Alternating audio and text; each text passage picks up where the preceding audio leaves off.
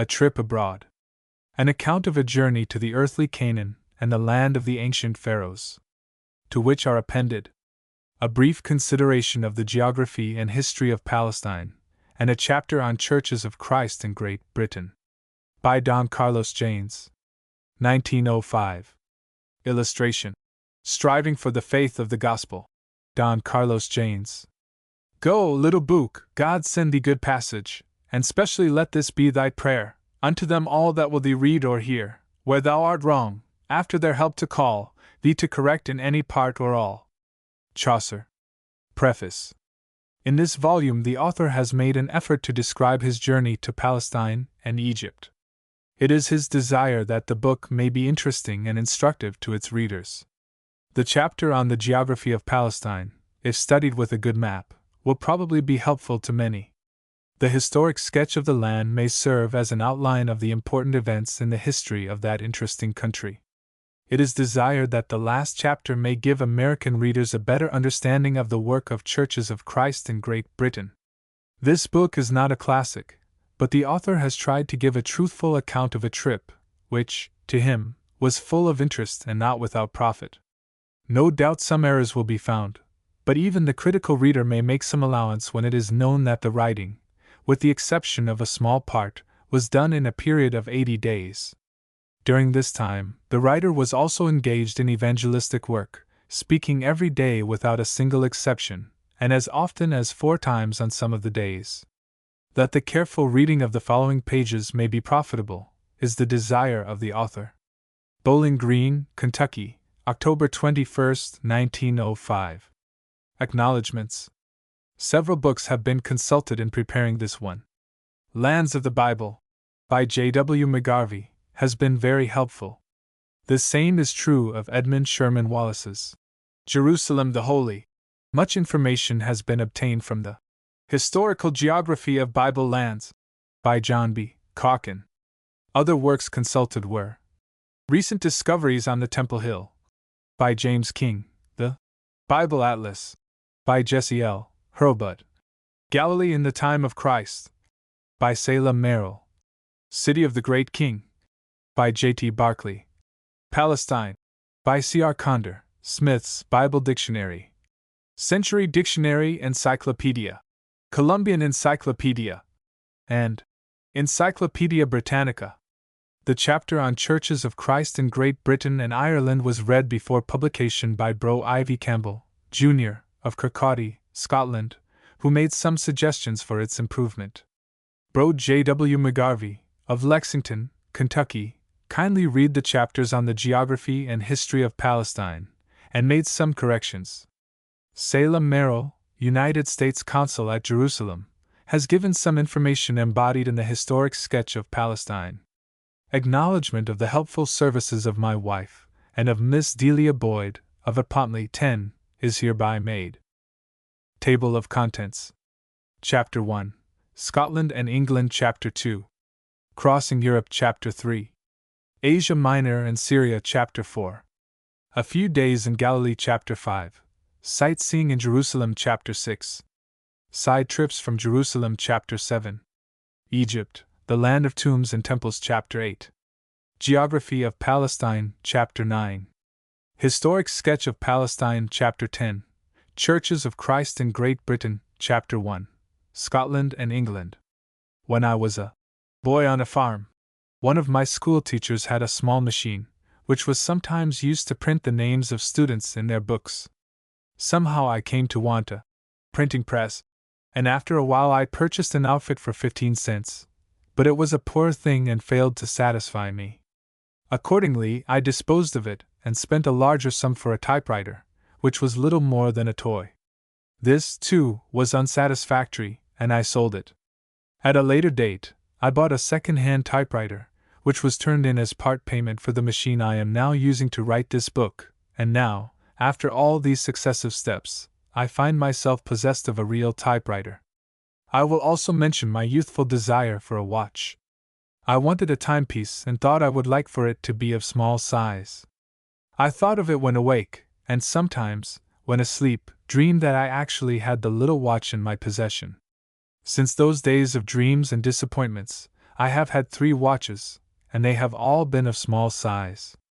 In the same way, several years ago, I became possessed of a desire to see the land of promise, the earthly Canaan. I thought about it some, and occasionally spoke of it. There were seasons when the desire left me, but it would come back again. Some years ago, when I was doing evangelistic work in Canada, the desire returned, this time to stay. It grew stronger and stronger until I decided to make the trip, which was begun on the 11th of July, 1904. After traveling many thousands of miles, seeing numerous new and interesting sights, making many pleasant acquaintances, and having a variety of experiences, I returned to the home of my father on the 14th day of December, having been absent 5 months and 3 days, and having had a more extensive trip than I had at first thought of taking. There is a lesson in the foregoing that I do not want overlooked. It is this: whatever we earnestly desire is apt to be worked out in our lives. Deeds usually begin with thoughts. If the thoughts are fostered and cultivated, the deeds will probably be performed sometime.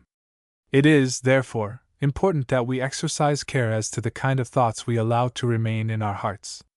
Keep thy heart with all diligence, for out of it are the issues of life. Prov 4:23. On the way to New York, I stopped in Washington and saw some of the interesting places of the national capital. The Bureau of Engraving and Printing, where about 600 persons were engaged in printing paper money and stamps, was visited. I also went out to the Washington Monument and climbed to the top of the winding stairs, although I might have gone up in the free elevator if I had preferred to ride. The Medical Museum, National Museum, Treasury Building, the White House, the Capitol, and other points of interest received attention, and my short stay in this city was very enjoyable. I spent a night in Philadelphia, after an absence of more than 4 years, and enjoyed a meeting with the church worshipping on 46th Street. It was very pleasant to meet those I had known when I was there before, some of whom I had been instrumental in bringing to Christ. In New York I made arrangements to sail for Glasgow on the SS Mongolian, of the Allen Line, which was to sail at 11 o'clock on the 14th of July, and the voyage was begun almost as promptly as a railway train leaves the depot.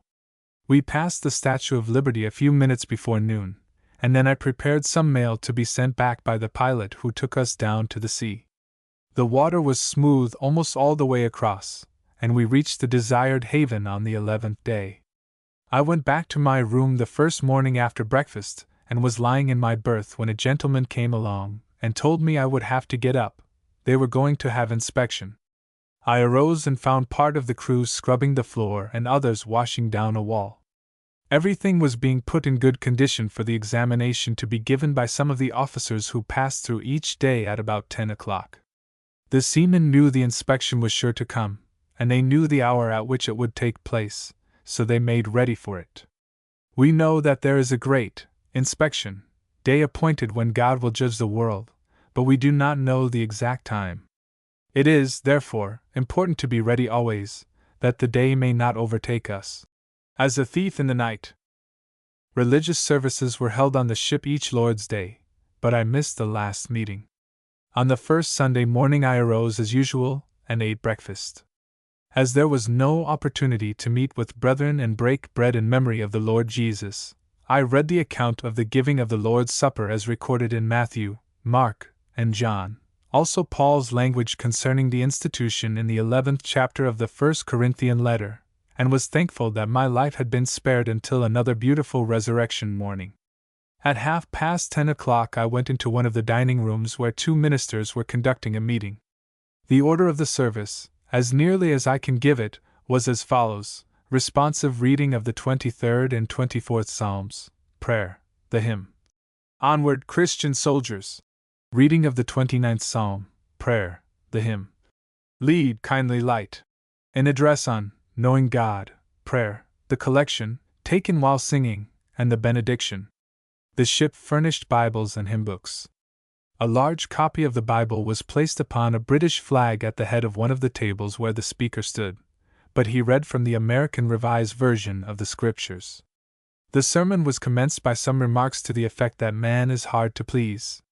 Nothing earthly satisfies him, but Thomas expressed the correct idea when he said, Show us the Father, and it sufficeth us. The minister then went on to speak of God as the God of patience, the God of comfort, the God of hope, and the God of peace. It was, with some exceptions, a pleasing and uplifting address. There were about 30 persons in attendance, and the collection was for the Sailors' Orphans' Home in Scotland. The following is one verse of the closing hymn. A few more years shall roll, a few more seasons come, and we shall be with those that rest, asleep within the tomb. Then, O my Lord, prepare my soul for that great day. Oh, wash me in thy precious blood and take my sins away. Before the close of the day, I read the whole of Mark's record of the life of our Savior, and turned my Bible over to Gus, the steward. We had food served 4 times, as usual. The sea was smooth and the day passed quietly. A Catholic gentleman said something at breakfast about saying a few prayers to himself, and I heard a woman, in speaking about going to church, say she had beads and a prayer book with her. Later in the day I saw her out on the deck with a novel, and what I supposed to be the prayer book, but she was reading the novel. Several of the passengers had reading matter with them.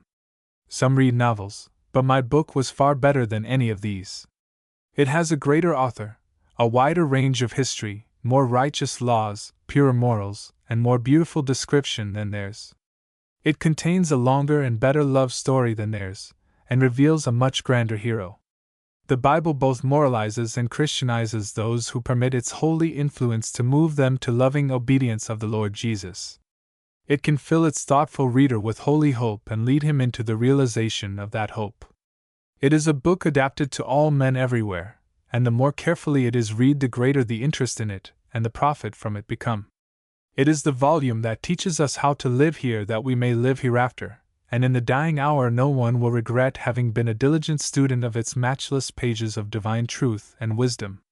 The last Lord's Day of the voyage the ship reached Moville, Ireland, where a small vessel came out and took off the passengers for Londonderry. The tilled land, visible from the ship, reminded me of a large garden. Sometime that night we anchored in the harbour at Greenock, near the mouth of the River Clyde. About 1 o'clock the second steward came in, calling out, "Janes!" I answered from my berth and heard him call out, "Don Carlos Janes!" Again I answered and learned that he had some mail for me. I told him to hand it in, not remembering that the door was locked, but that made no difference, for he handed it in anyhow, but the locking arrangement on that door needed repairing after he went away. I arose and examined the 2 pieces of mail, which were from friends, giving me directions as to where I should go when the ship got up to Glasgow, 22 miles from the sea. There was but 1 case of seasickness reported on the whole voyage. There was 1 death, but the corpse was carried into port instead of being buried at sea. The home of brother and sister Henry Nelms, which was my home while I stayed in Glasgow, is nicely located. Brother Nelms and his wife are excellent people, and treated me with much kindness. Glasgow is a large and important city, with many interesting places in it. The municipal building with its marble stairs, alabaster balustrade, onyx columns, and other ornamentation, is attractive on the inside, but the exterior impressed me more with the idea of stability than of beauty. The old cathedral, which I visited twice, is in an excellent state of preservation, although founded in the 11th century.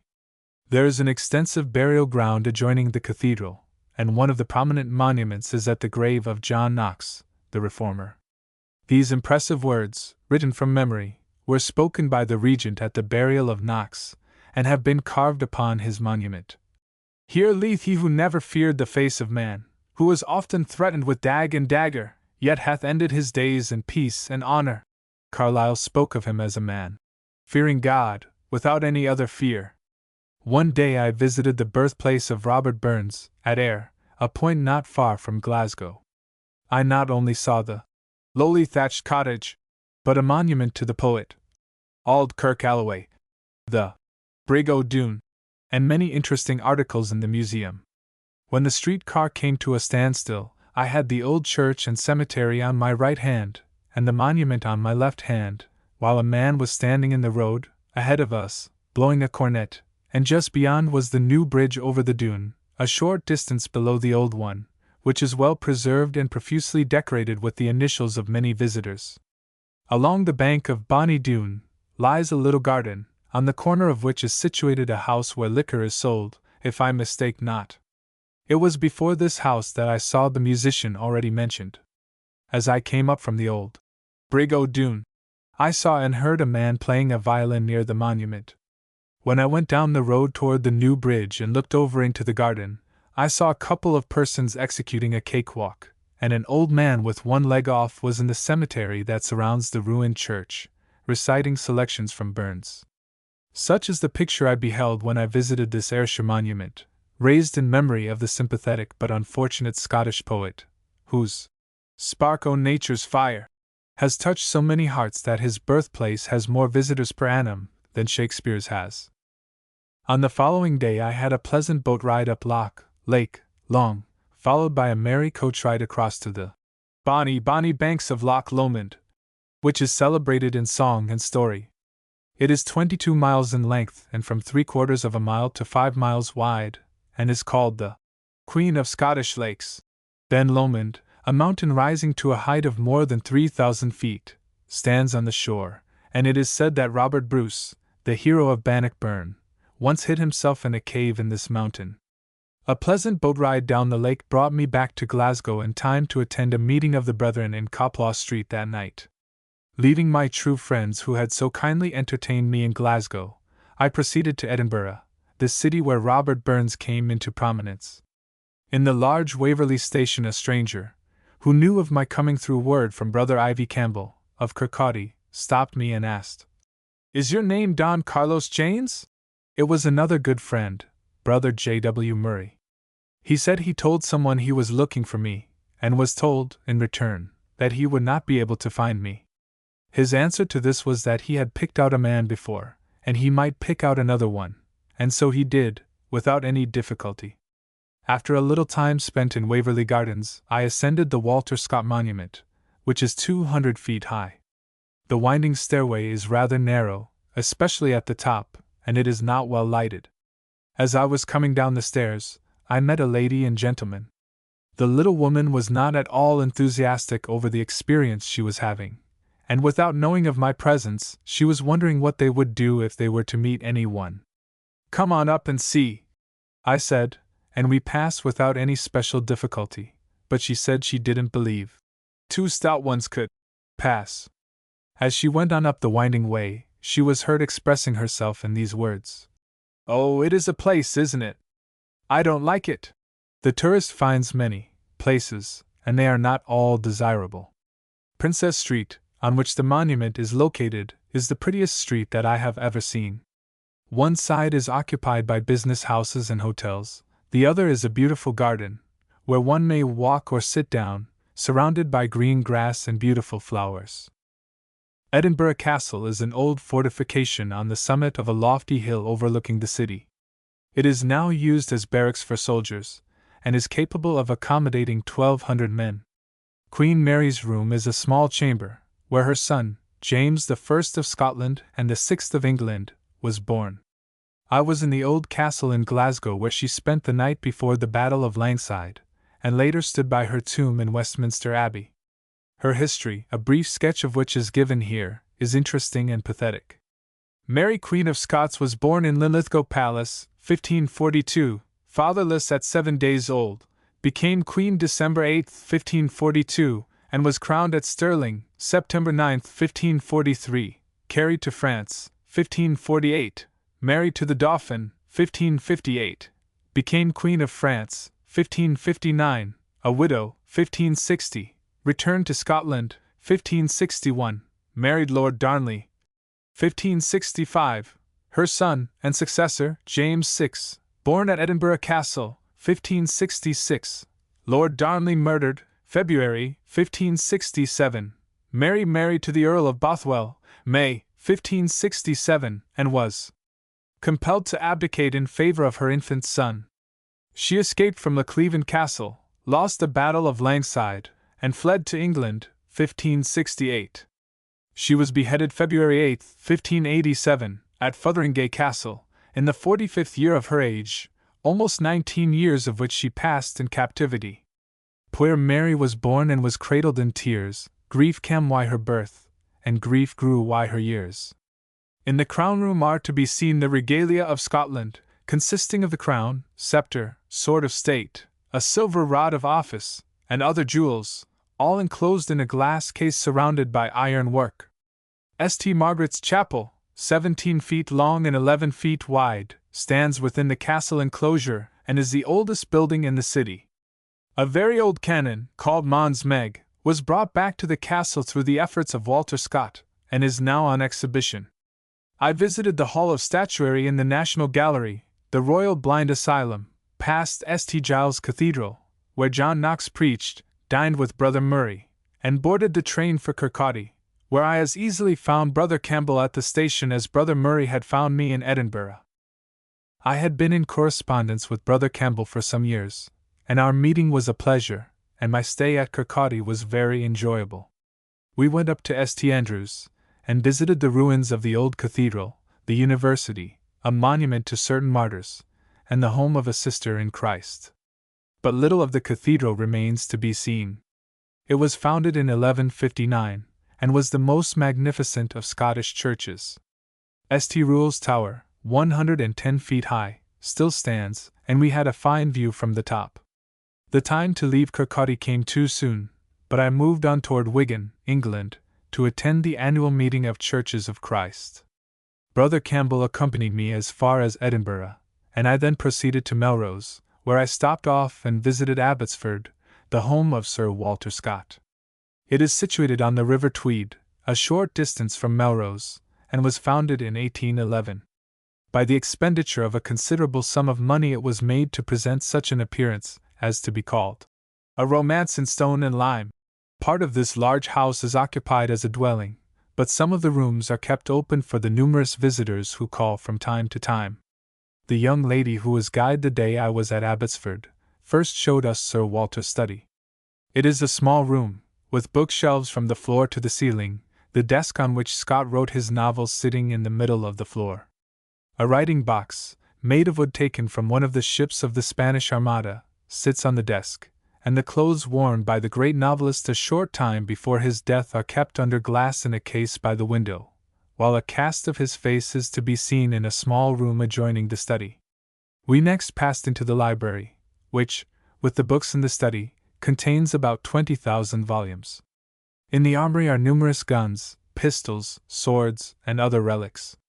There is some fine furniture in one of the rooms, and the walls are covered with paper printed by hand in China nearly 90 years ago.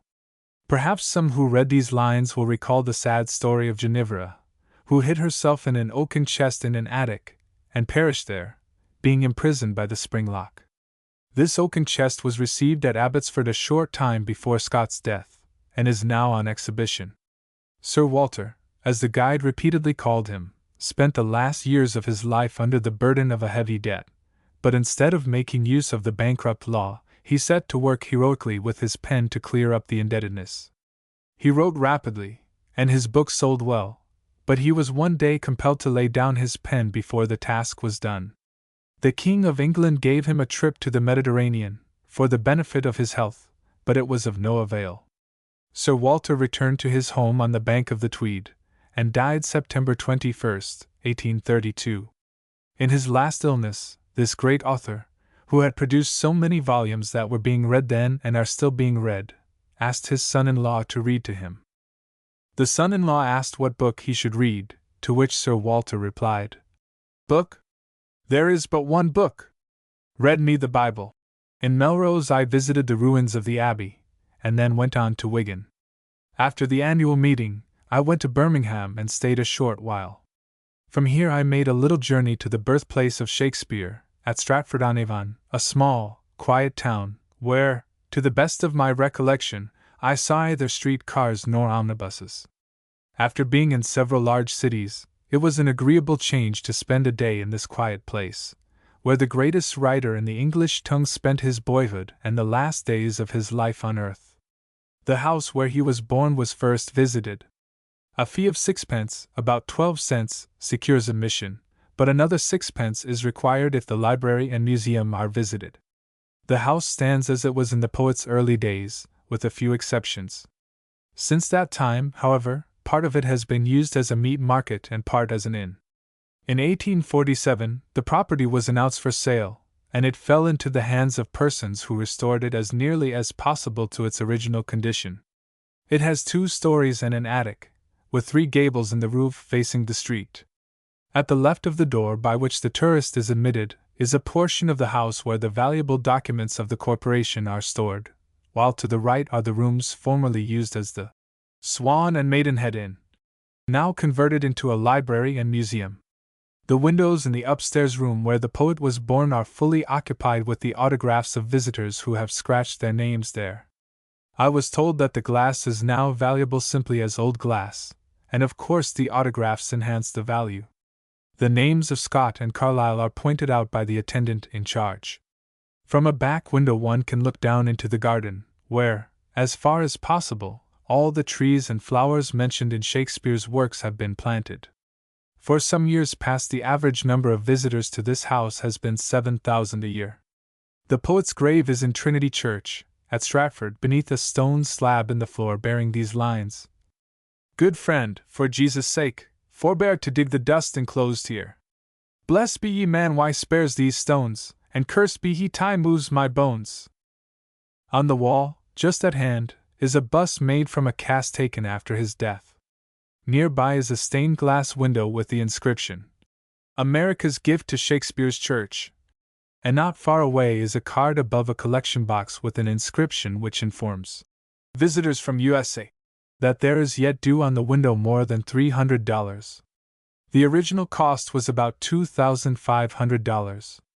The Shakespeare Memorial is a small theater by the side of the Avon, with a library and picture gallery attached. The first stone was laid in 1877, and the building was opened in 1879 with a performance of Much Ado About Nothing. The old school once attended by the poet still stands, and is in use, as is also the cottage of Anne Hathaway, situated a short distance from Stratford. I returned to Birmingham, and soon went on to Bristol and saw the orphans' homes founded by George Muller. These homes, capable of accommodating 2,050 orphans, are beautifully situated on Ashley Downs. Brother William Kempster and I visited them together, and were shown through a portion of one of the 5 large buildings by an elderly gentleman, neat, clean, and humble, who was sent down by the manager of the institution, a son-in-law of Mr. Muller, who died in 1898, at the advanced age of 93 years. We saw one of the dormitories, which was plainly furnished, but everything was neat and clean. We were also shown 2 dining rooms, and the library room in which Mr. Muller conducted a prayer meeting only a night or 2 before his death. In this room we saw a fine, large picture of the deceased, and were told by the helper, who was showing us around, that Mr. Muller was accustomed to saying, "Oh, I am such a happy man." The expression on his face in this picture is quite in harmony with his words just quoted. One of his sayings was, "When anxiety begins, faith ends. When faith begins, anxiety ends." Mr. Muller spent 70 years of his life in England and became so thoroughly anglicized that he wished his name pronounced Miller. He was the founder of the Scriptural Knowledge Institution for Home and Abroad, and was a man of much more than ordinary faith. His work began about 1834, with the distribution of literature, and the orphan work, if I mistake not, was begun 2 years later. As the result of prayer to God, more than $5 millions have been applied for the benefit of the orphans. He never asked help of man, but made his wants known to God, and those who are now carrying on the work pursue the same course, but the collection boxes put up where visitors can see them might be considered by some as an invitation to give. The following quotation from the founder of the orphanages will give some idea of the kind of man he was. In carrying on this work simply through the instrumentality of prayer and faith, without applying to any human being for help, my great desire was that it might be seen that, now, in the 19th century, God is still the living God, and now, as well as thousands of years ago, He listens to the prayers of His children and helps those who trust in Him. In all the 42 countries through which I traveled during the 21 years of my missionary service, numberless instances came before me of the benefit which this orphan institution has been, in this respect, not only in making men of the world see the reality of the things of God, and by converting them, but especially by leading the children of God more abundantly to give themselves to prayer, and by strengthening their faith. Far beyond what I at first expected to accomplish, the Lord has been pleased to give me. But what I have seen as the fruit of my labor in this way may not be the 1,000th part of what I shall see when the Lord Jesus comes again, as day by day, for 61 years, I have earnestly labored, in believing prayer, that God would be pleased, most abundantly, to bless this service in the way I have stated. The objects of the Scriptural Knowledge Institution are set forth as follows: to assist day schools and Sunday schools in which instruction is given upon scriptural principles, etc. By day schools conducted on scriptural principles, they mean those in which the teachers are believers, where the way of salvation is pointed out, and in which no instruction is given opposed to the principles of the gospel. In these schools the scriptures are read daily by the children. In the Sunday schools the teachers are believers, and the Holy Scriptures alone are the foundation of instruction. The second object of the institution is to circulate the Holy Scriptures. In 1 year 4,350 Bibles were sold, and 525 were given away. 7,881 New Testament were sold, and 1,574 were given away. 55 copies of the Psalms were sold, and 38 were given away. 2,163 portions of the Holy Scriptures were sold, and 162 were given away, and 3,100 illustrated portions of the Scriptures were given away. There have been circulated through this medium, since March, 1834, 311,278 Bibles, and 1,507,801 copies of the New Testament. They keep in stock almost 400 sorts of Bibles, ranging in price from 12 cents each to more than $6 a copy. Another object of the institution is to aid in missionary efforts. During the past year 180 laborers in the Word and doctrine in various parts of the world have been assisted. The fourth object is to circulate such publications as may be of benefit both to believers and unbelievers. In a single year 1,611,266 books and tracts were distributed gratuitously. The fifth object is to board, clothe, and scientifically educate destitute orphans. Mr. Muller belonged to that class of religious people who call themselves brethren, and are called by others Plymouth Brethren. After leaving Bristol, I went to London, the metropolis of the world. The first important place visited was Westminster Abbey, an old church, founded in the 7th century, rebuilt in 1049, and restored to its present form in the 13th century. Many eminent men and women are buried here. Chaucer, the first poet to find a resting place in the abbey, was interred in 1400. The place where Major André is buried is marked by a small piece of the pavement bearing his name. On the wall close by is a monument to him. Here are the graves of Isaac Newton, Charles Dickens, Alfred Tennyson, Charles Darwin, and many others, including kings and queens of England for centuries. In the Poets' Corner are monuments to Coleridge, Southey, Shakespeare, Burns, Tennyson, Milton, Gray, Spencer, and others, and one bearing the inscription, "O rare Ben Jonson." There is also a bust of Longfellow, the only foreigner accorded a memorial in the abbey. The grave of David Livingstone, the African explorer and missionary, is covered with a black stone of some kind, which forms a part of the floor or pavement, and contains an inscription in brass letters, of which the following quotation is a part. "All I can add in my solitude is, may heaven's rich blessings come down on every one, American, English, or Turk, who will help to heal this open sore of the world." Concerning this interesting old place, which is visited by more than 50,000 Americans annually, Jeremy Taylor wrote, "Where our kings are crowned, their ancestors lie interred, and they must walk over their grandsires to take the crown. There is an acre sown with royal seed, the copy of the greatest change, from rich to naked, from sealed roofs to arched coffins, from living like gods to die like men.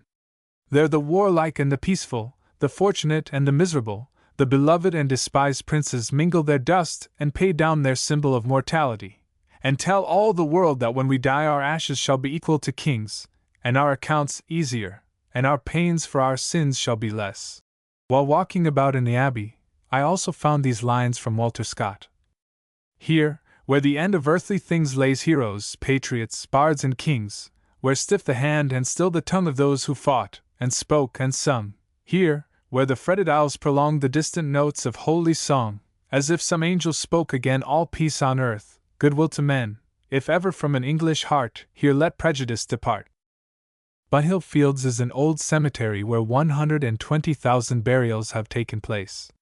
Here lie the ashes of Isaac Watts, the hymn writer, of Daniel Defoe, author of Robinson Crusoe, and of John Bunyan, who in Bedford jail wrote Pilgrim's Progress. The monuments are all plain. The one at the grave of Defoe was purchased with the contributions of 1,700 people, who responded to a call made by some paper. On the top of Bunyan's tomb rests the figure of a man, perhaps a representation of him whose body was laid in the grave below. On one of the monuments in the cemetery are the following words concerning the deceased. In 67 months she was tapped 66 times. Had taken away 240 gallons of water without ever repining at her case or ever fearing the operation. Just across the street from Bunhill Fields stands the house once occupied by John Wesley, now containing a museum, and a meeting house which was built in Wesley's day. The old pulpit from which Mr. Wesley preached is still in use, but it has been lowered somewhat. In front of the chapel is a statue of Wesley, and at the rear is his grave, and close by is the last resting place of the remains of Adam Clarke, the commentator. A trip to Greenwich was quite interesting. I visited the museum and saw much of interest, including the painted hall, the coat worn by Nelson at the Battle of the Nile, and the clothing he wore when he was mortally wounded at Trafalgar. I went up the hill to the observatory, and walked through an open door to the grounds where a gentleman informed me that visitors are not admitted without a pass. But he kindly gave me some information and told me that I was standing on the prime meridian. On the outside of the enclosure are scales of linear measure up to 1 yard, and a large clock. After the trip to Greenwich, I went over the London Bridge, past the Fire Monument, and came back across the Thames by the Tower Bridge, a peculiar structure, having 2 levels in one span, so passengers can go up the stairs in one of the towers, cross the upper level, and go down the other stairs when the lower level is opened for boats to pass up and down the river. While in Scotland, I twice crossed the Great Forth Bridge, which is more than 1.5 miles long and was erected at a cost of above $15 millions. There are 10 spans in the south approach, 8 in the north approach, and 2 central spans each 1,700 feet long. The loftiest part of the structure is 361 feet above high water mark. The Albert Memorial is perhaps the finest monument seen on the whole trip. The Victoria and Albert Museum contains the original Singer sewing machine, and a printing press supposed to have been used by Benjamin Franklin, and many other interesting things. The Natural History Museum also contains much to attract the visitor's attention. Here I saw the skeleton of a mastodon about 10 feet tall and 20 feet long, also the tusks of an extinct species of Indian elephant, which were 9 feet and 9 inches long. There is also an elephant tusk on exhibition 10 feet long and weighing 280 pounds. Madame Tussauds' exhibition of wax figures and relics is both interesting and instructive, and well repays one for the time and expense of a visit. Several American presidents are represented in life-size figures, along with kings and others who have been prominent in the affairs of men. In the Napoleon Room are 3 of the great warriors' carriages, the one used at Waterloo being in the number. London Tower is a series of strong buildings, which have in turn served as a fortress, a palace, and a prison. I saw the site of Anne Boleyn's execution, but that which had the most interest for me was the room containing the crown jewels. They are kept in a glass case 10 or 12 feet in diameter, in a small, circular room. Outside of the case there is an iron cage surrounded by a network of wire. The king's crown is at the top of the collection, which contains other crowns, scepters, swords, and different costly articles. This crown, which was first made in 1838 for Queen Victoria, was enlarged for Edward, the present king. It contains 2,818 diamonds, 297 pearls, and many other jewels. One of the scepters is supposed to contain a part of the cross of Christ, but the supposition had no weight with me. One of the attendants told me the value of the whole collection was estimated at £4 million, and that it would probably bring 5 times that much if sold at auction. As the English pound is worth about $4.87, this little room contains a vast treasure, worth upwards of $100 million. I will only mention Nelson's monument in Trafalgar Square, the Parliament Buildings, St. Paul's Cathedral, Kew Gardens, Hampton Court Palace, and the Zoological Gardens. I also visited the Bank of England, which stands on ground valued at $250 per square foot. If the bank should ever find itself pressed for money, it could sell its site for $32,770,000.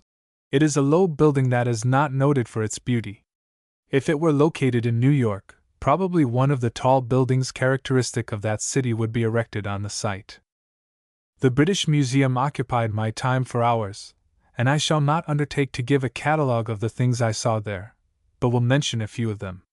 There are manuscripts of early writers in the English tongue, including a copy of Beowulf, the oldest poem in the language, autograph works of Daniel Defoe, Ben Jonson, and others, the original articles of agreement between John Milton and Samuel Simmons relating to the sale of the copyright of a poem entitled Paradise Lost. There was a small stone inscribed in Phoenician, with the name of Nehemiah, the son of Micaiah, and pieces of rock that were brought from the great temple of Diana at Ephesus, a fragment of the Quran, objects illustrating Buddhism in India, books printed by William Caxton, who printed the first book in English, and Greek vases dating back to 600 BC. In the first verse of the 20th chapter of Isaiah we have mention of Sargon, the king of Assyria. For centuries this was all the history the world had of this king, who reigned more than 700 years before Christ. Within recent times his history has been dug up in making excavations in the east, and I saw one of his inscribed bricks and 2 very large, human-headed, winged bulls from a doorway of his palace. The carvings from the palace of Sennacherib, tablets from the library of Assurbanipal, and brick of Uagar, king of Uar about 25 centuries before Christ, attracted my attention, as did also the colossal left arm of a statue of Thutmose III, which measures about 9 feet. The Rosetta Stone, by which the Egyptian hieroglyphics were translated, and hundreds of other objects were seen.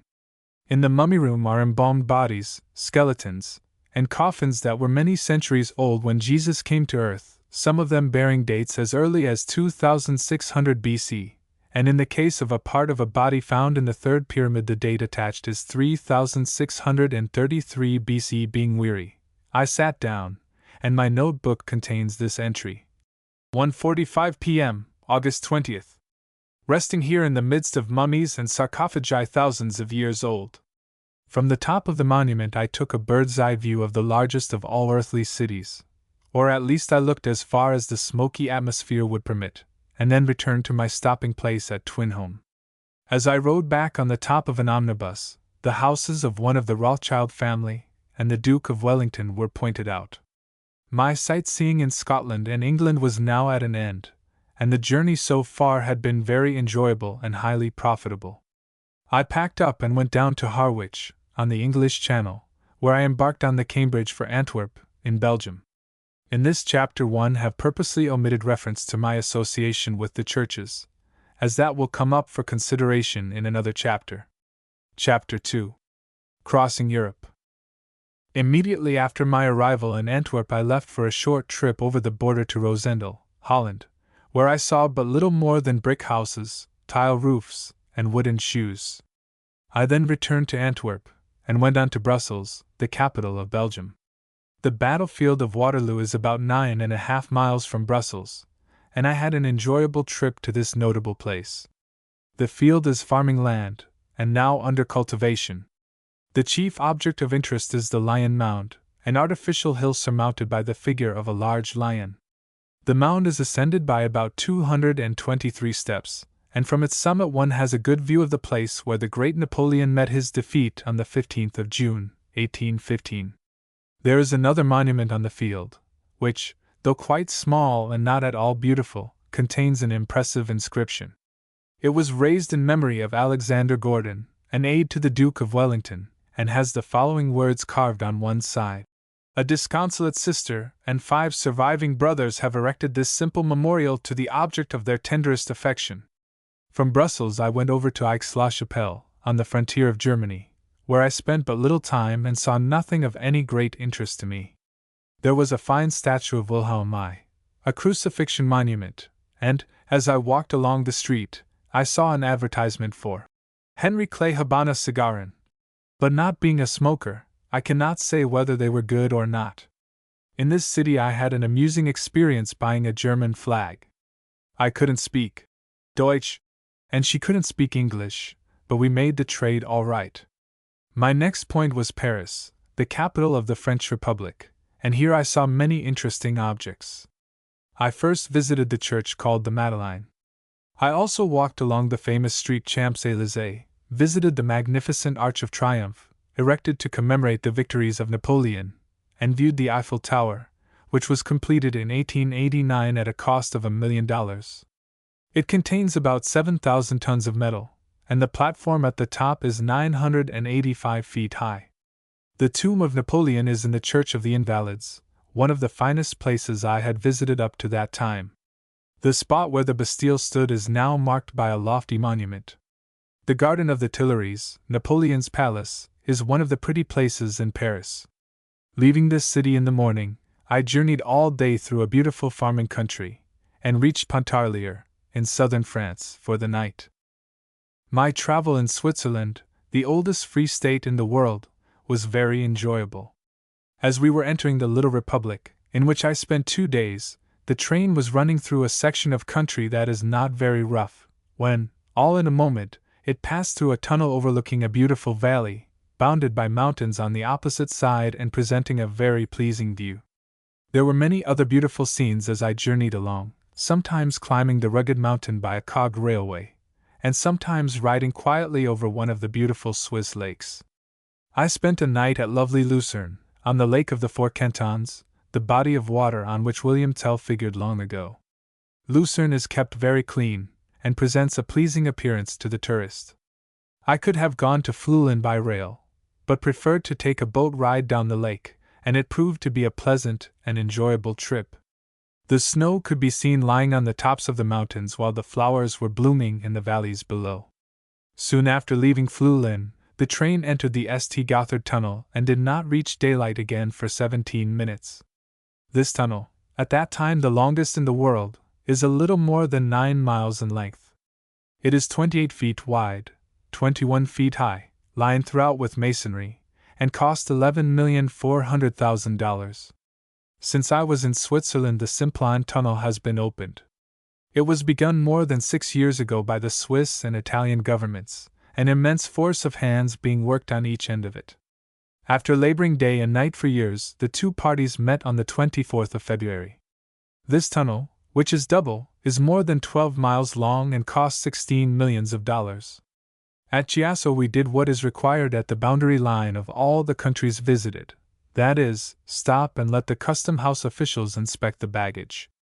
I had nothing dutiable and was soon traveling on through Italy toward Venice, where I spent some time riding on one of the little omnibus steamers that ply on its streets of water. But not all the Venetian streets are like this, for I walked on some that are paved with good, hard sandstone. I was not moved by the beauty of the place, and soon left for Pisa, passing a night in Florence on the way.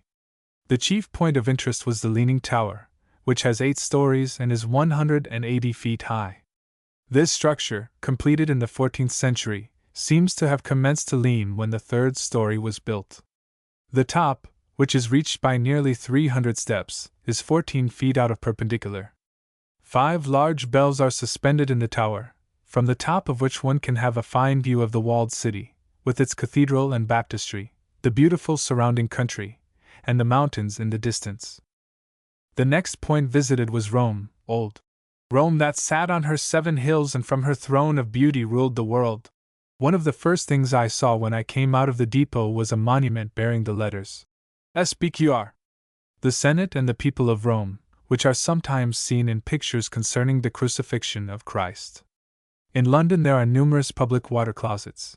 In France also there are public urinals, which are almost too public in some cases, but here in Rome the climax is reached, for the urinals furnish only the least bit of privacy. One of them, near the railway station, is merely an indentation of perhaps 6 or 8 inches in a straight wall right against the sidewalk, where men, women, and children are passing. By the aid of a guidebook and pictorial plan, I crossed the city from the gateway called Porto del Popolo to the Porto S. Paolo, seeing the street called the Corso, or Race Course, Piazza Colonna, Fountain of Treves, Trajan's Forum, Roman Forum, Arch of Constantine, Pantheon, Colosseum, and the small pyramid of Caius Cestus.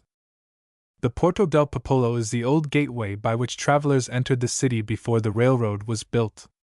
It is on the Flammian Way and is said to have been built first in AD 402. Just inside the gate is a space occupied by an Egyptian obelisk surrounded by 4 Egyptian lions. The Corso is almost a mile in length and extends from the gate just mentioned to the edge of the Capitoline Hill, where a great monument to Victor Emmanuel was being built. The Fountain of Treves is said to be the most magnificent in Rome, and needs to be seen to be appreciated. It has 3 large figures, the one in the middle representing the ocean, the one on the left, fertility, and the one on the right, health. Women who are disposed to dress fashionably at the expense of a deformed body might be profited by a study of this figure of health. Trajan's Forum is an interesting little place, but it is a small show compared with the Roman Forum, which is much more extensive, and whose ruins are more varied. The latter contains the temples of Vespasian, of Concordia, of Castor and Pollux, and others. It also contains the famous Arch of Titus, the Basilica of Constantine, the remains of great palaces, and other ruins. Originally the Forum was a low valley among the hills, a convenient place for the people to meet and barter. The Palatine Hill was fortified by the first Romans, and the Sabines lived on other hills. These 2 races finally united, and the valley between the hills became the site of numerous temples and government buildings. Kings erected their palaces in the Forum, and it became the center of Roman life.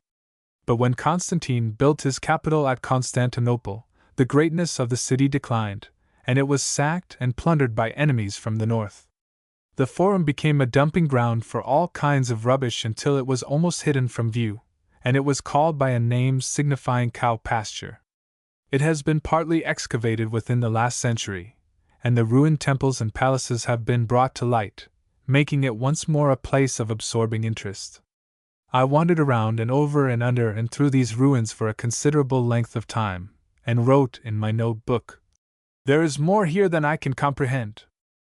I was in a garden on top of one part of the ruins where flowers and trees were growing, and then I went down through the mass of ruins by a flight of 75 stairs, which, the attendant said, was built by Caligula.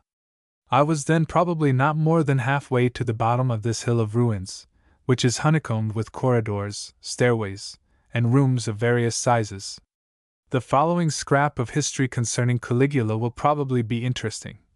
At first he was lavishly generous and merciful, but he soon became mad, and his cruelty knew no bounds. He banished or murdered his relatives and many of his subjects. Victims were tortured and slain in his presence while dining, and he uttered the wish that all the Roman people had but one neck, that he might strike it off at one blow. He built a bridge across the Bay of Baiae, and planted trees upon it, and built houses upon it that he might say he had crossed the sea on dry land. In the middle of the bridge he gave a banquet, and at the close had a great number of the guests thrown into the sea. He made his favorite horse a priest, then a consul, and also declared himself a god, and had temples built in his honor. It is said that Tiberius left the equivalent of $118 millions, and that Caligula spent it in less than a year. The attendant pointed out the corridor in which he said this wicked man was assassinated. Near one of the entrances to the Forum stands the Arch of Titus, erected to commemorate the victory of the Romans over the Jews at Jerusalem in AD 70. It is built of Parian marble and still contains a well-preserved figure of the golden candlestick of the tabernacle carved on one of its walls. There is a representation of the table of showbread nearby, and some other carvings yet remain, indicating something of the manner in which the monument was originally ornamented. The Colosseum, commenced by Vespasian in AD 72 and finished by Titus 8 years later, is a grand old ruin. It is an open theater 612 feet long, 515 feet wide, and 165 feet high. This structure, capable of seating 87,000 people, stands near the bounds of the Forum. It is the largest of its kind, and is one of the best preserved and most interesting ruins in the world. When it was dedicated, the games lasted 100 days, and 5,000 wild beasts were slain. During the persecution of the Christians, it is said to have been the scene of fearful barbarities. On the second day I entered the Pantheon, the best preserved monument of ancient Rome, built by Marcus Agrippa, and consecrated to Mars, Venus, and others. It was burned in the reign of Titus and rebuilt by Hadrian, and in AD 608 Pope Boniface consecrated it as a church. The interior is shaped like a vast dome, and the only opening for light is a round hole in the top. Raphael, reckoned by almost universal opinion as the greatest of painters, lies buried in the Pantheon behind one of the altars. I went to Hadrian's tomb, now the castle of St. Angelo, and on to St. Peter's. Before this great church building there is a large open space containing an obelisk and 2 fountains, said to be the finest in the city, with a semicircular colonnade on 2 sides containing 284 columns in 4 rows, and on the top of the entablature there are 96 large statues. There are large figures on the top of the church, representing Christ and the apostles. The interior is magnificent. There are 3 aisles 575 feet long, and the middle one is 82 feet wide. The beautifully ornamented ceiling is 142 feet high. In this building, which was completed 350 years after it was begun, is the reputed tomb of the Apostle Peter, and many large marble statues. There are figures representing boy angels that are as large as a full-grown man. The Vatican is not far from St. Peter's, and I went up to see the museum, but got there just as it was being closed for the day. I had a glimpse of the garden, and saw some of the Pope's carriages, which were fine indeed. One of the most interesting places that I visited about Rome was the old underground cemetery called the Catacombs of St. Calixtus. The visitors go down a stairway with a guide, who leads them about the chambers, which are but dimly lighted by the small candles they carry. The passages, cut in the earth or soft rock, vary both in width and height, and have been explored in modern times to the aggregate length of 6 miles. Some of the bodies were placed in small recesses in the walls, but I saw none there as I went through, but there were 2 in marble coffins under glass. In one of the small chambers the party sang in some foreign language, probably Italian, and while I could not understand them, I thought the music sounded well. The Circus of Maxentius, 1,500 feet long and 260 feet wide, is near the catacombs, as is also the tomb of Caecilla Metella, which is said to have been erected more than 1,900 years ago. It is probably as much as 2 miles from the city walls, and I walked on a little way and could see other ruins still farther in the distance. But I turned back toward the hotel, and some time after sundown found myself walking along the banks of the yellow Tiber in the old city. 2 days of sightseeing had been well spent in and around the former capital of the world, and I was ready to go on to Naples the next day. There is a saying, "See Naples and die," but I did not feel like expiring when I beheld it, although it is very beautifully located. The ruins of Pompeii, a few miles distant, had more interest for me than Naples. I went out there on the 10th of September, which I recollect as a very hot day. Pompeii, a kind of a summer resort for the Roman aristocracy, was founded 600 BC and destroyed by an eruption of Mt. Vesuvius in AD 79. It was covered with ashes from the volcano, and part of the population perished.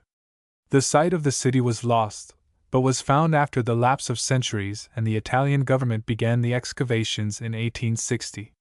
Some of the old stone-paved streets, showing the ruts made by chariot wheels that ceased to roll centuries ago, have been laid bare. Portions of the houses are still standing, and the stone drinking fountains along the streets are yet to be seen, as are also the stepping stones at the crossings, which are higher than the blocks used in paving. Some of the walls still contain very clear paintings, some of which are not at all commendable, and others are positively lewd.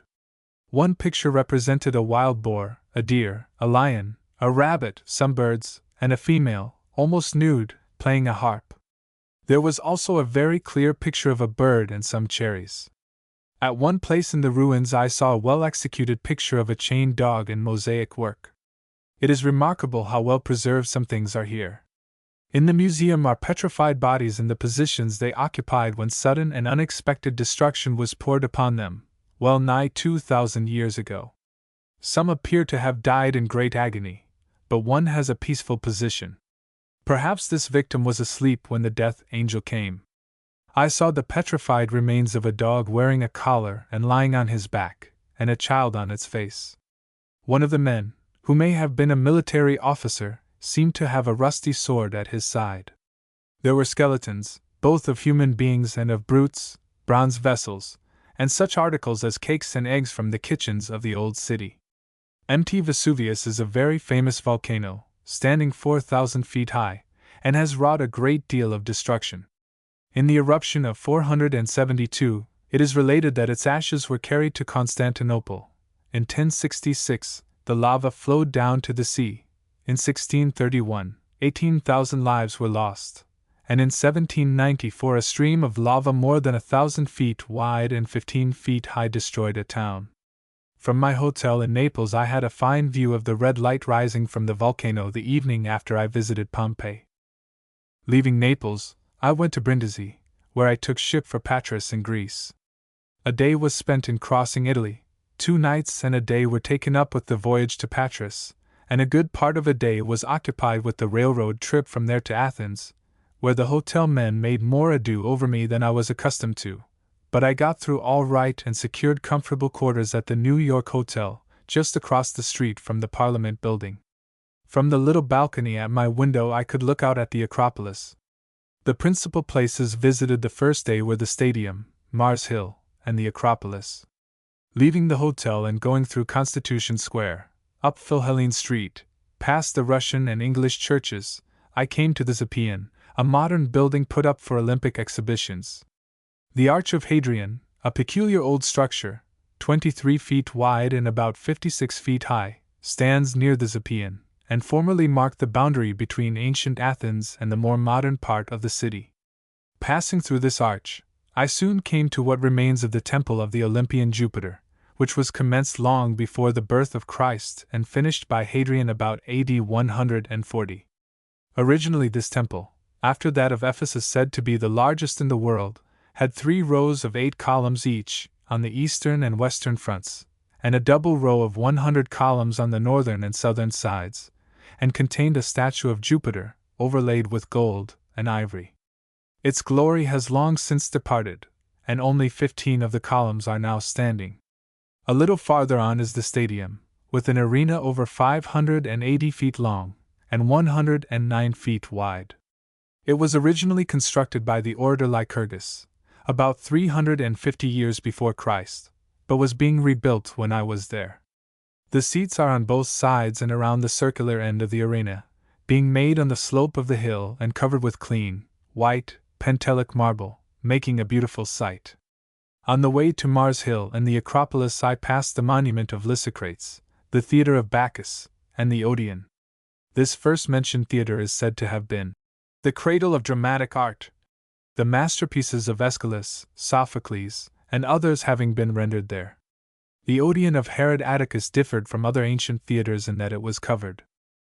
Mars Hill is a great, oval-shaped mass of rock which probably would not be called a hill in America.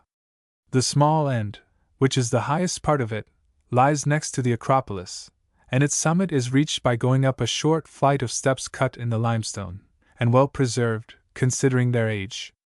The bluff on the opposite side from these steps is perhaps 30 or 40 feet high and very rugged. The rock slopes toward the wide end, which is only a few feet above the ground. I estimate the greatest length of it to be about 200 yards, and the greatest width 150 yards, but accurate measurements might show these figures to be considerably at fault. I have spoken of the hill as a rock, and such it is, a great mass of hard limestone, whose irregular surface, almost devoid of soil, still shows where patches of it were dressed down, perhaps for ancient altars or idols. The Areopagus was a court, which in Paul's time had jurisdiction in cases pertaining to religion. A vision called Paul into Macedonia, where Lydia was converted and Paul and Silas were imprisoned. In connection with their imprisonment, the conversion of the jailer of Philippi was brought about, after which the preachers went to Thessalonica, from whence Paul and Silas were sent to Berea. Jews from Thessalonica came down to Berea and stirred up the people, and the brethren sent Paul away, but Silas and Timothy were left behind. They that conducted Paul brought him as far as Athens, and then went back to Berea with a message to Silas and Timothy to come to him with all speed. Now while Paul waited for them at Athens, his spirit was provoked within him as he beheld the city full of idols. Being thus vexed, and having the gospel of Christ to preach, he reasoned with the Jews and devout people in the synagogue and every day in the marketplace with those he met there. He came in contact with philosophers of both the Epicurean and Stoic schools, and it was these philosophers who took him to the Areopagus, saying, "May we know what this new teaching is which is spoken by thee?" The Athenians of those days were a pleasure-loving set of idolaters who gave themselves up to telling and hearing new things. Besides the many idols in the city, there were numerous temples and places of amusement. Within a few minutes' walk was the stadium, capable of holding 50,000 persons, and still nearer were the theatre of Bacchus and the Odeon, capable of accommodating about 30,000 and 6,000 people respectively. On the Acropolis, probably within shouting distance, stood some heathen temples, one of them anciently containing a colossal statue of Athene Parthenos, said to have been not less than 39 feet high and covered with ivory and gold. In another direction and in plain sight stood, and still stands, the Theseum, a heathen temple at that time. Take all this into consideration, with the fact that Paul had already been talking with the people on religious subjects, and his great speech on Mars Hill may be more impressive than ever before. Ye men of Athens, in all things I perceive that ye are very religious. For as I passed along and observed the objects of your worship, I found also an altar with this inscription, to an unknown God. What therefore ye worship in ignorance, this I set forth unto you. The God that made the world and all things therein, he being Lord of heaven and earth, dwelleth not in temples made with hands, either is he served by men's hands as though he needed anything, seeing he himself giveth to all life, and breath, and all things, and he made of one every nation of men to dwell on all the face of the earth, having determined their appointed seasons, and the bounds of their habitation, that they should seek God, if haply they might feel after him and find him, though he is not far from each one of us, for in him we live, and move, and have our being, as certain even of your own poets have said, for we are also his offspring. Being then the offspring of God, we ought not to think the Godhead is like unto gold, or silver or stone, graven by art and device of man. The times of ignorance therefore God overlooked, but now he commandeth men that they should all everywhere repent, inasmuch as he hath appointed a day in the which he will judge the world in righteousness by the man whom he hath ordained, whereof he hath given assurance unto all men in that he hath raised him from the dead. The Acropolis is a great mass of stone near Mars Hill, but rising much higher and having a wall around its crest. At one time, it is said, the population of the city lived here, but later the city extended into the valley below, and the Acropolis became a fortress. About 400 BC the buildings were destroyed by the Persians, and those now standing there in ruins were erected by Pericles. The entrance, which is difficult to describe, is through a gateway and up marble stairs to the top, where there are large quantities of marble in columns, walls, and fragments. The two chief structures are the Parthenon and the Erechtheum. The Parthenon is 208 feet long and 101 feet wide, having a height of 66 feet. It is so large and situated in such a prominent place that it can be seen from all sides of the hill. In 1687 the Venetians, while besieging Athens, threw a shell into it and wrecked a portion of it, but part of the walls and some of the fluted columns, which are more than 6 feet in diameter, are yet standing. This building is regarded as the most perfect model of Doric architecture in the world, and must have been very beautiful before its clear white marble was discolored by the hand of time and broken to pieces in cruel war. The Erechtheum is a smaller temple, having a little porch with a flat roof supported by 6 columns in the form of female figures. The Theseum, an old temple erected probably 400 years before Christ, is the best preserved ruin of ancient Athens. It is a little over 100 feet long, 45 feet wide, and is surrounded by columns nearly 19 feet high. The hill of the Py lies across the road a short distance from the Theseum. At the lower side there is a wall of large stone blocks, and above this a little distance is another wall cut in the solid rock, in the middle of which is a cube cut in the natural rock. This is probably the platform from which the speaker addressed the multitude that could assemble on the shelf or bench between the two walls. Some of the principal modern buildings are the Hellenic Academy, the University, Library, Royal Palace, Parliament Building, various church buildings, hotels, and business houses. The University, founded in 1837, is rather plain in style, but is ornamented on the front after the manner of the ancients, with a number of paintings, representing oratory, mathematics, geology, history, philosophy, and other lines of study. At one end is a picture of Paul, at the other end, a representation of Prometheus. The museum is small and by no means as good as those to be seen in larger and wealthier countries. The Academy, finished in 1885, is near the University, and, although smaller than its neighbor, is more beautiful. On the opposite side of the University a fine new library was being finished, and in the same street there is a new Roman Catholic church. I also saw 2 Greek Catholic church houses, but they did not seem to be so lavishly decorated within as the Roman church, but their high ceilings were both beautifully ornamented with small stars on a blue background. I entered a cemetery near one of these churches and enjoyed looking at the beautiful monuments and vaults. It is a common thing to find a representation of the deceased on the monument. Some of these are full-length statues, others are carvings representing only the head. Lanterns, some of them lighted, are to be seen on many of the tombs.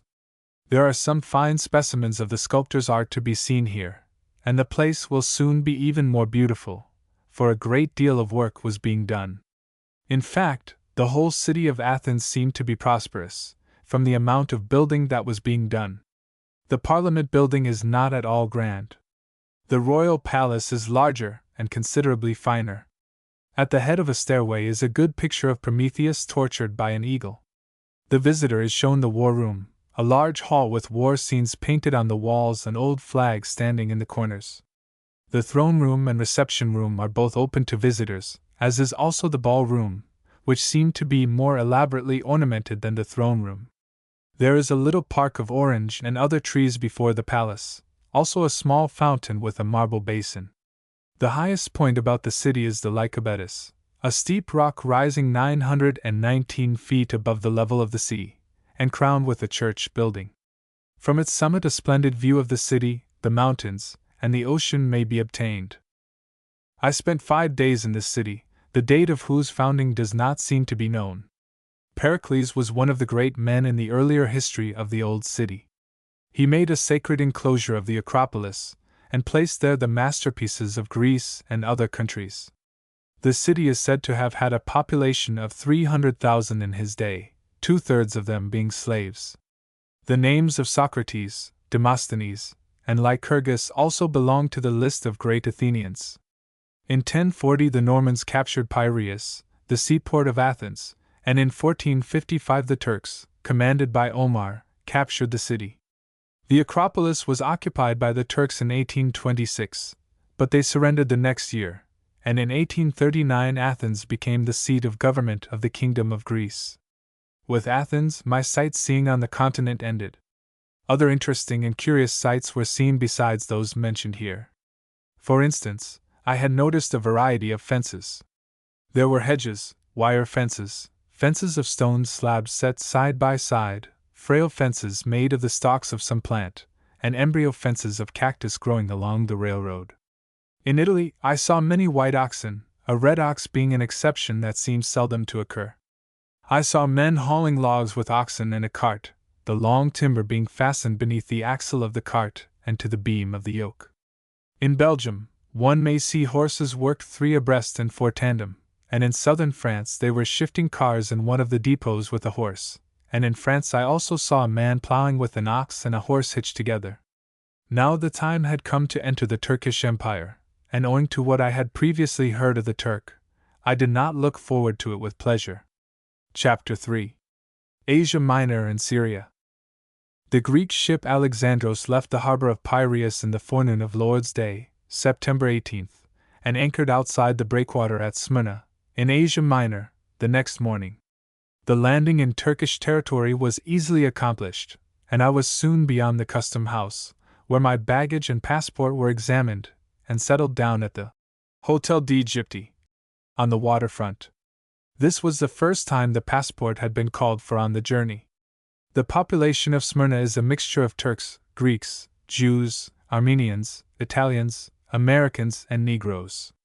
The English government probably has a good-sized representation, as it maintains its own post office. The city itself is the main site. The only ruins I saw were those of an old castle on the hill back of the city. The reputed tomb of Polycarp is over this hill from Smyrna, between two cypress trees, but I do not know that I found the correct location. Near the place that I suppose to be the tomb is an aqueduct, a portion of it built of stone and a portion of metal. As I went on out in the country, I entered a vineyard to get some grapes, not knowing how I would be received by the woman I saw there, but she was very kind-hearted, and when I made signs for some of the grapes, she at once pulled off some clusters and gave them to me. She also gave me a chair and brought some fresh water. More grapes were gathered and put in this cold water, so I had a fine time eating the fruit as I sat there in the shade watching a little boy playing about, but I could not converse with either of them on account of not knowing their language. On the way back to the city, I stopped at the railway station to make inquiries about a trip to Ephesus. Most of the streets in Smyrna are narrow and crooked, but there is one running along the waterfront that is rather attractive. On one side is the water, with the numerous vessels that are to be seen in this splendid harbor, and on the other side is a row of residences, hotels, and other buildings. The people turn out in great numbers at night and walk along this street, sometimes sitting down at the little tables that are set in the open air before places where different kinds of drinks are dispensed. Here they consume their drinks and watch the free performances that are given on an open stage adjoining the street and the grounds where they are seated. Perhaps the most peculiar thing about it all is the quiet and orderly behavior of this great crowd of people. While in this city, I had occasion to go to the Banque Imperiale Ottoman, and learn that it was open in the forenoon and afternoon, but closed a while in the middle of the day. I saw a street barber plying his trade here one day. A vessel of water was put up under the customer's chin, and held there by keeping the chin down. The barber had his strop fastened to himself, and not to the chair or a wall, as we see it at home. Great quantities of oats were being brought down from the interior on camels. The sacks were let down on the pavement, and laborers were busy carrying them away. A poor carrier would walk up to a sack of grain and drop forward on his hands, with his head between them, and reaching down almost or altogether to the pavement. The sack of grain was then pulled over on his back, and he arose and carried it away. Some poor natives were busy sweeping the street and gathering up the grain that lost out of the sacks. There seems to be a large amount of trade carried on at this port. Several ships were in the harbor, and hundreds of camels were bringing in the grain. There are now many mosques and minarets in Smyrna, where there was once a church of God. Revelation 2 verses 8 to 11. On Wednesday, September 21st, I boarded a train on the Ottoman Railway for Iasalauk, the nearest station to the ruins of Ephesus, a once magnificent city, now in utter desolation, haunted by wild beasts. We left Smyrna at 7 o'clock, and reached Iasalauk, 50 miles distant, at 9:30. The cars on this railway were entered from to side, as on European railroads, but this time the doors were locked after the passengers were in their compartments. Iasalauk is a poor little village, with only a few good houses and a small population. At the back of the station are some old stone piers, that seem to have supported arches at an earlier date. On the top of the hill, as on many hilltops in this country, are the remains of an old castle. Below the castle are the ruins of what I suppose to be St. John's Church, built largely of marble, and once used as a mosque, but now inhabited by a large flock of martins. I visited the site of Ephesus without the services of a guide, walking along the road which passes at some distance on the right. I continued my walk beyond the ruins, seeing some men plowing, and others caring for flocks of goats, which are very numerous in the east. When I turned back from the road, I passed a well, obtaining a drink by means of the rope and bucket that were there, and then I climbed a hill to the remains of a strong stone building of 4 rooms. The thick walls are several feet high, but all the upper part of the structure has been thrown down, and strange to say, a good portion of the fallen rocks are in 3 of the rooms, which are almost filled. It is supposed that Paul made a journey after the close of his history in the book of Acts, that he passed through Troas, where he left a cloak and some books, 2 Tim. 4:13, was arrested there, and probably sent to Ephesus for trial before the proconsul. Tradition has it that this ruined stone building is the place where he was lodged, and it is called St. Paul's prison. From the top of its walls I could look away to the ruins of the city proper, about a mile distant, the theater being the most conspicuous object. There are several attractions in Ephesus, where there was once a church of God, one of the 7 churches in Asia. But the theater was the chief point of interest to me. It was cut out of the side of the hill, and its marble seats rested on the sloping sides of the excavation, while a building of some kind, a portion of which yet remains, was built across the open side at the front. I entered the enclosure, the outlines of which are still plainly discernible, and sat down on one of the old seats and ate my noonday meal. As I sat there, I thought of the scene that would greet my eyes if the centuries that have intervened since Paul was in Ephesus could be turned back. I thought I might see the seats filled with people looking down upon the apostle as he fought for his life, and while there I read his question: "If after the manner of men I fought with beasts at Ephesus, what doth it profit me, if the dead are not raised up?" I Cor 15:32. I also read the letter which Jesus caused the aged apostle John to write to the church at this place, Rev 2:1-7, and Paul's epistle to the congregation that once existed in this idolatrous city of wealth and splendor. As I was leaving this spot, where I was so deeply impressed with thoughts of the great apostle to the Gentiles, I stopped and turned back to take a final look, when I thought of his language to Timothy, recorded in the first 8 verses of the 2nd epistle, and then I turned and read it. Perhaps I was not so deeply impressed at any other point on the whole journey as I was here. The grand old hero, who dared to enter the city which was temple keeper of the great Diana, this temple being one of the 7 wonders of the world, and boldly preached the gospel of Christ, realizing that the time of his departure was at hand, wrote, "I have fought the good fight, I have finished the course, I have kept the faith. Henceforth there is laid up for me the crown of righteousness, which the Lord, the righteous judge, shall give to me at that day, and not to me only, but also to all them that have loved his appearing." Meditating on the noble and lofty sentiment the apostle here expresses in connection with his solemn charge to the young evangelist, I have found my sentiments well expressed in Balaam's parable, where he says, "Let me die the death of the righteous, and let my last end be like his." Number 23:10. Near the front of the theater, on the left as one comes out, is quite a space, which seems to have been excavated recently, and farther to the left excavations were being made when I was there. An ancient lamp, a fluted column, and a headless statue were among the articles taken out. The workmen were resting when I viewed this part of the ruins, and an old colored man gave me a drink of water. Beginning a little to the right of the theater, and extending for perhaps 1,500 or 2,000 feet, is a marble-paved street, along which are strewn numerous bases, columns, and capitals, which once ornamented this portion of the great city, and to the right of this are the remains of some mighty structure of stone and brick. In some places, where the paving blocks have been taken up, a watercourse beneath is disclosed. While walking around in the ruins, I saw a fine marble sarcophagus, or coffin, ornamented with carvings of bulls' heads and heavy festoons of oak leaves. J.S. Wood, an Englishman, worked parts of 11 years, from 1863 to 1874, in making excavations at Ephesus. Upwards of $80,000 were spent, about $55,000 being used in a successful effort to find the remains of the Temple of Diana. I followed the directions of my guidebook, but may not have found the exact spot, as Brother McGarvey, who visited the place in 1879, speaks of the excavations being 20 feet deep. "Down in this pit," he says, "lie the broken columns of white marble and the foundation walls of the grandest temple ever erected on earth." But I saw nothing like this. When Paul had passed through Galatia and Phrygia, establishing all the disciples, having passed through the upper country, he came to Ephesus, and found about 12 men who had been baptized into John's baptism, whom Paul baptized into the name of the Lord Jesus. He then entered into the Jewish meeting place and reasoned boldly concerning the kingdom of God. Some of the hardened and disobedient spoke evil of the way, so Paul withdrew from them and reasoned daily in the school of Tyrannus.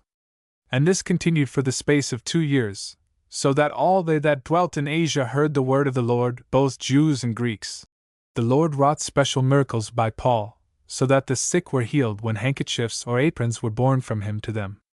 Here some of the strolling Jews took upon them to name over them that had the evil spirits the name of the Lord Jesus, saying, I adjure you by Jesus, whom Paul preacheth.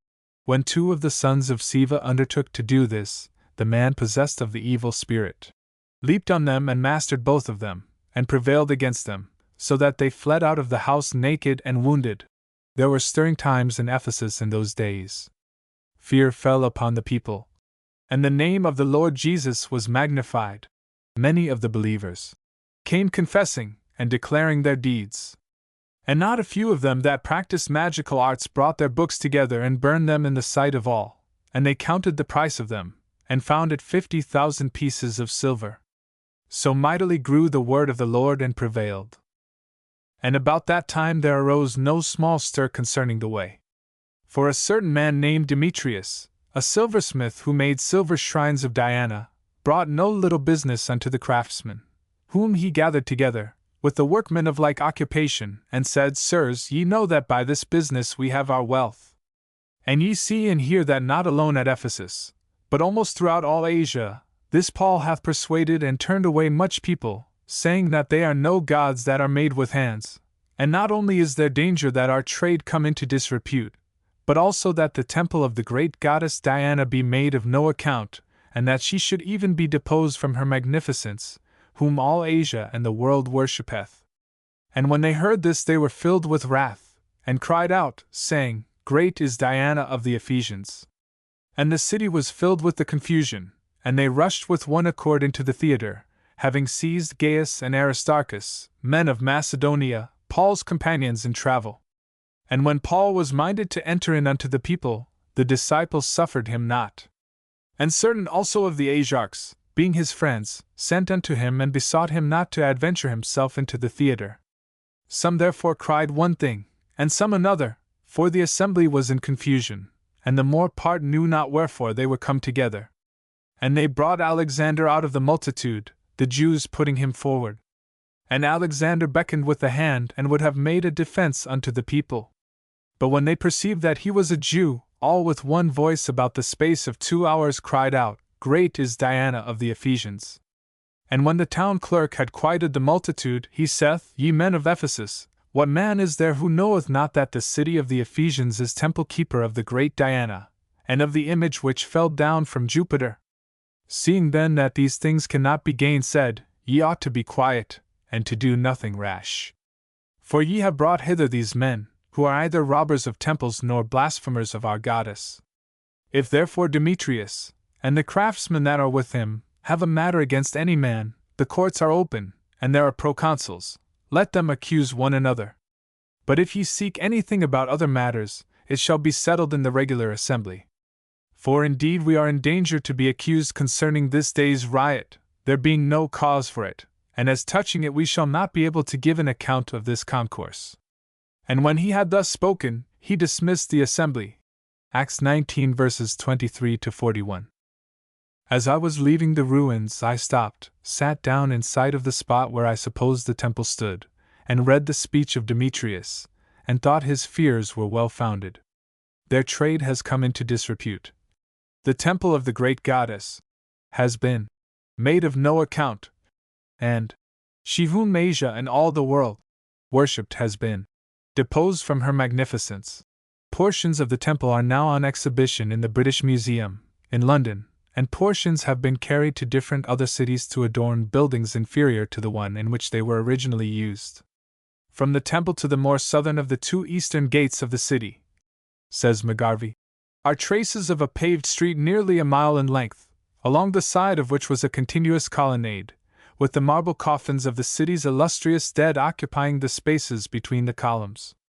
The processions of worshippers, as they marched out of the city to the temple, passed by this row of coffins, the inscriptions on which were constantly proclaiming the noble deeds of the mighty dead. The canal and artificial harbor, which enabled the ships of the world to reach the gates of the city, have disappeared under the weight of the hand of time.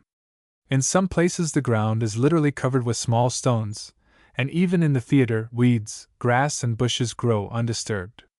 How complete the desolation! Before leaving Asalauk on the afternoon train, I bought some grapes of a man who weighed them to me with a pair of balances, putting the fruit on one pan and a stone on the other. But I didn't object to his scales, for he gave me a good supply, and I went back and got some more. I also bought some bread to eat with the grapes, and one of the numerous priests of these eastern countries gave me some other fruit on the train. I was abroad in the fruit season, and I enjoyed it very much. I had several kinds, including the orange, lemon, grapes, pomegranates, figs, olives, and dates.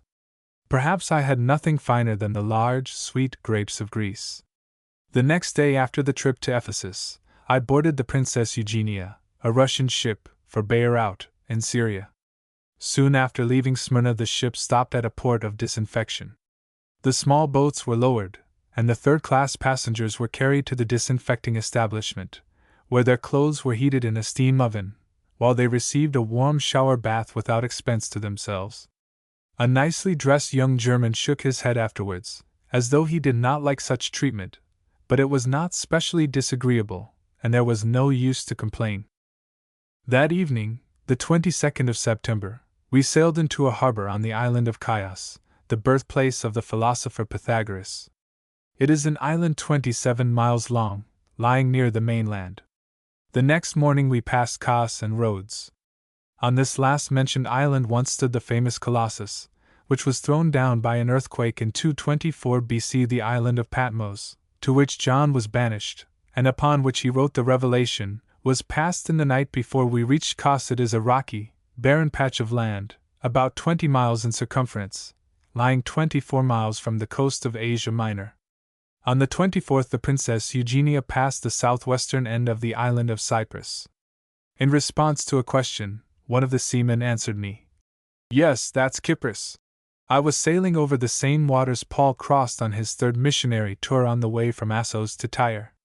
He came over against Chios, came with a straight course unto Kos, and the next day unto Rhodes. And when he had come in sight of Cyprus, leaving it on the left hand, he sailed unto Syria and landed at Tyre. Acts 20 verse 15 and 21:1-3. On the evening of Lord's Day, September 25th, the ship passed Tripoli, on the Syrian coast, and dropped down to Beirut, where I stopped at the Hotel Mont Shaun, with the waves of the Mediterranean washing against the foundation walls. At 7 o'clock the next morning I boarded the train for Damascus, 91 miles distant, and we were soon climbing the western slope of the Lebanon mountains by a cog railway. When we were part way up, the engine was taken back and hitched to the rear end of the train. After we were hauled along that way a while, it was changed back to the front end again. In these mountains are vineyards and groves of figs, olives, and mulberry trees, but most of the ground was dry and brown, as I had seen it in southern Italy, Greece, and Asia Minor.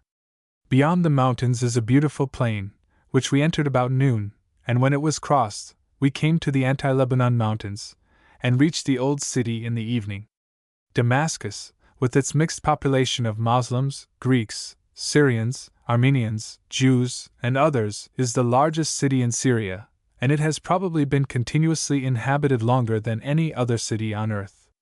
Away back in the 14th chapter of Genesis we read of Abraham's victory over the enemies who had taken Lot away, whom Abraham pursued unto Hobah, which is on the left of Damascus. And in the next chapter we read of Eliezer of Damascus, who Abraham thought would be the possessor of his house. Reason reigned in Damascus, and he was an adversary to Israel all the days of Solomon. 1 Kings 11 verses 23-25. Elisha went to Damascus when Ben-Hadad was sick. 2 Kings 8 verses 7-15. Jeroboam recovered the city, which had belonged to Judah. 2 Kings 14 verse 28. and Jeremiah prophesied of the city, Jeremiah 49 verses 23 to 27. It was probably the home of Naaman, the Syrian leper, and here Paul was baptized into Christ. For a long time the Arabs have considered Damascus as an earthly reflection of paradise, but an American or European would consider a place no better than it is as being far from the paradise of divine making. But it is not entirely without reason that these people have such a lofty conception of the old city. The Quran describes paradise as a place of trees and streams of water, and Damascus is briefly described in those words.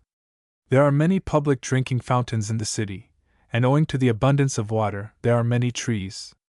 The river Abana, one of the rivers of Damascus, 2 Kings 5 verse 12, flows through the city, but the most of its water is diverted by artificial channels. I had some difficulty in finding the American consular agent, and it is no wonder, for the place is not the most prominent in Damascus by a good deal, and the escutcheon marking it as the place where the American government is represented is not on the street, but over a door in a kind of porch. The agent was not in, so I retraced my steps to the French consulate, which is nearby. I was kindly received by a gentleman who could speak English, and after we had had a good, cool drink of lemonade, he went with me to the Hotel d'Astor d'Orient, in the street which is called Straight. The next morning I found the American agent in his office. Then I went to the post office, and after being taken upstairs and brought back downstairs, I was led up to a little case on the wall, which was unlocked in order that I might look through the bunch of letters it contained addressed in English, and I was made glad by receiving an epistle from the little woman who has since taken my name upon her for life. After reading my letter, I went out and walked up the mountainside far enough to get a bird's-eye view of the city, and it was a fine sight the rich growth of green trees presented in contrast with the brown earth all around. Returning to the city, I walked about the streets, devoting some of my time to the bazaars, or little stores, in which a great variety of goods are offered for sale. I also saw several kinds of work, such as weaving, wood turning and blacksmithing, being carried on. The lathes used for turning wood are very simple, and are operated by a bow held in the workman's right hand, while the chisel is held in his left hand and steadied by the toes on one or the other of his feet. It is a rather slow process, but they can turn out good work. One gentleman, who was running a lathe of this kind, motioned for me to come up and sit by his side on a low stool. I accepted his invitation, and he at once offered me a cigarette, which I could not accept. A little later he called for a small cup of coffee, which I also declined, but he took no offense. The street, which is called Straight, is not as straight as might be supposed from its name, but there is probably enough difference between its course and that of others to justify the name. When Paul was stricken with blindness on his way here, Acts 9 verses 1 to 30, he was directed to enter the city, where he would be told all things that were appointed for him to do. He obeyed the voice from heaven, and reached the house of Judas in Straight Street. When I reached the traditional site of the house of Ananias, in the eastern part of the city, near the gate at the end of Straight Street, I found a good-natured woman sitting on the pavement just inside the door opening from the street to what would be called a yard in America.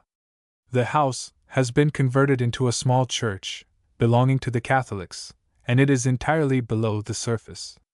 I went down the stairs, and found a small chamber with an arched ceiling and 2 altars. I also went out and visited the old gateway at the end of the street. The masonry is about 13 feet thick, and it may be that here Paul, deprived of his sight, and earnestly desiring to do the will of the Lord, entered the city so long ago. I then viewed a section of the wall from the outside. The lower part is ancient, but the upper part is modern, and the portion that I saw was in a dilapidated condition.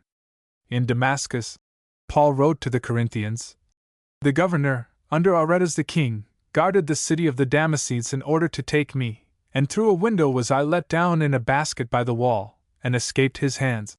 2 Cor 11:32-33. In some places there are houses so built in connection with the wall that it would not be a very difficult thing to lower a man from one of the windows to the ground outside the city. Mention has already been made of the Arab's opinion of Damascus, and now I wish to tell how it appeared through my spectacles. The view from the distance is very pleasing, but when one comes inside the wall and begins to walk about the streets, the scene changes. The outside of the buildings is not beautiful. The streets are narrow, crooked, and usually very dirty. In some cases they are filthy. It seems that all kinds of rubbish are thrown into the streets, and the dogs are scavengers. Perhaps no other city has so many dogs. At one place up along the Abana, now called the Barada, I counted 23 of these animals, and a few steps brought me in sight of 5 more, but there is some filth that even Damascus dogs will not clean up. Some of the streets are roughly paved with stone, but in the best business portion of the city that I saw there was no pavement and no sidewalk. It was all street from one wall to the other. I saw a man sprinkling one of the streets with water carried in the skin of some animal, perhaps a goat. When I came out of the post office, a camel was lying on the pavement, and in another part of the city I saw a soldier riding his horse on the sidewalk. Down in the street which is called Straight, a full-grown man was going along as naked as when he was born. Perhaps he was insane, but we do not even allow insane men to walk the streets that way in this country. Carriages are used for conveying passengers, but freight is usually moved on the backs of horses, camels, donkeys, or men. Some wagons and carts are to be seen, but they are not numerous. It is remarkable what loads are piled upon the donkeys, probably the commonest beasts of burden in Damascus. Sometimes the poor little creatures are almost hidden from view by the heavy burdens they are required to bear, which may consist of grapes to be sold, or rubbish to be carried out of the city. Sometimes they are ridden by as many as 3 people at once. If the gospel were to get a firm hold on these people, the donkeys would fare better. About 333 BC, Damascus came under the control of Alexander the Great.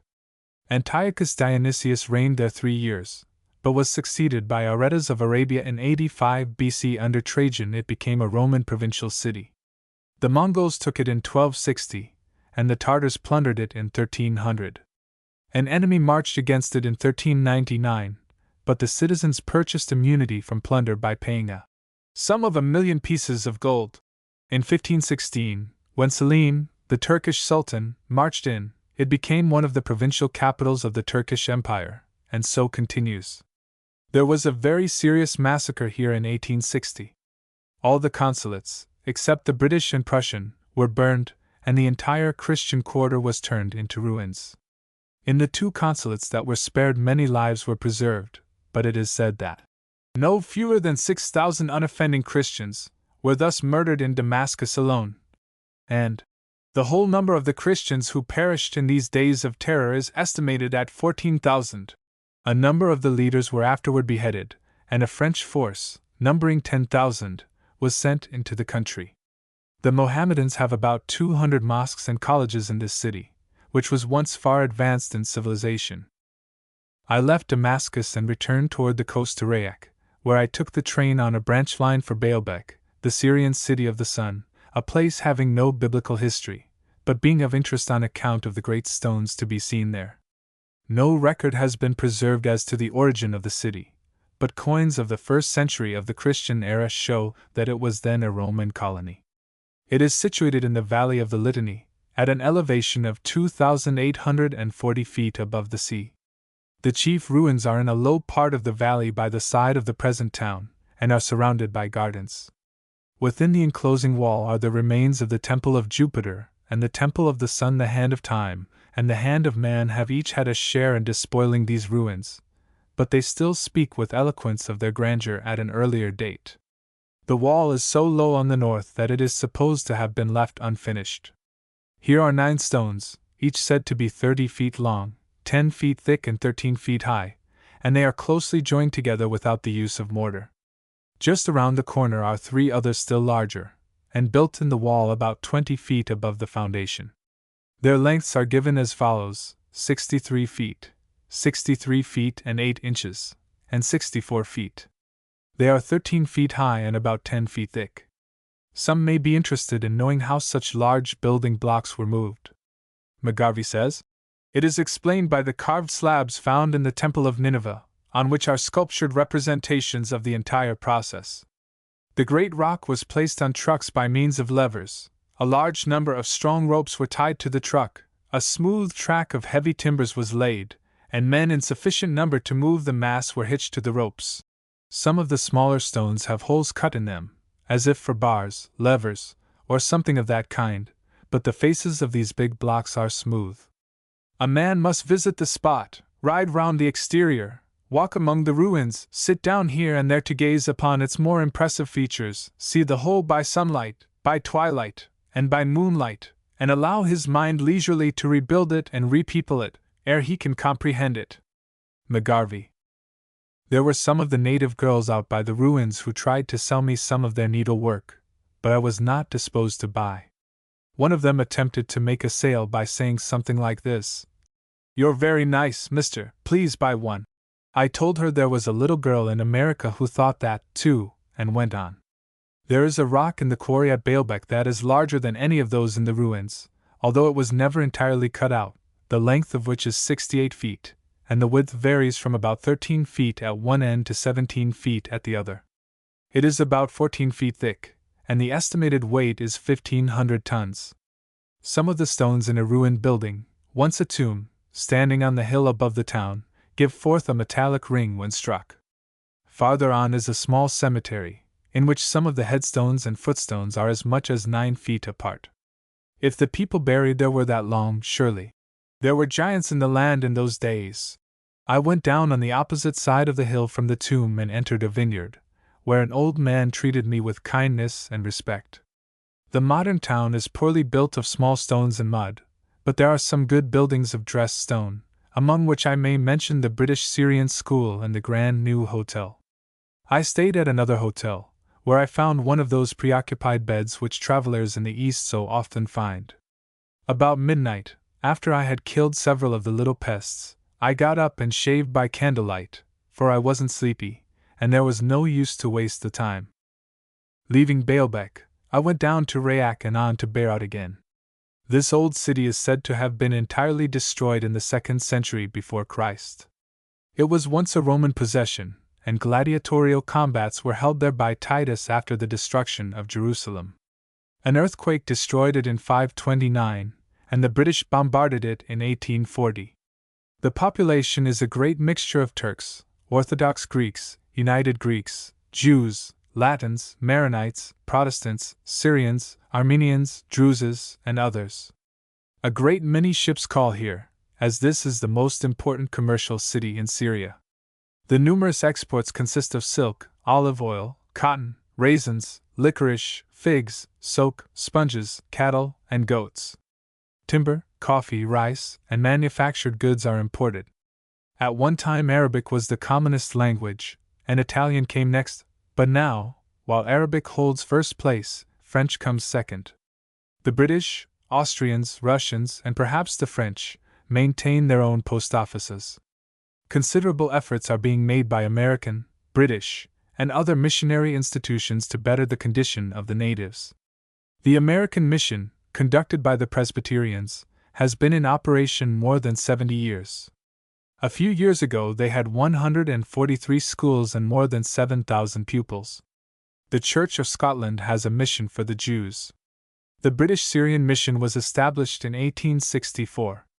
Beirut has comparatively little of interest for the traveler. I walked out to the public garden one morning and found it closed, but I do not think I missed much. As I went along from place to place, I had opportunity to see the weavers, wood turners, and marble cutters at their work. I stopped at a small candy factory, equipped with what seemed to be good machinery for that kind of work. One day I watched some camels get up after their burdens of lumber had been tied on. They kept up a peculiar distressing noise while they were being loaded, but got up promptly when the time came.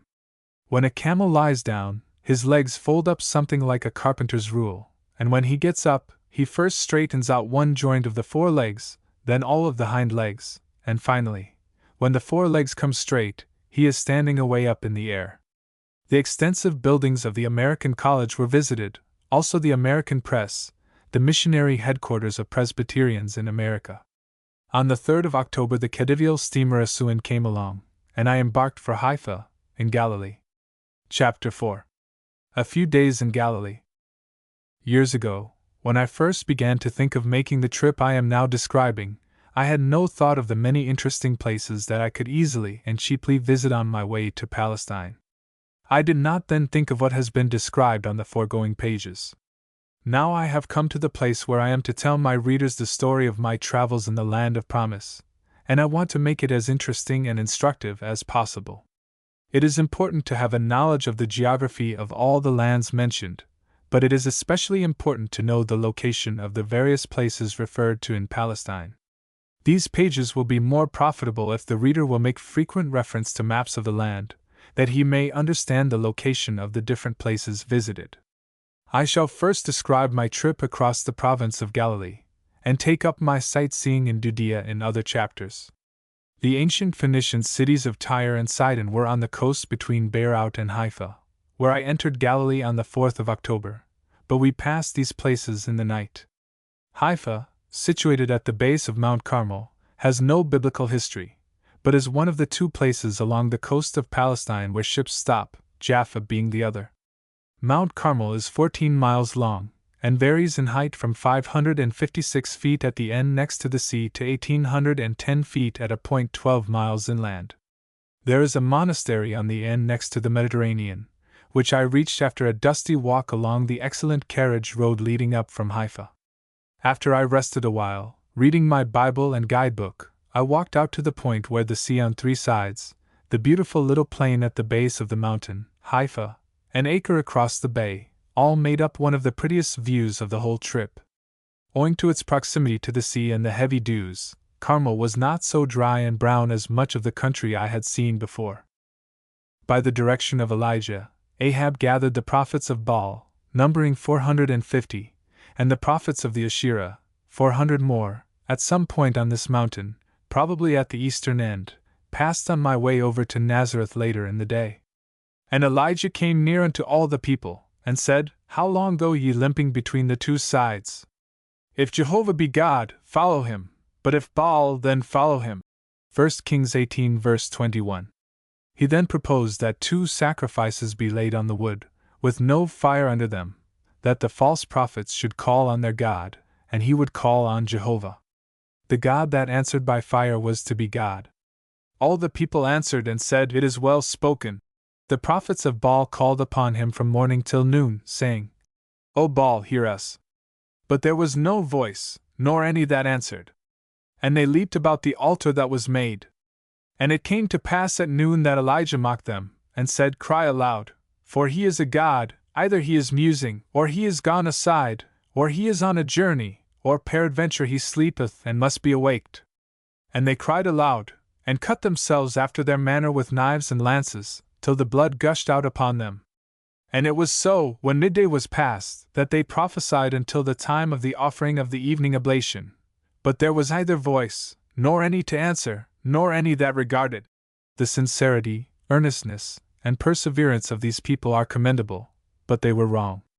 Sincerity, although a most desirable trait, cannot change a wrong act into acceptable service to God, nor can earnestness and perseverance make such a change. It is necessary both to be honest and to do the will of our Heavenly Father. After water had been poured over the other sacrifice till it ran down and filled the trench around the altar, Elijah called on Jehovah, and in response to his petition, the fire of Jehovah fell, and consumed the burnt offering, and the wood, and the stones, and the dust, and licked up the water that was in the trench. Elijah then took the false prophets down to the brook Kishon, at the base of the mountain, and killed them. Acre is the Akko of the Old Testament, and lies around the bay, 12 miles from Haifa. It is said that the Phoenicians obtained the dye called Tyrian purple there, and that shells of the fish that yielded it are yet to be found along the beach. Napoleon besieged the place in 1799, and used a monastery, since destroyed, on Mount Carmel for a hospital. After his retreat, Mohammedans killed the sick and wounded soldiers who had been left behind, and they were buried near the monastery. Acre was called Ptolemy in apostolic times, and Paul spent a day with the brethren there as he was on his way down the coast from Tyre to Jerusalem. Acts 21 verse 7. About noon I entered a carriage for Nazareth, in which there were 4 other passengers, a lady connected with the English orphanage in Nazareth, and 3 boys going there to attend the Russian school. About 2 miles from Haifa we crossed the dry bed of the Kishon, as this stream, like many others in Palestine, only flows in the wet season. Our course led along the base of Carmel to the southeast, and the supposed place of Elijah's sacrifice was pointed out. Afterwards Mount Gilboa, where Saul and Jonathan were slain, came in sight, and later we saw little Hermon with Nain upon it, Ender below it on one side, and Jezreel not far away in another direction. We saw a good portion of the plain of Esdraelon, and Mount Tabor was in sight before we entered Nazareth, which lies on the slope of a hill and comes suddenly into view. Nazareth is not mentioned in the Old Testament, and the references to it in the New Testament are not numerous. When Joseph returned from Egypt in the reign of Archelaus, the son of Herod, he was afraid to go into Judea. And being warned of God in a dream, he withdrew into the parts of Galilee, and came and dwelt in a city called Nazareth, that it might be fulfilled which was spoken by the prophet, that he should be called a Nazarene. Matt. 2:19-23. I do not know the age of Jesus when Joseph and Mary came with him to Nazareth, but his parents went every year to Jerusalem at the feast of the Passover. And we are told that the child was 12 years old at the time his parents missed him as they were returning from the feast, and later found him in the temple hearing the teachers and asking them questions. In this connection we are told that he went down with them and came to Nazareth, and he was subject unto them. Luke 2:51. Luke also informs us that Jesus, when he began to teach, was about 30 years of age. Luke 3:23. Thus we have a period of 18 years between the incident in the temple and the beginning of his public ministry, in which Jesus resided in Nazareth. The greater part of his earth life was spent in this Galilean city, where he was subject unto his parents. It is a blessed thing that so much can be said of our Savior in so few words. It is highly commendable that children be subject unto their parents, who love them dearly, and who know best what is for their health, happiness, and future good. After his baptism and temptation in the wilderness, Jesus returned in the power of the Spirit into Galilee, and he came to Nazareth, where he had been brought up, and he entered, as his custom was, into the synagogue on the Sabbath day and stood up to read. When the roll of the Scriptures was handed to him, he read from the opening verses of the 61st chapter of Isaiah. Then he closed the book, and gave it back to the attendant, and sat down, and the eyes of all in the synagogue were fastened on him, as he told them, "Today hath this scripture been fulfilled in your ears." And although they wondered at the words of grace which proceeded out of his mouth, they were not willing to accept his teaching, and as he continued to speak, they were all filled with wrath, and they rose up, and cast him forth out of the city, and led him unto the brow of the hill whereon their city was built, that they might throw him down headlong. But he, passing through the midst of them, went his way. And he came down to Capernaum, a city of Galilee. Luke 4:14-31. Having made arrangements for a carriage the evening I arrived in Nazareth, before daylight the next morning I started to drive to Tiberias, on the Sea of Galilee. When I went downstairs, at about 3:30, I found a covered rig with 2 seats, and 3 horses hitched to it side by side. I filed no objection to the size of the carriage, nor to the manner in which the horses were hitched. As the driver could not speak English and the passenger could not speak Arabic, there was no conversation on the way. As we drove out of Nazareth, I observed a large number of women at the Virgin's fountain, filling their jars with water. At a distance of a little more than 3 miles we passed through Capharnaum, the Cana of Galilee, where Jesus performed his first miracle. John 2:1-11. The road to Tiberias is not all smooth, but is better than might be supposed. With 3 horses and a light load, we were able to move along in the cool of the morning at a lively gait, passing a camel train, an occasional village, olive orchard, or mulberry grove. After a while the light of the moon grew pale, and about 6 o'clock the great round sun came above the horizon in front of us, and it was not long until a beautiful sheet of water 6 miles long, the Sea of Galilee, came suddenly into view. We rolled along the winding curves of the carriage road, down the slope of the hill, and through a gateway in the old wall, to Tiberias, on the west shore of Blue Galilee. According to Josephus, Herod Antipas began to build a new capital city about 16 years before the birth of Jesus, and completed it in AD 22.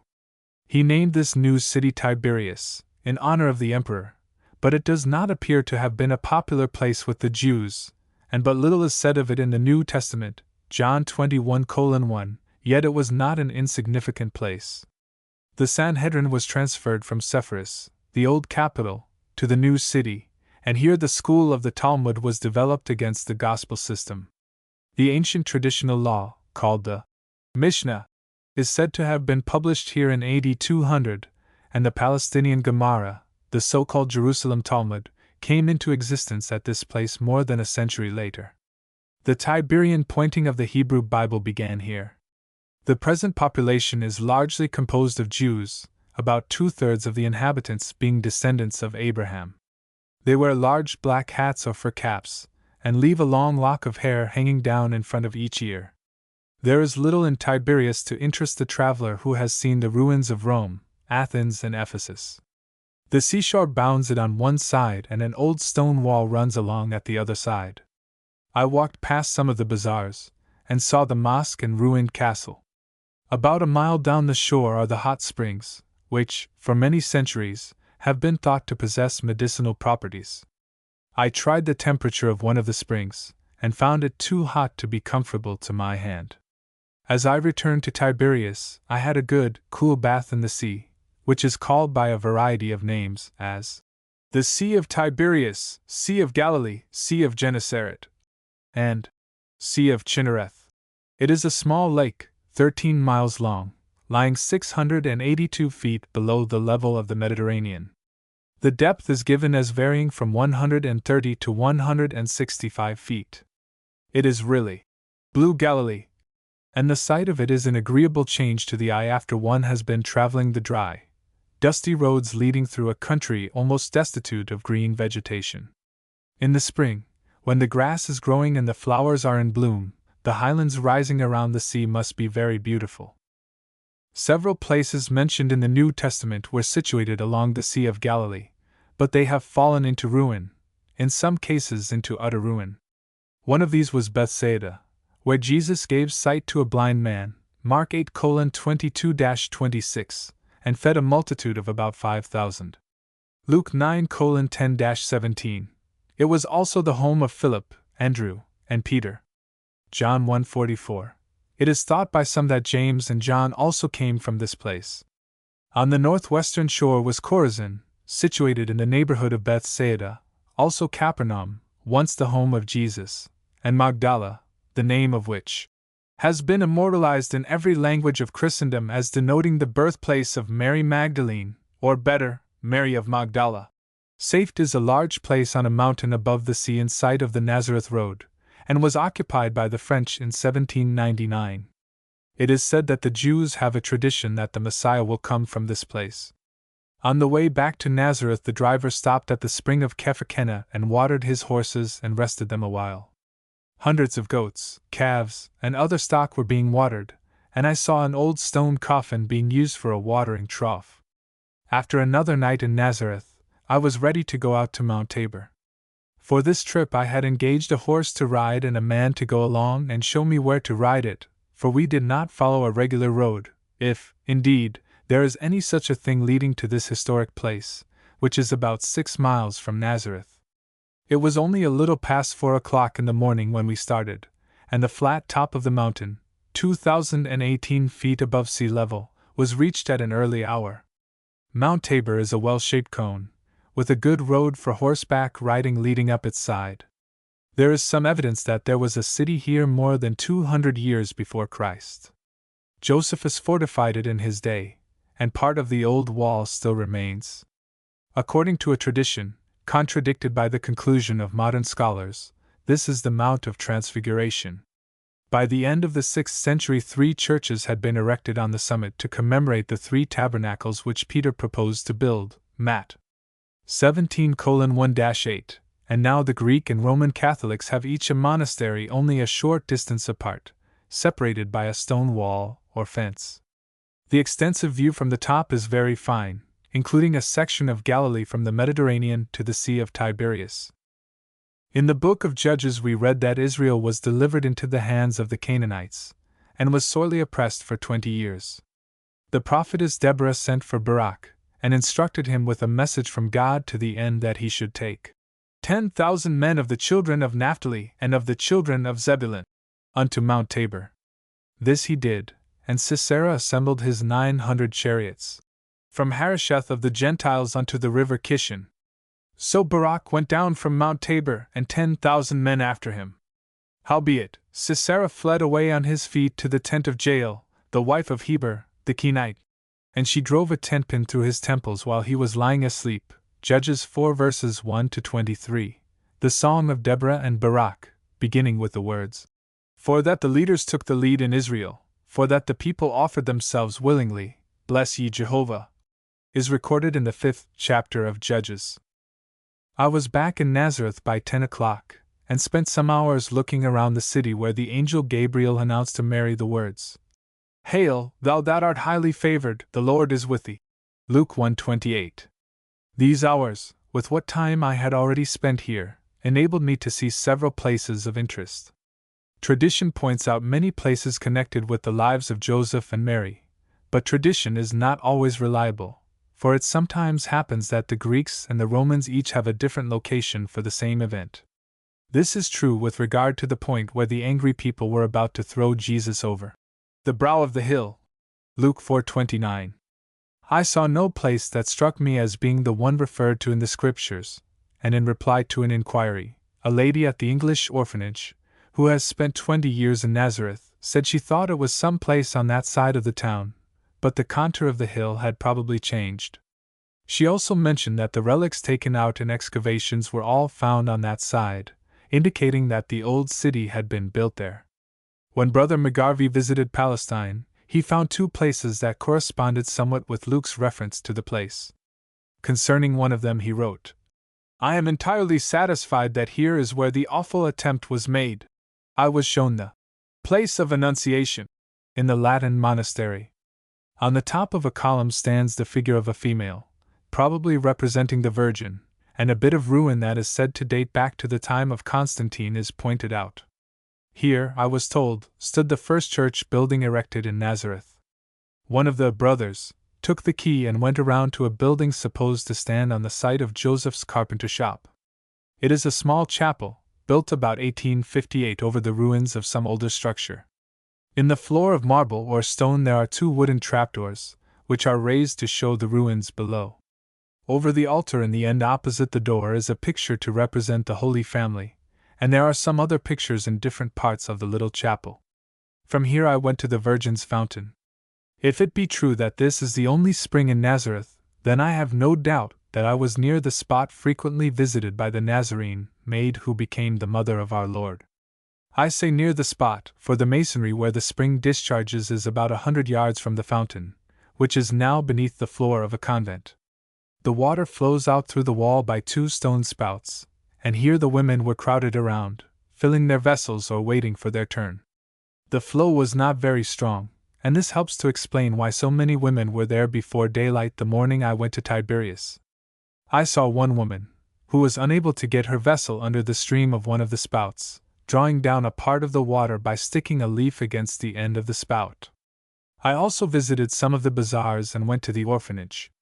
This missionary institution is nicely situated in a prominent place well up on the hill, and is managed entirely by women, but a servant is kept to do outside work. They treated me very kindly, showing me about the building, and when the girls came in to supper they sang the Nazareth hymn for me. One of the occupations of the people here is manufacturing a knife with goat horn handles that is commonly seen in Palestine. Many of the women go about the streets with their dresses open like a man's shirt when unbuttoned, exposing their breasts in an unbecoming manner. The same is true of many women in Jerusalem. About 1/3 of the mixed population are Jews, the other 2/3 are Mohammedans and professing Christians, made up of Orthodox Greeks, United Greeks, Roman Catholics, Maronites, a branch of the Greek Church, and Protestants. I went back to Haifa and spent a night. The next morning I boarded the Austrian ship Juno for Jaffa. When I first landed here I had trouble with the boatman, because he wanted me to pay him more than I had agreed to pay, and on this occasion I again had the same difficulty, twice as much being demanded at the ship as was agreed upon at the dock. But I was firm and won my point both times. While in Galilee I had crossed the province from sea to sea. I had visited the city in which Jesus spent the greater part of his earth life, and the sea closely connected with several important things in his career. I had ascended Carmel, and from the top of Tabor I had taken an extensive view of the land, and now I was satisfied to drop down the coast and enter Judea. Chapter 5. Sightseeing in Jerusalem. Before leaving the ship at Jaffa I was talking with Mr. Ahmed, a gentleman from India, who had spent some time in Egypt, and had traveled extensively. He claimed to be a British subject, and was able to speak several languages. While we were arranging to go ashore together, one of the many boatmen who had come out to the ship picked up my suitcase while my back was turned, and the next thing I saw of it he was taking it down the stairs to one of the small boats. By some loud and emphatic talk I succeeded in getting him to put it out of one boat into another, but he would not bring it back. Mr. Ahmed and I went ashore with another man, whom we paid for carrying us and our baggage. I found the suitcase on the dock, and we were soon in the custom house, where my baggage and passport were both examined, but Mr. Ahmed escaped having his baggage opened by paying the boatman an additional fee. As we arrived in Jaffa too late to take the train for Jerusalem that day, we waited overnight in the city from whence Jonah went to sea so long ago. We lodged at the same hotel and were quartered in the same room. This was the first and only traveling companion I had on the whole journey, and I was a little shy. I felt like I wanted some pledge of honorable dealing from my newly formed acquaintance, and when he expressed himself as being a British subject, I mentioned that I was an American and extended my hand, saying, "Let us treat each other right." He gave me his hand with the words, "Species man, species man." He meant that we both belonged to the same class of beings, and should, therefore, treat each other right, a very good reason indeed. A long time before, in this same land, Abraham had expressed himself to Lot on a similar line in these words: "Let there be no strife, I pray thee, between me and thee, and between my herdsmen and thy herdsmen, for we are brethren." Gen 13:8. On Saturday we moved our baggage over to the depot and boarded the train for Jerusalem. On the way to the depot an old gentleman, whom I would have guessed to be a German, passed me. When I entered the car it was my lot to ride by him. He learned that I had been to Bristol, England, and had visited the orphan homes founded by George Muller, and he remarked, "You are a Christian, then?" He probably said this because he thought no other would be interested in such work. It developed that he was a converted Jew, and was conducting a mission for his people in the Holy City. Without telling him my position religiously, I inquired concerning different points, and found his faith and mine almost alike. This new acquaintance was D.C. Joseph, whose association I also enjoyed after reaching Jerusalem. It was late in the afternoon of October 9th when we got off the train at the Jerusalem station, which is so situated that the city cannot be seen from that point.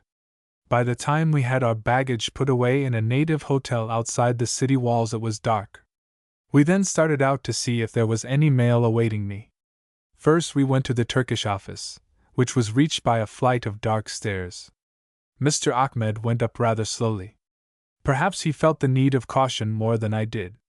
According to my recollection, they handed us a candle, and allowed us to inspect the contents of a small case for the mail. We found nothing, so we made our way down the dark stairway to the German office, situated on the ground floor, nicely furnished and properly lighted, but there was no mail there for me, as mail from America goes to the Austrian office, inside the Jaffa Gate. The next day was Lord's Day, and for the time being I ceased to be a tourist and gave myself up mainly to religious services. I first attended the meeting conducted by Bro Joseph at the mission to Israel. It was the first service I had attended, and the first opportunity that had come to me for breaking bread since I left London, the last of August. After this assembly of 4 persons was dismissed, I went to the services of the Church of England and observed their order of worship. The minister was in a robe, and delivered a really good sermon of about 15 minutes' duration, preceded by reading prayers and singing praise for about an hour. By invitation, I took dinner with Miss Dunn, an American lady, at whose house Bro Joseph was lodging.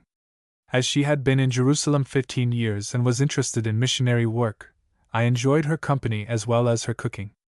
After dinner I went to a little iron-covered meeting house called the Tabernacle, where a Mr. Thompson, missionary of the Christian Alliance of Nyack, New York, was the minister. At the close of the Sunday school a gentleman asked some questions in English, and the native evangelist, Melky, translated them into Arabic. By request of Mr. Thompson, I read the opening lesson and offered prayer, after which he delivered a good address on the great, coming day, and at the close the Lord's Supper was observed. I understood that they did this once a month, but it is attended to weekly at the mission where I was in the morning.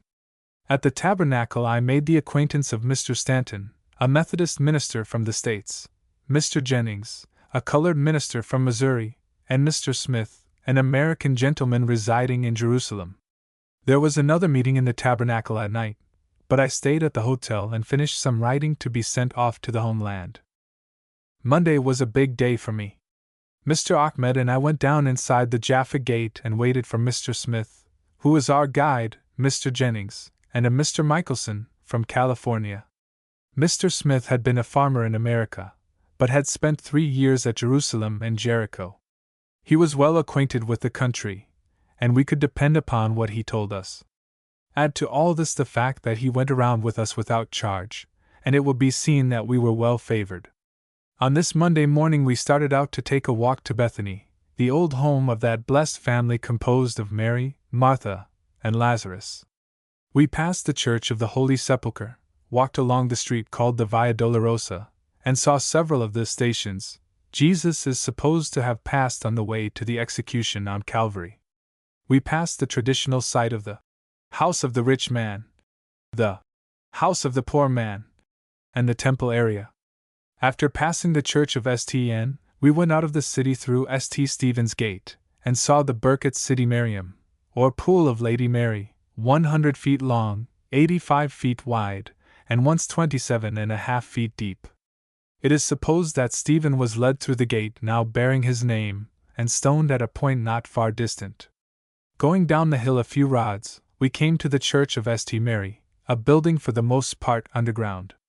It is entered by a stairway 19 feet wide at the top, and having 47 steps leading to the floor 35 feet below.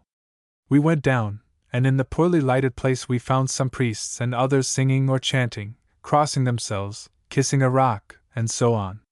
This church probably gets its name from the tradition that the mother of Jesus was buried here. Just outside the church is a cavern that is claimed by some to be the place of Christ's agony, and by others, who may have given the matter more thought, it is supposed to be an old cistern, or place for storing olive oil or grain. Perhaps I would do well to mention here that tradition has been in operation a long time, and the stories she has woven are numerous indeed, but often no confidence can be placed in them. I desire to speak of things of this kind in such a way as not to mislead my readers. It was near this church that I saw lepers for the first time. The valley of the Kidron is the low ground lying between Jerusalem and the Mount of Olives. The water flows here only in the wet part of the year. Crossing this valley and starting up the slope of the Mount of Olives, we soon come to a plot of ground enclosed by a high stone wall, with a low, narrow gateway on the upper side. This place is of great interest, as it bears the name Garden of Gethsemane, and is probably the spot to which the lowly Jesus repaired and prayed earnestly the night before his execution, when his soul was exceeding sorrowful, even unto death. It is really a garden, filled with flowers, and olive trees whose trunks, gnarled and split, represent them as being very old, but it is not to be supposed that they are the same trees beneath which Jesus prayed just before Judas and the band of soldiers and officers came out to arrest him. There is a fence inside the wall, leaving a passageway around the garden between the wall and the fence. Where the trees reach over the fence, a woven wire netting has been fixed up, to keep the olives from dropping on the walk, where tourists could pick them up for souvenirs. The fruit of these old trees is turned into olive oil and sold, and the seeds are used in making rosaries. At intervals on the wall there are pictures representing the 14 stations Jesus passed as he was being taken to the place of crucifixion. This garden is the property of the Roman Catholics, and the Greeks have selected another spot, which they regard as the true Gethsemane, just as each church holds a different place at Nazareth to be the spot where the angry Nazarenes intended to destroy the Savior. Leaving the garden, we started on up the slope of Olivet, and past the fine Russian church, with its 7 tapering domes, that shine like the gold by which they are said to be covered. It appears to be one of the finest buildings of Jerusalem. As we went on, we looked back and had a good view of the Kidron Valley and the Jews' burial place, along the slope of the mountain, where uncounted thousands of Abraham's descendants lie interred. Further up toward the summit is the Church of the Lord's Prayer, a building erected by a French princess, whose body is now buried within its walls. This place is peculiar on account of at least 2 things. That portion of Scripture commonly called the Lord's Prayer is here inscribed on large marble slabs in 32 different languages, and prayer is said to be offered here continually. There is another church near the Damascus Gate, where 2 sisters are said to be kneeling in prayer at all hours. I entered the beautiful place at different times, and always found it as represented, but it should not be supposed that the same women do all the praying, as they doubtless have enough to change at regular intervals. The Church of the Creed is, according to a worthless tradition, the place where the apostles drew up the Creed. It is under the ground, and we passed over it on the way to the Church of the Lord's Prayer. The Mount of Olives is 2,723 feet above sea level, and is about 200 feet higher than Mount Moriah. From the summit a fine view of Jerusalem and the surrounding country may be obtained. The Russians have erected a lofty stone tower here. After climbing the spiral stairway leading to the top of it, one is well rewarded by the extensive view. Looking out from the east side, we could gaze upon the Dead Sea, some 20 miles away, and more than 4,000 feet below us. We visited the chambers called the Tombs of the Prophets, but the name is not a sufficient guarantee to warrant us in believing them to be the burial places of the men by whom God formerly spoke to the people. On the way to Bethany we passed the reputed site of Bethpage, Mark 11:1, and soon came to the town where Jesus performed the great miracle of raising Lazarus after he had been dead 4 days. John 11:1-46. The place pointed out as the tomb corresponds to the scripture which says, "It was a cave where they laid him." 26 steps lead down to the chamber where his body is said to have lain when the blessed Redeemer cried with a loud voice, "Lazarus, come forth!" Whether this is the exact spot or not, it is probably a very ancient cave. One writer claims that it is as old as the incident itself, and says these rock-cut tombs are the oldest landmarks of Palestine. Tradition points out the home of Lazarus, and there is a portion of an old structure called the Castle of Lazarus, which Lazarus may never have seen. Bethany is a small village, occupied by a few Mohammedan families, who dislike the Christians. On the rising ground above the village stands a good modern stone house, owned by an English lady, who formerly lived in it, but her servant, a Mohammedan, made an effort to cut her throat, and almost succeeded in the attempt. Naturally enough, the owner does not wish to live there now, so we found the building in the care of a professing Christian, who treated us with courtesy, giving us a good, refreshing drink, and permitting us to go out on the roof to look around. From this point we turned our footsteps toward Jerusalem.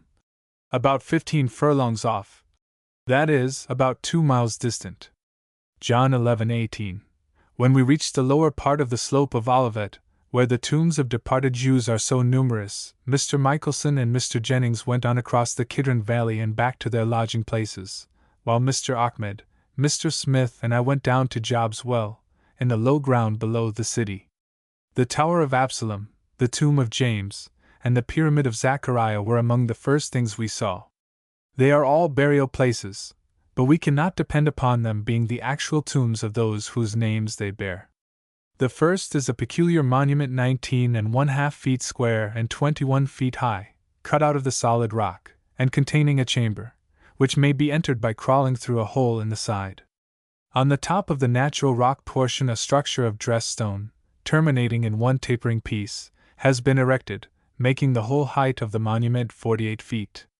The Jews have a custom of pelting it with stones on account of Absalom's misconduct, and the front side shows the effect of their stone throwing. The grotto of St. James is the traditional place of his concealment from the time Jesus was arrested till his resurrection. The Pyramid of Zechariah is a cube about 30 feet square and 16 feet high, cut out of the solid rock, and surmounted by a small pyramid. It has many names cut upon it in Hebrew letters, and there are some graves nearby, as this is a favorite burial place. Some of the bodies have been buried between the monument and the wall around it in the passage made in cutting it out of the rock. Going on down the valley, we have the village of Siloam on the hill at our left, and on the other side of the Kidron, the southeastern part of the Holy City. St. Mary's Well is soon reached. This spring, which may be the gin of 1 Kings 1 verse 33, is much lower than the surface of the ground, the water being reached by 2 flights of stairs, one containing 16 steps, the other 14. The spring is intermittent, and flows from 3 to 5 times daily in winter. It flows twice a day in summer, but in the autumn it only flows once in the day. When I was there, the spring was low, and 2 Turkish soldiers were on duty to preserve order among those who came to get water. The Pool of Siloam, 52 feet long and 18 feet wide, is farther down the valley. The spring and the pool are about 1,000 feet apart, and are connected by an aqueduct through the hill, which, owing to imperfect engineering, is 1,700 feet long. From a Hebrew inscription found in the lower end of this passageway it was learned that the excavation was carried on from both ends. A little below the Pool of Siloam the valley of the Kidron joins the valley of Hinnom, where, in ancient times, children were made to pass through the fire to Moloch. 2 Kings 23 verse 10. Job's Well, perhaps the En Rogel, on the northern border of Judah, Joshua 15 verse 7, is rectangular in shape and 123 feet deep. Sometimes it overflows, but it seldom goes dry. When I saw it, no less than 6 persons were drawing water with ropes and leather buckets. The location of Aceldama, the field of blood, has been disputed, but some considered that it was on the hill above the valley of Hinnom. There are several rock-cut tombs along the slope of the hill facing the valley of Hinnom, and some of them are being used as dwelling places. The Muslims have charge of a building outside the city walls, called David's Tomb, which they guard very carefully, and only a portion of it is accessible to visitors. Near this place a new German Catholic church was being erected at a cost of $400,000. We entered the city by the Zion Gate, and passed the Tower of David, a fortification on Mount Zion, near the Jaffa Gate. On the ship coming down from Beirut I had a conversation with a man who claimed to have been naturalized in the United States, and to have gone to Syria to visit his mother, but, according to his story, he was arrested and imprisoned by the Turks. After being mistreated in the filthy prison for some time, he secured his release by bribing a soldier to post a letter to one of the American authorities. He expressed a desire to visit Jerusalem, but seemed afraid to get back into Turkish territory. Learning that I was going there, he wrote a letter to the Armenian Patriarch, and I presented it one day. In a few minutes Mr. Ahmed and I were led into the large room where the Patriarch was seated in his robe and peculiar cap. Meeting a dignitary of the Armenian Church was a new experience to me. I shook hands with him. Mr. Ahmed made some signs and sat down. In the course of our limited conversation he said rather slowly, "I am very old." Replying to a question, he informed me that his age was 80 years. I was on the point of leaving, but he hindered me, and an attendant soon came in with some small glasses of wine and a little dish of candy. The Patriarch drank a glass of wine, and I took a piece of the candy, as also did Mr. Ahmed, and then we took our leave. The 11th day of October, which was Tuesday, was occupied with a trip to Hebron, described in another chapter devoted to the side trips I made from Jerusalem, but the next day was spent in looking around the Holy City. Early in the morning the Mamila Pool, probably the upper pool, of 2 Kings 18 verse 17, was seen. One author gives the dimensions of this pool as follows: length, 291 feet, breadth, 192 feet, depth, 19 feet. It is filled with water in the rainy season, but was empty when I saw it. Entering the city by the Jaffa Gate, I walked along David and Christian streets, and was shown the Pool of Hezekiah, which is surrounded by houses, and was supplied from the Mamila pool. The next place visited was that interesting old building, the Church of the Holy Sepulchre, where our Lord is supposed to have been buried in Joseph's new tomb. Jerusalem has many things of great interest, but some few things are of special interest. The temple area and Calvary are of this class. I am sure my readers will want to know something of each, and I shall here write of the latter. No doubt the spot where Jesus was crucified and the grave in which he was buried were both well known to the brethren up to the destruction of the city in the year 70. Before this awful calamity the Christians made their escape, and when they returned they would hardly recognize the fallen city as the one they had left. The heel of the destroyer had stamped out all semblance of its former glory.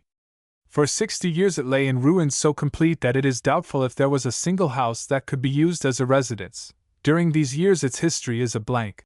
There is no mention of the returned Christians seeking out the site of either the crucifixion or burial, and between AD 120 and AD 136 Hadrian reconstructed the city, changing it to a considerable extent, and naming it Aelia Capitolina. This would tend to make the location of Calvary more difficult. Hadrian built a temple to Venus, probably on the spot now occupied by the Church of the Holy Sepulchre, and Eusebius, writing about AD 325, speaks of Constantine's church built on the site of this temple.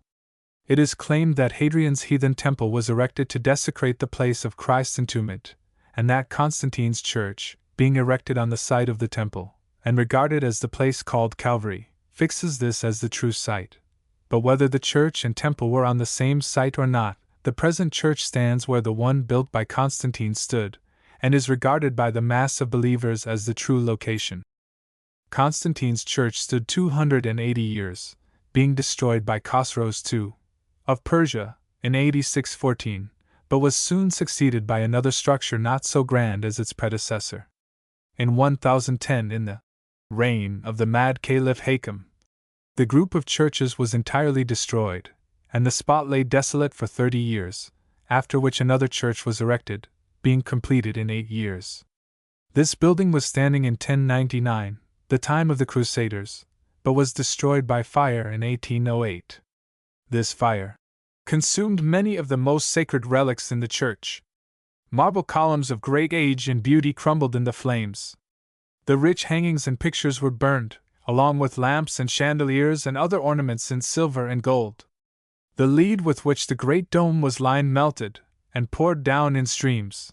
The building now standing there was finished in 1810 at a cost of nearly $3 millions, 1/3 of this, it is said, being expended in lawsuits and Mohammedan bribes. It is the property of several denominations, who adorn their separate chapels to suit themselves. The church is entered from a court having 2 doors or gates.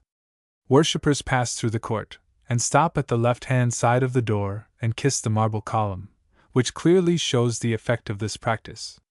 Just inside of the building there is a guard, composed of members of the oldest Mohammedan family in the city.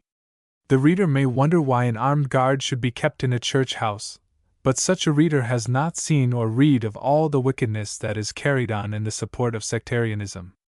Concerning this guard, which, at the time of the Holy Fire demonstration, is increased by several hundred soldiers, Edmund Sherman Wallace, a former United States consul in this city, says in his Jerusalem the Holy, "This Christian church has a Moslem guard, whose duty it is to keep peace among the various sects who profess belief in the Prince of Peace." It is a sickening fact that Moslem brute force must compel Christians to exercise, not charity toward each other, but common decency and decorum. But it is a fact nevertheless, and will remain apparent to all so long as priestcraft takes the place of New Testament Christianity and superstition supplants religion. A little beyond this guard is the stone of unction, upon which many believe Jesus was prepared for burial, but the original stone for which this claim was made is not now visible, being covered with the present slab to keep it from being worn out by the kissing of pious pilgrims. It is 8.5 feet long and 4 feet wide. Pilgrims sometimes bring the goods for their burial robes here and measure them by this stone. Some large candles stand by it, and above it are 8 fine lamps, belonging to the Greek and Roman Catholics, the Copts, and Armenians. Not far away is a small stone, which I understood was called the place where the women watched the preparation by Joseph of Arimathea and Nicodemus. John 19:38-42. In the center of the rotunda, with its entrance facing the east, is the chapel of the sepulchre, the holiest place in all this holy building. Passing through the small door, the visitor finds himself in the chapel of the angels, a very small room, where a piece of stone, said to have been rolled away from the grave by the angels, is to be seen. Stooping down, the visitor passes through a low opening and enters the chapel of the sepulchre proper, a room only 6.5 feet long and 6 feet wide. The tomb is at the right hand of the entrance, occupying about half of the floor, above which it rises 2 feet. It is covered with marble, so that even if this were the very spot where the Lord and Savior was laid by the hands of kind friends, the modern visitor would not know what it looked like when that event took place. The little chapel, capable of accommodating about 6 people at a time, contains some pictures and 43 silver lamps, the property of the Copts, Armenians, Greek and Roman Catholics. A priest stands on guard, so that no damage may be done to any part of the place. The Greek chapel, the largest, and to my notion the finest that I saw, is just in front of the sepulchre. From its having 2 sections and a partition, I was reminded of the tabernacle of the wilderness journey. Services were being conducted once while I was there, and I saw the patriarch and others, gorgeously robed, going through with a service that was at least spectacular, if not spiritual. At one point in the exercises those participating came down close to where I was standing, passed around the spot designated the center of the world, and went back again to the farther end of the richly ornamented room. One of the priests, with hair reaching down on his shoulders, bore a silver vessel, which I suppose contained burning incense. The long hair, beautiful robes, the singing, praying, and such things, made up a service that reminded me of the days of Solomon and the old priesthood. The demonstration of the holy fire takes place in this church once a year, and there are thousands who believe that the fire passed out from the chapel of the angels really comes from heaven. This occurs on the Saturday afternoon preceding Easter, and the eager, waiting throng, a part of which has been in the building since the day before, soon has its hundreds of little candles lighted. As the time for the appearance of the fire approaches, the confusion becomes greater. Near the entrance to the sepulchre, a group of men is repeating the words, "This is the tomb of Jesus Christ." Not far from them others are saying, "This is the day the Jew mourns and the Christian rejoices." Others express themselves in the language, "Jesus Christ has redeemed us." And occasionally, "God save the Sultan," can be heard. Mr. Wallace, from whose book the foregoing items are gleaned, in telling of a fight which took place at one stage of the service, describes it as a mass of wriggling, struggling, shrieking priests and soldiers, each apparently endeavoring to do all the possible injury to whomever he could reach. But the fight went on. Greek trampled on Armenian, and Armenian on Greek, and Turk on both. Though doing his very best, the commanding officer seemed unable to separate the combatants. The bugle rang out time after time, and detachment after detachment of soldiers plunged into the melee. This went on for 15 minutes. Just how much damage was done nobody will ever know. There were a number of bruised faces and broken heads, and a report was current that 2 pilgrims had died from injuries received. This disgraceful and wicked disturbance is said to have been brought about by the Armenians wanting 2 of their priests to go with the Greek patriarch as far as the chapel of the angels. And it is furthermore said that the defeat of the Armenians was brought about, to some extent at least, by the muscular strength of an American professional boxer and wrestler, whom the Greeks had taken along in priestly garb as a member of the patriarch's bodyguard. It is not surprising that Mr. Wallace has written, "The Church of the Holy Sepulchre gives the non-Christian world the worst possible illustration of the religion of him in whose name it stands." As I was going through the city, I saw a camel working an olive press. The poor blindfolded animal was compelled to walk in a circle so small that the outside trace was drawn tightly over its leg, causing irritation. But seeing the loads that are put upon dumb brutes, and then too, sometimes, one need not expect much attention to be given to the comfort of these useful servants. Truly, there is great need for the refining, civilizing, and uplifting influence of the gospel here in the city where it had its earliest proclamation. I also visited 2 grist mills operated by horses on a treadmill, which was a large wooden wheel turned on its side, so the horses could stand on it. I was not pleased with the nearness of the manure in one of these mills to the material from which the staff of life is made. The German Protestant Church of the Redeemer is a fine structure on the Muristan, completed in 1898. The United States Consulate is near the Austrian post office inside of the Jaffa Gate. I went there and rested a while, but saw the consul, Salem Merrill, at his hotel, where I also met Mrs. Merrill, and formed a favorable opinion of both of them. Here I left my belt, checks, and surplus money in the care of the consul. Continuing my walk on Wednesday, I passed one of the numerous threshing floors of the country. This one was the face of a smooth rock, but they are often the ground on some elevated spot, where a good breeze can be had to blow away the chaff, for the grain is now threshed and cleaned by the primitive methods of long ago. After the grain has been tramped out, 1 cor 9:9, the straw, now worn to chaff, is piled up, and when a favorable wind blows, a man tosses it in the air with a wooden fork. The grain falls in a pile at his feet, and the chaff is carried aside some distance. When this operation has been carried on as long as is profitable, the wheat and what chaff remains in it are thrown into the air with a wooden shovel, called in our Bibles a fan. Matt. 3:12. The final cleaning is done by washing the grain, or with a sieve. The tombs of the kings, which may never have contained a king, are extensive and interesting. They are surrounded by a wall, and to reach them the visitor must go down a very wide stairway.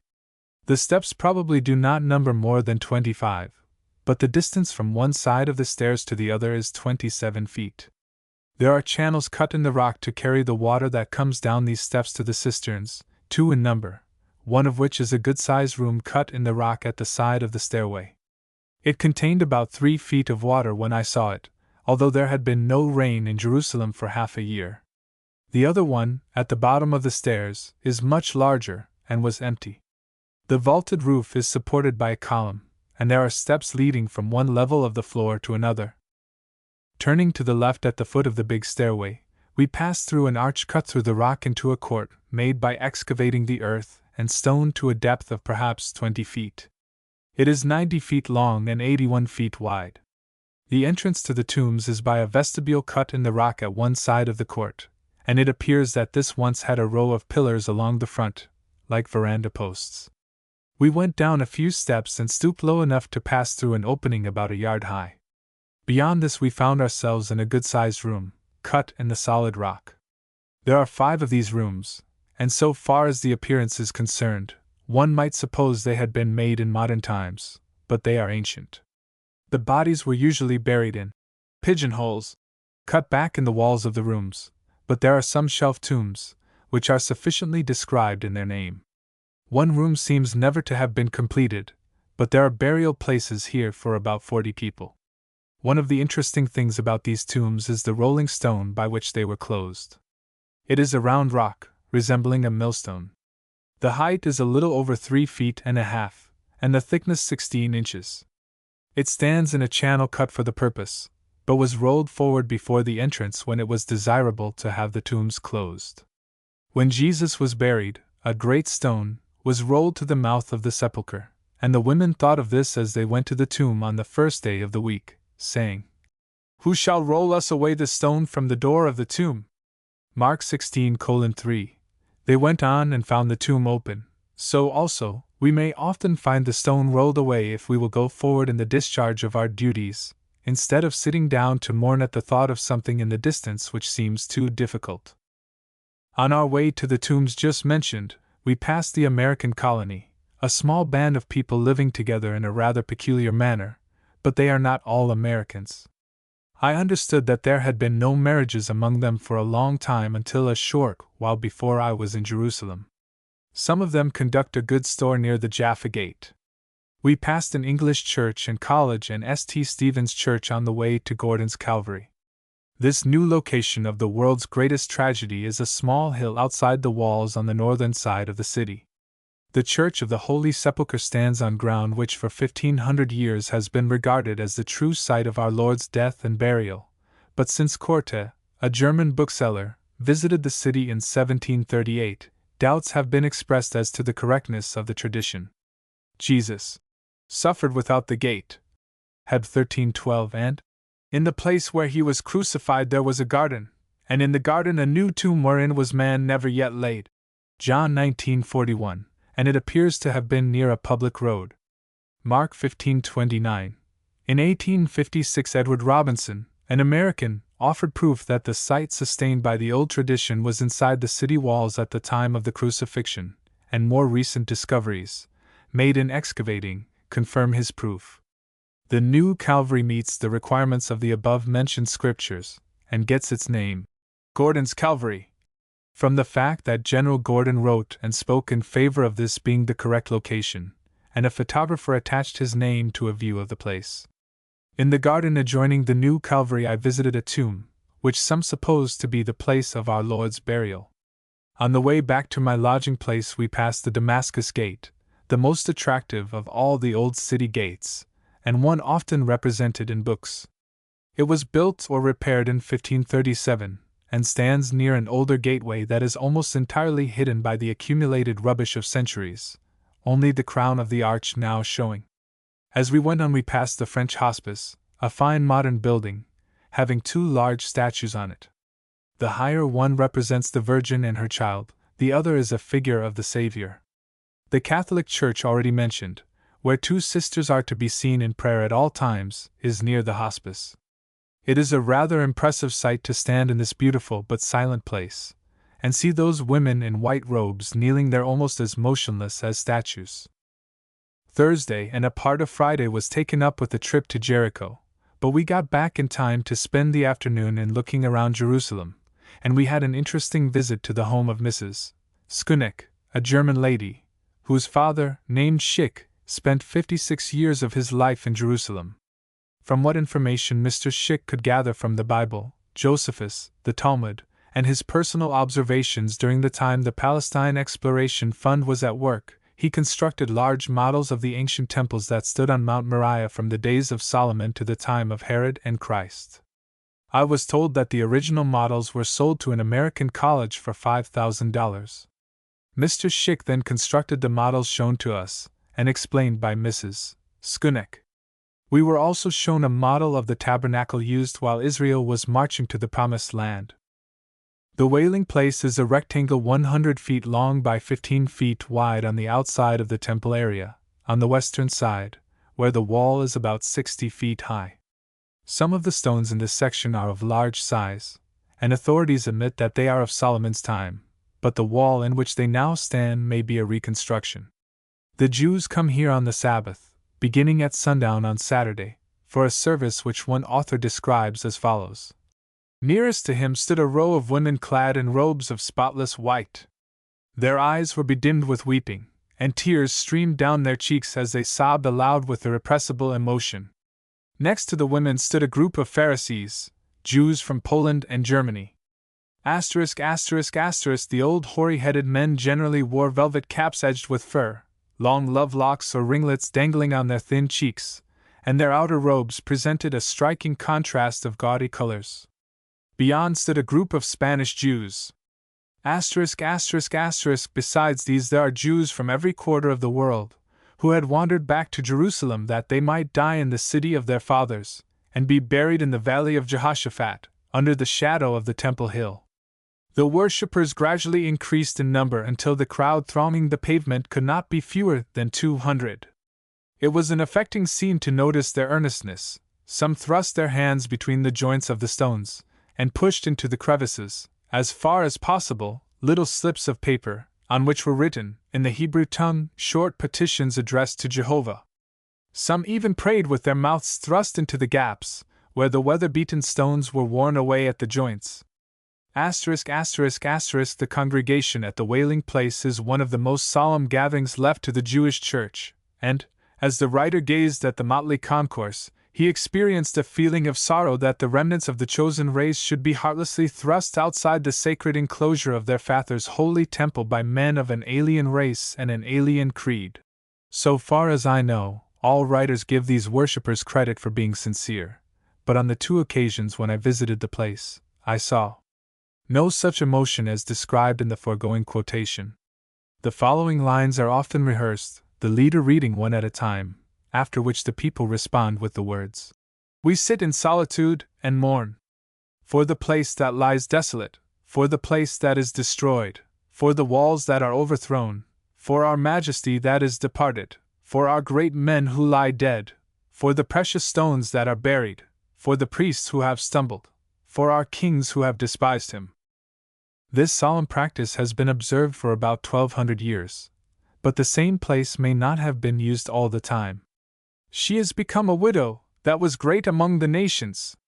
She that was a princess among the provinces is become tributary. Jerusalem hath grievously sinned, therefore she is become as an unclean thing. Lamb 1:1-8. On Friday evening we entered some of the many synagogues yet to be found in Jerusalem and observed the worshippers.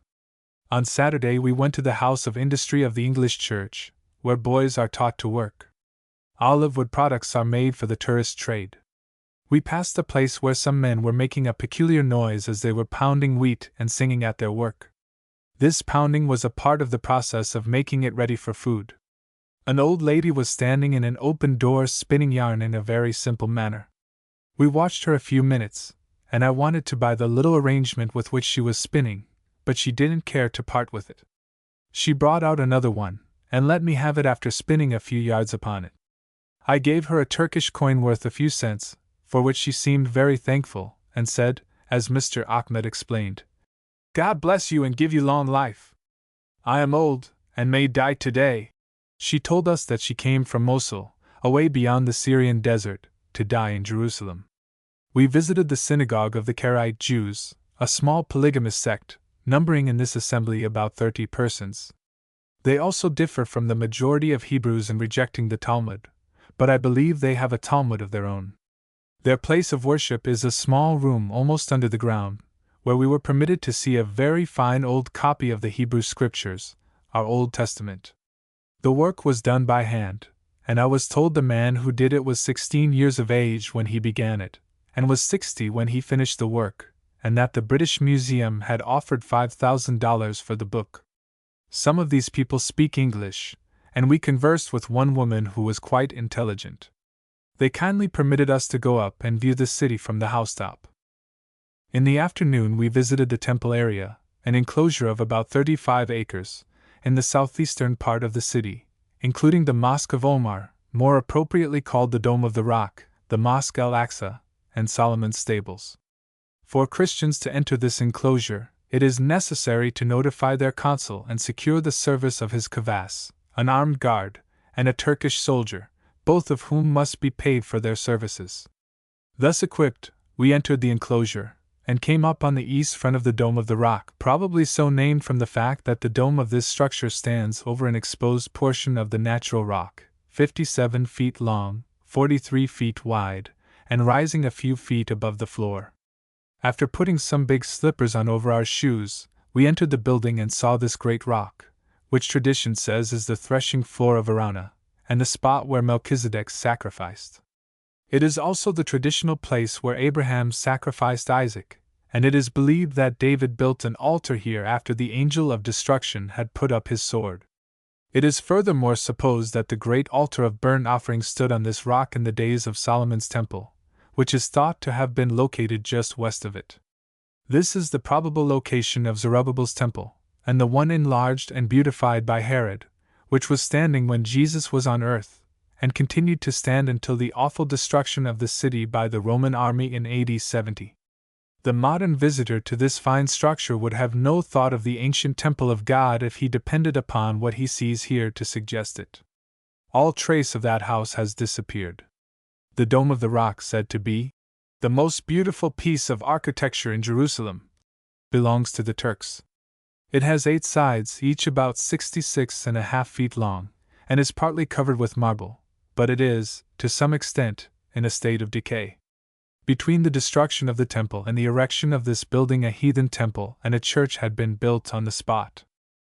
The Mosque al-Aqsa was also visited, but it is noted more for its size than the beauty of its architecture. The Turkish governor of Palestine comes here every Friday to worship at the time the Sultan is engaged in like manner in Constantinople. Solomon's stables next engaged our attention.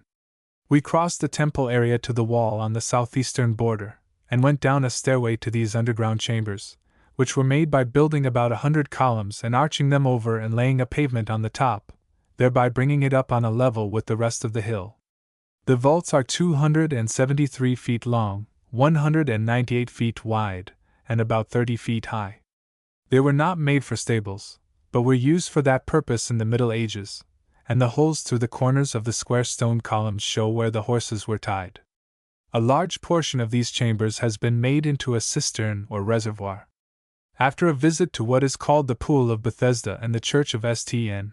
we went outside the city wall on the north side and entered what looks like a cave, but upon investigation proves to be an extensive underground quarry. These excavations, called Solomon's Quarries, extend, according to one authority, 700 feet under the hill Bezitha, which is north of Mt. Moriah. The rock is very white, and will take some polish. Loose portions of it are lying around on the floor of the cavern, and there are distinct marks along the sides where the ancient stonecutters were at work. In one part of the quarries we were shown the place where visiting masons are said to hold lodge meetings sometimes. Vast quantities of the rock have been taken out, and this is probably the source from whence much of the building material of the old city was derived. The trip to the quarries ended my sightseeing for the week.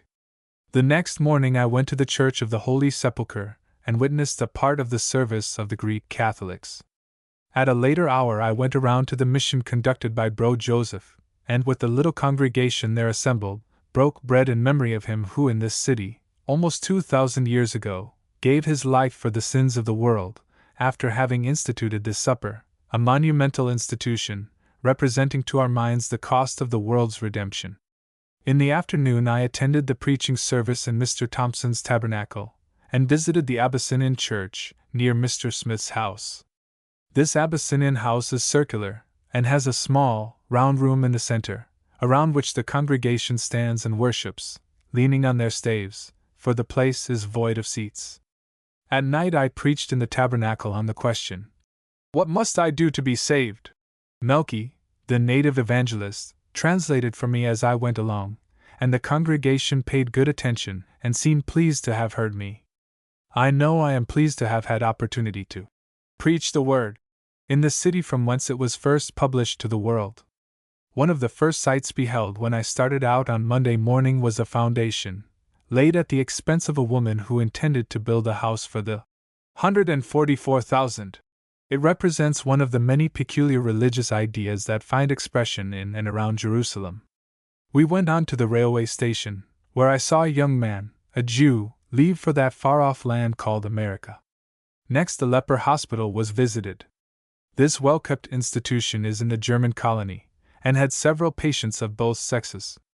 A lady, who spoke some English, kindly showed me through the hospital, and explained that the disease is not contagious, but hereditary, and that some lepers refuse to enter the hospital because they are forbidden to marry. The patients were of various ages, and showed the effects of the disease in different stages.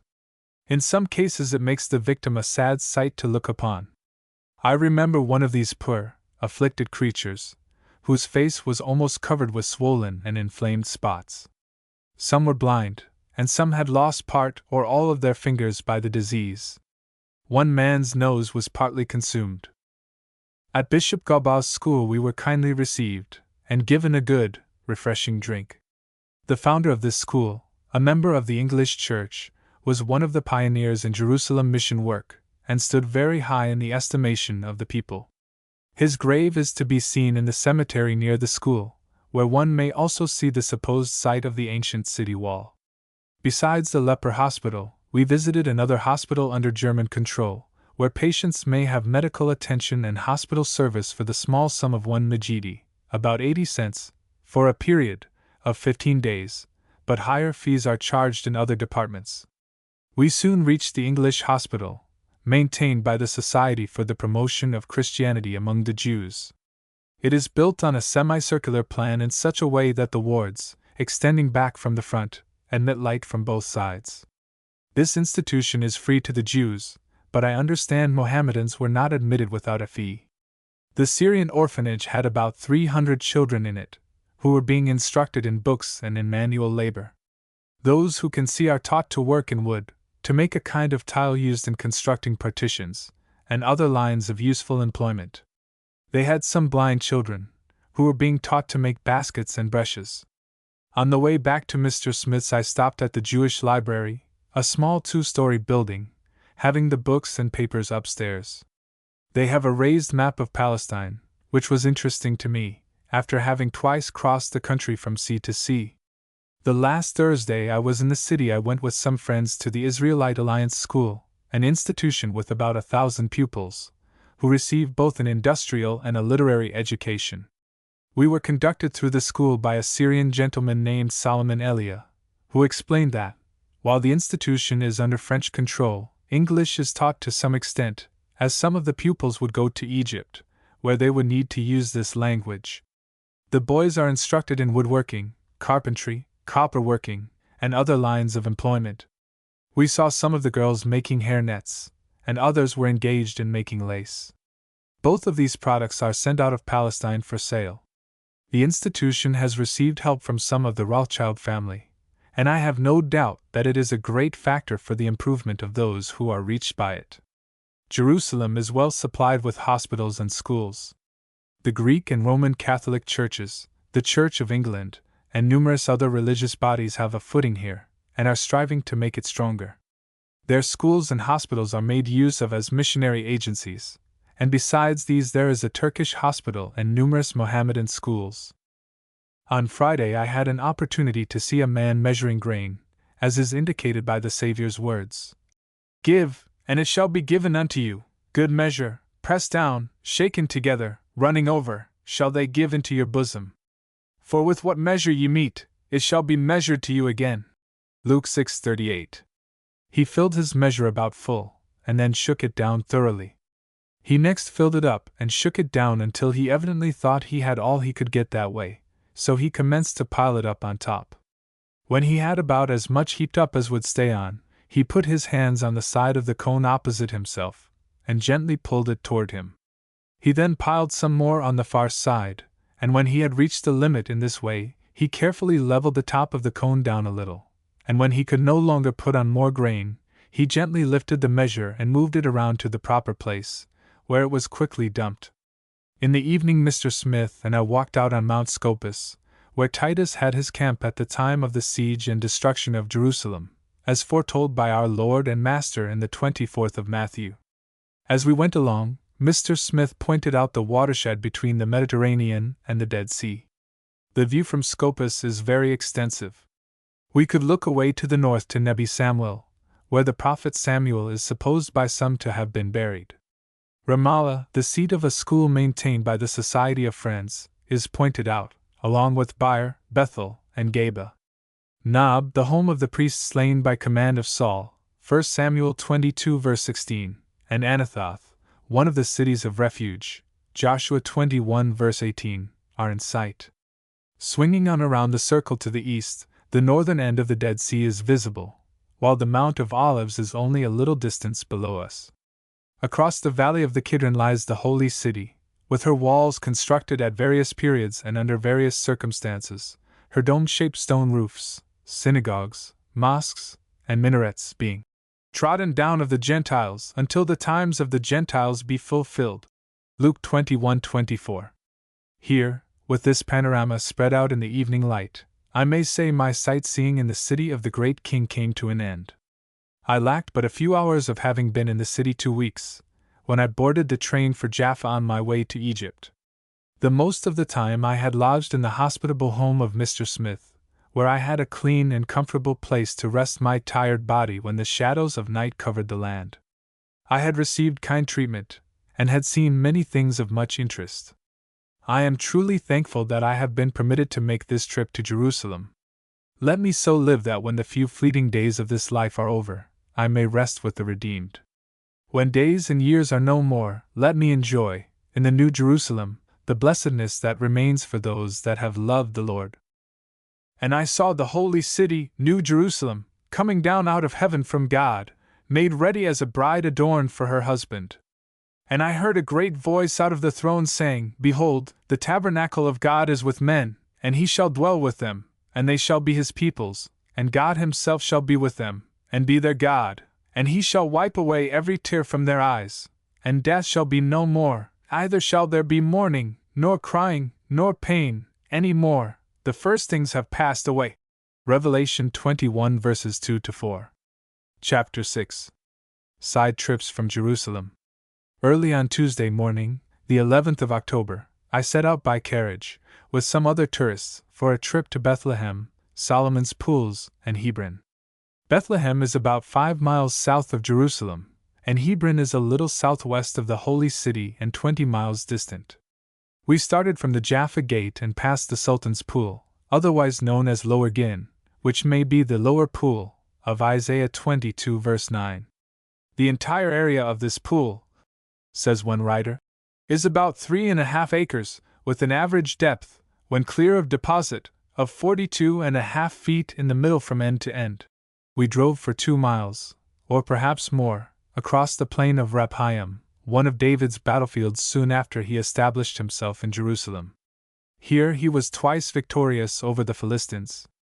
In the first instance he asked Jehovah, Shall I go up against the Philistines? Wilt thou deliver them into my hand? The answer was, Go up, for I will certainly deliver the Philistines into thy hand. In this battle the invaders were routed and driven from the field. And they left their images there, and David and his men took them away. But the Philistines came up yet again, and spread themselves in the valley of Rephaim. And when David inquired of Jehovah, he said, Thou shalt not go up, make a circuit behind them, and come upon them over against the mulberry trees. And it shall be, when thou hearest the sound of marching in the tops of the mulberry trees, that then thou shalt bestir thyself, for then is Jehovah gone out before thee to smite the hosts of the Philistines. David obeyed the voice of the Lord, and smote his enemies from Geba to Gezer. 2 Samuel 5 verses 17-25. On the southern border of the plain stands the Greek convent called Mar Elias. This is about halfway to Bethlehem, and the city of the Nativity soon comes into view. Before going much farther the traveler sees a well-built village, named Bet-Jela, lying on his right. It is supposed to be the ancient Shiloh, mentioned in 2 Samuel 15 verse 12 as the home of Ahithophel, David's counselor, for whom Absalom sent when he conspired against his father. Here the road forks, one branch of it passing Bet-Jela and going on to Hebron, the other, bearing off to the left, leads directly to Bethlehem, which we passed, intending to stop there as we returned in the evening. At this place we saw the monument erected to mark the location of Rachel's tomb, a location, like many others, in dispute. When Jacob journeyed from Bethel and there was still some distance to come to Ephrath, Rachel died at the birth of Benjamin, and was buried in the way to Ephrath, the same is Bethlehem. ******, and Jacob set up a pillar upon her grave. Gen 35:16-20. The spot, which for many centuries was marked by a pyramid of stones, is now occupied by a small stone building with a dome-shaped roof, at the east side of which is a room, open on the north, with a flat roof. For hundreds of years tradition has located the grave at this place, which is indeed near Bethlehem, but in 1 Samuel 10 verse 2 it is mentioned as being in the border of Benjamin, which has occasioned the belief that the true location is some miles farther north. Before long we came to Solomon's Pools. We first stopped at a doorway, which looks like it might lead down to a cellar, but in reality the door is at the head of a flight of stairs leading down to what is known as the Sealed Fountain, Song of Solomon 4 verse 12. The door was fastened, and we were not able to descend to the underground chamber, which is 41 feet long, 11.5 feet wide, with an arched stone roof, all of which, except the entrance, is below the surface. A large basin cut in the floor collects the water from 2 springs. After rising a foot in the basin, the water flows out into a channel more than 600 feet long leading down to the 2 upper pools. These great reservoirs, bearing the name of Israel's wisest monarch, are still in a good state of preservation, having been repaired in modern times. The first one is 380 feet long, 229 feet wide at one end, 230 feet wide at the other, and 25 feet deep. The second pool is 423 feet long, 160 feet wide at the upper end, 250 feet wide at the lower end, and 39 feet deep at that end. The third pool is the largest of all, having a length of 582 feet. The upper end is 148 feet wide, the lower end 207 feet, and the depth at the lower end is 50 feet. The pools are about 150 feet apart, and have an aggregate area of 6¼ acres, with an average depth approaching 38 feet. The upper two received water from the sealed fountain, but the lower one was supplied from an aqueduct leading up from a point more than 3 miles to the south. The aqueduct from the sealed fountain leads past the pools, and winds around the hills to Bethlehem and on to the temple area, in Jerusalem. It is still in use as far as Bethlehem, and could be put in repair and made serviceable for the whole distance. An offer to do this was foolishly rejected by the Moslems in 1870. The only habitation near the pools is an old khan, intended as a stopping place for caravans and as a station for soldiers to guard the road and the pools. The 2 upper pools were empty when I saw them, but the third one contained some water and a great number of frogs. As we went on to Hebron, we got a drink at Philip's well, the place where the eunuch was baptized, according to a tradition which lacks support by the present appearance of the place. Towards noon we entered the valley of Eshcol, from whence the spies sent out by Moses carried the great cluster of grapes. Number 1323. Before entering Hebron we turned aside and went up to Abraham's oak, a very old tree, but not old enough for Abraham to have enjoyed its shade almost 4,000 years ago.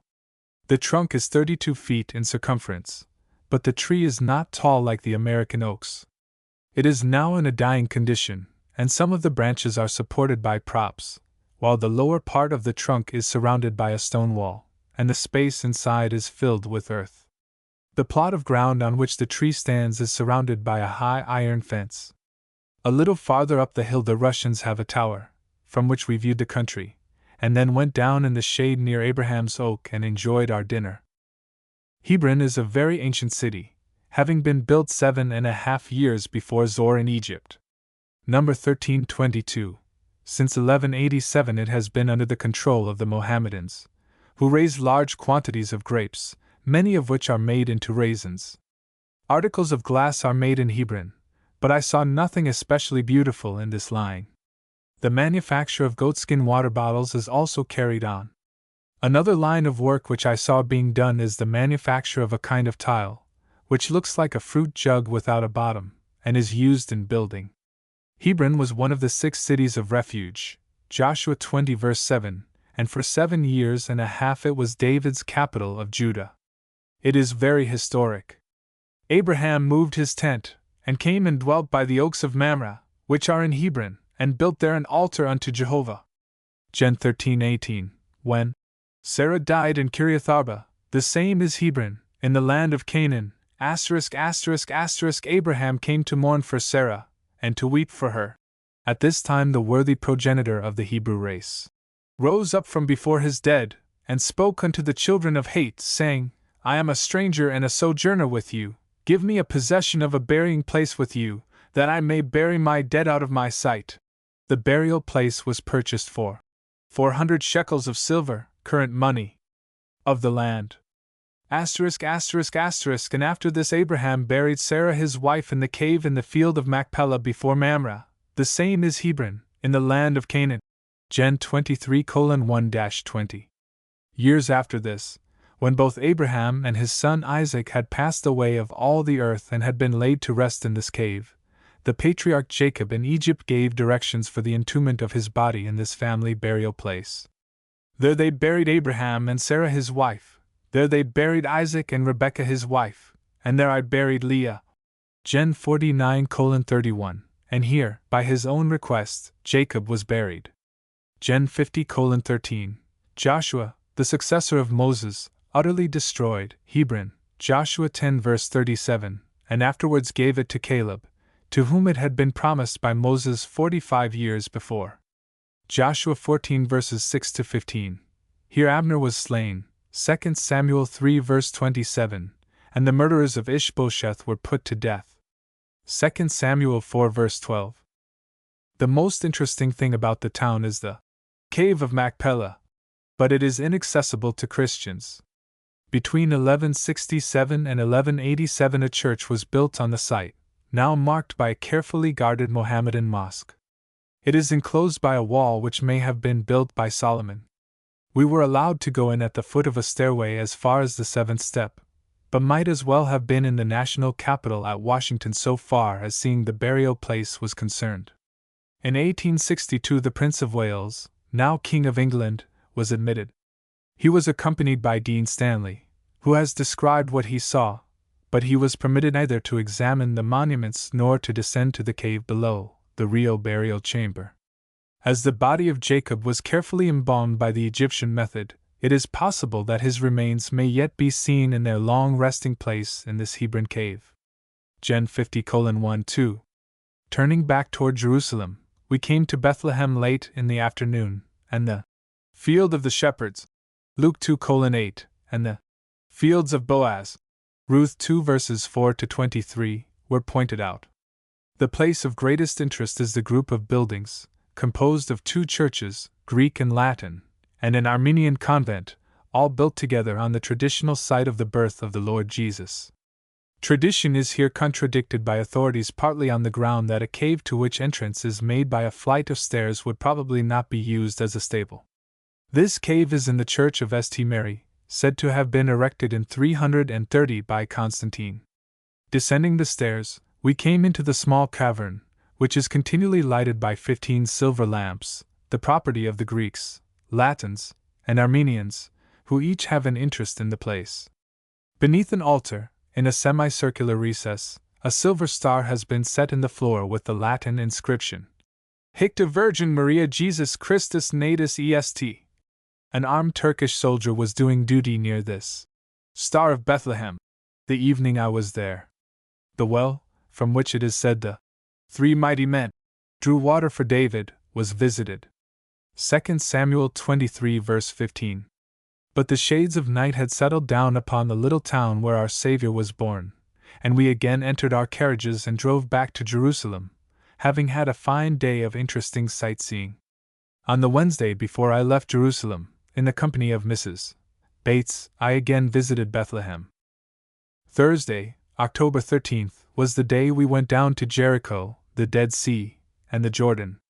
The party was made up of the writer, Mr. Ahmed, Mr. Jennings, Mrs. Bates, 4 school teachers, 3 ladies and a gentleman, returning from the Philippines, and the guides, Mr. Smith and Ephraim Bush. We went in 2 carriages driven by natives. A certain man was going down from Jerusalem to Jericho, and he fell among robbers, who stripped him and beat him, and departed, leaving him half dead. Luke 10:30. This lonely road is still the scene of occasional robberies, and the Turkish government permits one of its soldiers to accompany the tourists for a fee. But we did not want to take this escort, as either of the guides feared any danger. Accordingly, we took an early start without notifying the soldiers, and reached Jericho, about 20 miles away, in time to visit Elisha's fountain before dinner. The road leads out past Bethany, down by the Apostles' Fountain, on past the Khan of the Good Samaritan, and down the mountain to the plain of the Jordan, this section of which is 10 miles long and 7 miles wide. Before the road reaches the plain, it runs along a deep gorge bearing the name Wadi Kelt, the brook Cherith, where the prophet Elisha was fed by the ravens night and morning till the brook dried up. 1 Kings 17 verses 1-7. We also saw the remains of an old aqueduct, and of a reservoir which was originally over 500 feet long and more than 400 feet wide. Elisha's fountain is a beautiful spring some distance from the present Jericho. Doubtless it is the very spring whose waters Elisha healed with salt. 2 Kings 2 verses 19-22.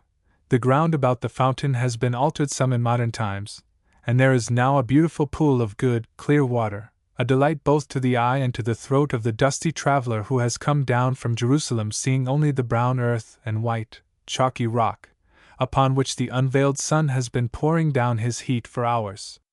The water from the spring now runs a little grist mill a short distance below it. After dinner, eaten in front of the hotel in Jericho, we drove over to the Dead Sea, a distance of several miles, and soon we were all enjoying a fine bath in the salt water, the women bathing at one place, the men at another. The water contains so much solid matter, nearly 3 1/3 pounds to the gallon, that it is easy to float on the surface with hands, feet, and head above the water.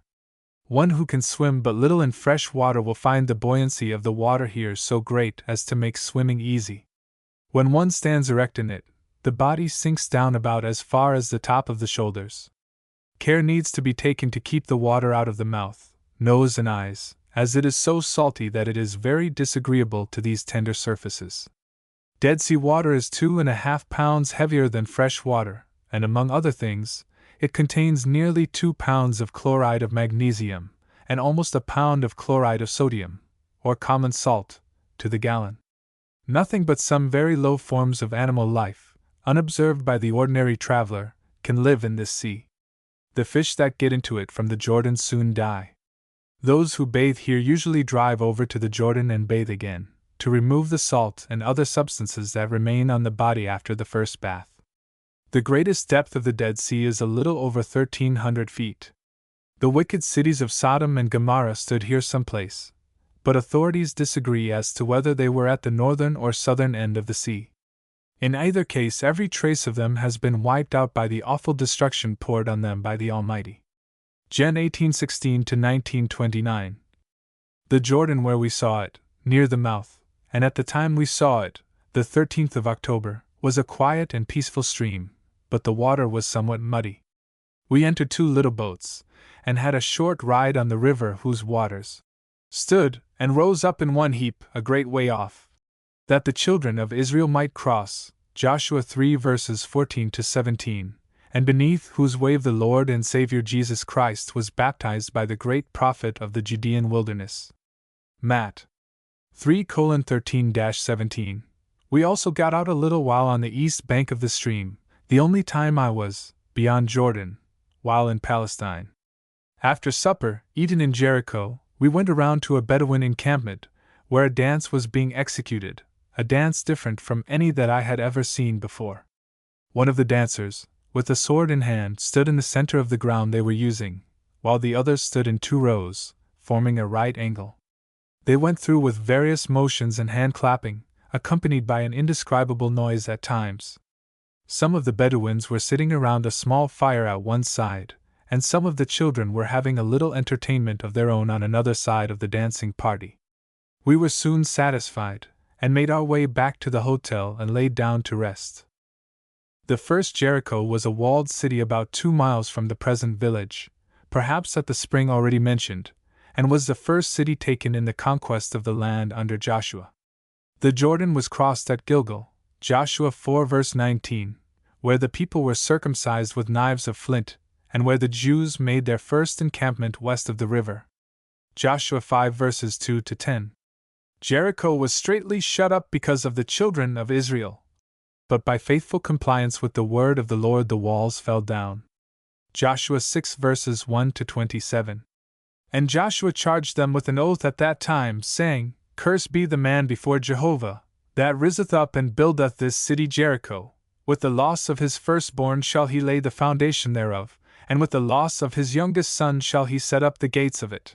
Regardless of this curse, we read that in the days of Ahab, who did more to provoke Jehovah, the God of Israel, to anger than all the kings of Israel that were before him, did heal the Bethelite build Jericho.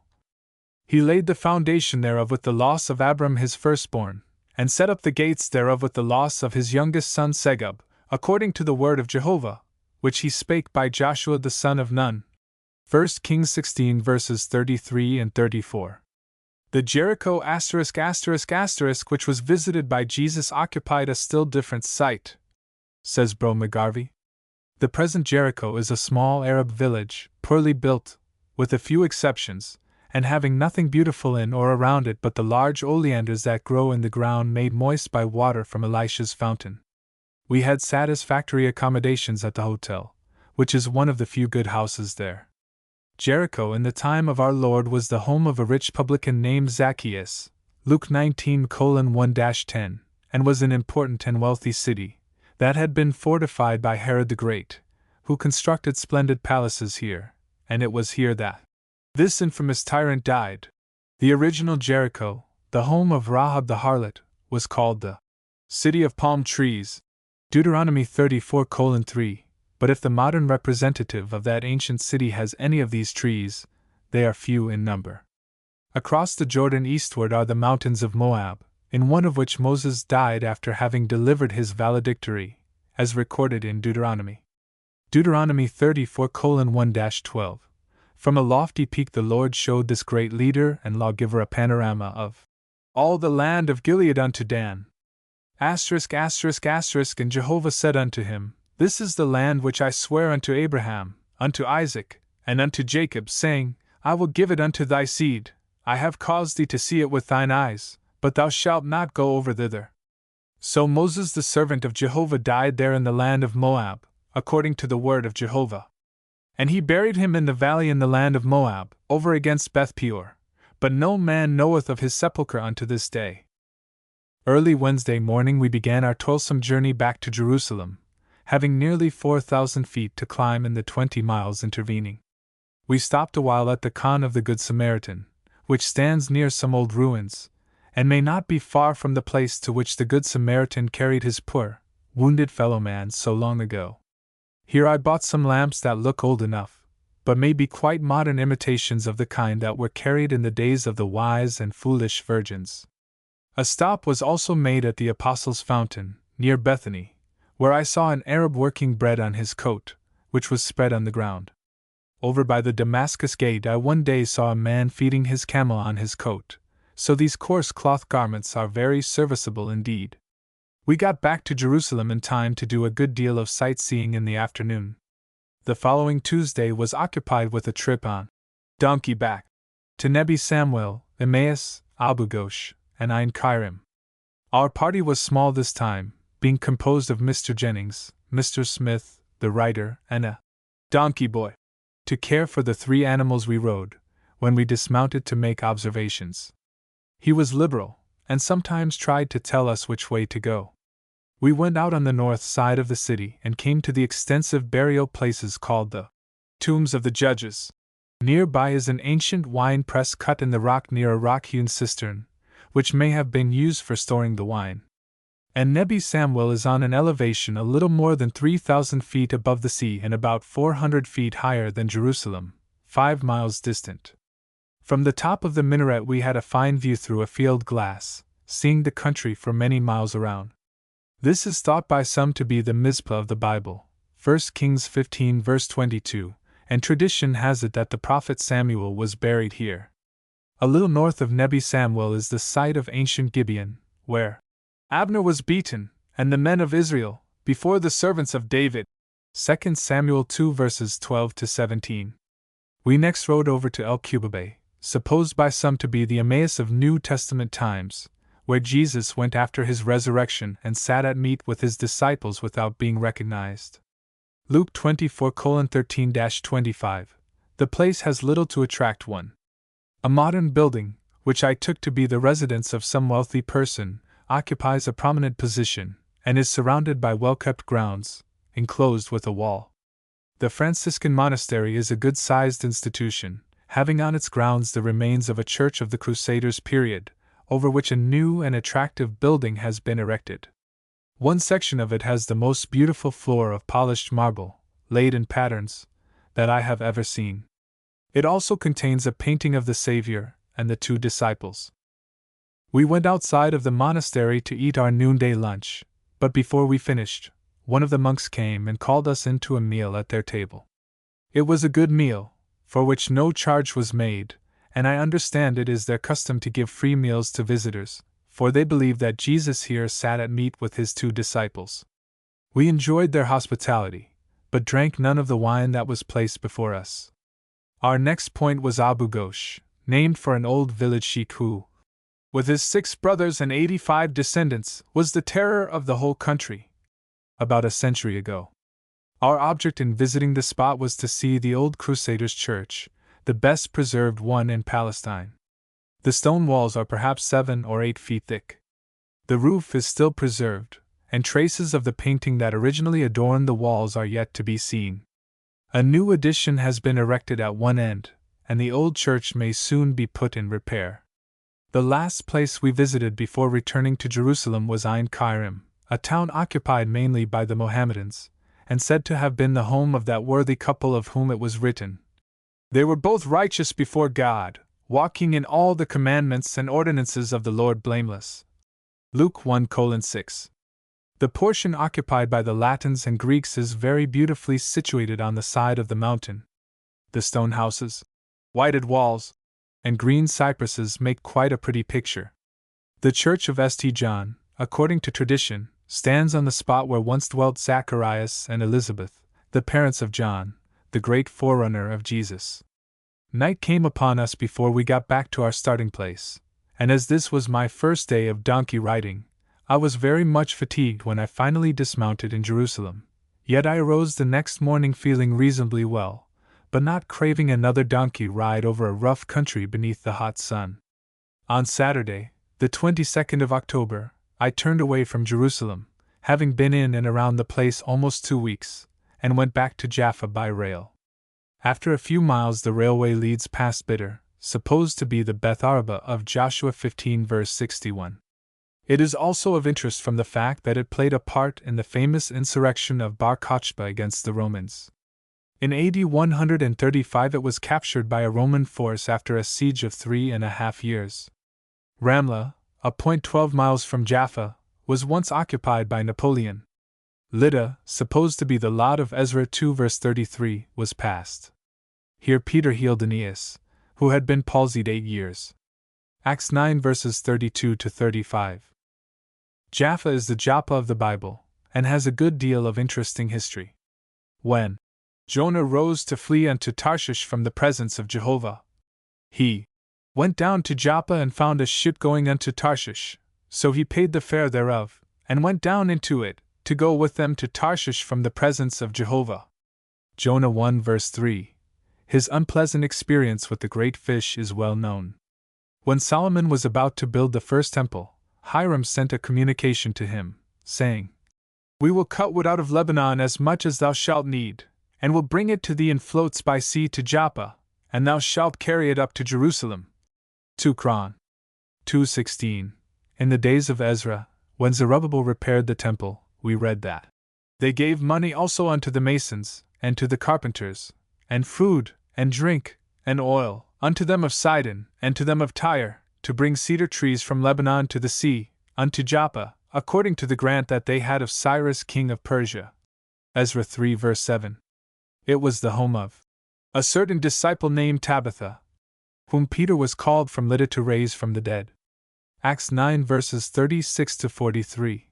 Simon the tanner also lived in Joppa, and it was at his house that Peter had his impressive vision of the sheet let down from heaven prior to his going to Caesarea to speak the word of salvation to Cornelius and his friends.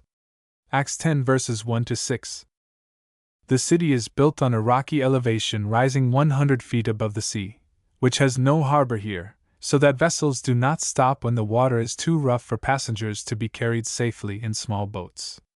Extensive orange groves are cultivated around Jaffa, and lemons are also grown, and I purchased 6 for a little more than a cent in American money. Sesame, wine, wool, and soap are exported, and the imports are considerable. The train reached the station about the middle of the day, and the ship did not leave till night, so I had ample time to visit the house of Simon the tanner. It is by the seaside, all right, but looks too modern to be impressive to the traveler who does not accept all that tradition says. I paid Cook's tourist agency the equivalent of $1 to take me through the custom house and out to the ship, and I do not regret spending the money, although it was 5 times as much as I had paid the native boatman for taking me ashore when I first came to Jaffa. The sea was rough, very rough for me, and a little woman at my side was shaking with nervousness, although she tried to be brave, and her little boy took a firm hold on my clothing. I don't think that I was scared, but I confess that I did not enjoy the motion of the boat as it went sliding down from the crest of the waves, which were higher than any I had previously ridden upon in a rowboat. As darkness had come, it would have been a poor time to be upset, but we reached the vessel in safety. When we came alongside the ship, a boatman on each side of the passenger simply pitched or threw him up on the stairs when the rising wave lifted the little boat to the highest point. It was easily done, but it is an experience one need not care to repeat unnecessarily. I was now through with my sightseeing in the Holy Land and aboard the Austrian ship Maria Theresa, which was to carry me to the land of the ancient pharaohs. Like Jonah, I had paid my fare, so I laid down to sleep. There was a rain in the night, but no one proposed to throw me overboard, and we reached Port Said, at the mouth of the Suez Canal, the next day. Chapter 7. Egypt, the land of tombs and temples. The Maria Theresa landed me in Port Said, Egypt, Lord's Day, October 23rd, and at 7 o'clock that evening I took the train for Cairo, arriving there about 4 hours later. I had no difficulty in finding a hotel, where I took some rest, but was out very early the next morning to see something of the largest city in Africa. The population is a great mixture of French, Greeks, English, Austrians, Germans, Egyptians, Arabians, Copts, Berbers, Turks, Jews, Negroes, Syrians, Persians, and others. In Smyrna, Damascus, and Jerusalem, cities of the Turkish Empire, the streets are narrow, crooked, and dirty, but here are many fine buildings, electric lights, electric cars, and good, wide streets, over which vehicles with rubber tires roll noiselessly. I first went out to the Mokattam Heights, lying back of the city, at an elevation of 650 feet. From the summit an extensive view can be obtained, embracing not only the city of Cairo, with its many mosques and minarets, but the river beyond, and still farther beyond the Gezer group of the pyramids. The side of the heights toward the city is a vast quarry, from which large quantities of rock have been taken. An old fort and a mosque stand in solitude on the top. I went out by the citadel and passed the mosque tombs of the Mamelukes, who were originally brought into the country from the Caucasus as slaves, but they became sufficiently powerful to make one of their number sultan in 1254. The tombs of the caliphs, successors of Muhammad in temporal and spiritual power, are not far from the heights. As I was returning to the city, a laborer followed me a little distance, and indicated that he wanted my name written on a piece of paper he was carrying. I accommodated him, but do not know for what purpose he wanted it. I stopped at the Alabaster Mosque, built after the fashion of one of the mosques of Constantinople, and decorated with alabaster. The outside is full of little depressions, and has no special beauty, but the inside is more attractive. The entrance is through a large court, paved with squares of white marble. The floor of the mosque was nicely covered with carpet, and the walls are coated for a few feet with alabaster, and above that they are painted in imitation of the same material. The numerous lamps do much towards making the place attractive. The attendant said the central chandelier, fitted for 366 candles, was a present from Louis Philippe, of France. A clock is also shown that came from the same source. The pulpit is a platform at the head of a stairway, and the place for reading the Quran is a small platform 3 or 4 feet high, also ascended by steps. Within an enclosure in one corner of the building is the tomb of Muhammad Ali, which, I was told, was visited by the Khedive the day before I was there. The most interesting part of the day was the afternoon trip to the 9 pyramids of the Gizeh group. They may be reached by a drive over the excellent carriage road that leads out to them, or by taking one of the electric cars that run along by this road. 3 of the pyramids are large and the others are small, but one, the Pyramid of Cheops, is built on such magnificent proportions that it is called the Great Pyramid, according to Baedeker. The length of each side is now 750 feet, but was formerly about 768 feet. The present perpendicular height is 451 feet, while originally, including the nucleus of the rock at the bottom and the apex, which has now disappeared, it is said to have been 482 feet. In round numbers, the stupendous structure covers an area of nearly 13 acres. It is estimated that 2,300,000 blocks of stone, each containing 40 cubic feet, were required for building this ancient and wonderful monument, upon which 100,000 men are said to have been employed for 20 years. Nearly all of the material was brought across from the east side of the Nile, but the granite that entered into its construction was brought down from Syene, near Assuan, 500 miles distant. 2 chambers are shown to visitors, one of them containing an empty stone coffin. The passageway leading to these chambers is not easily traversed, as it runs at an angle like a stairway with no steps, for the old footholds have become so nearly worn out that the tourist might slip and slide to the bottom were it not for his Arab helpers. A fee of $1 secures the right to walk about the grounds, ascend the pyramid, and go down inside of it. 3 Arabs go with the ticket, and 2 of them are really needed. Those who went with me performed their work in a satisfactory manner, and while not permitted to ask for bakshish, they let me know that they would accept anything I might have for them. The ascent was rather difficult, as some of the stones are more than a yard high. It is estimated that this mighty monument, which Abraham may have looked upon, contains enough stone to build a wall around the frontier of France. Of the 7 wonders of the world, the Pyramid of Cheops alone remains. The other attractions here are the granite temple, and some tombs, from one of which a jackal ran away as we were approaching. I got back to Cairo after dark, and took the 8 o'clock train for Assuan. This place is about 700 miles from Port Said by rail, and is a good-sized town. The main street, fronting the river, presents a pleasing appearance with its hotels, Cook's tourist office, the post office, and other buildings. Gas and electricity are used for lighting, and the dust in the streets is laid by a real street sprinkler, and not by throwing the water on from a leathern bag, as I saw it in Damascus.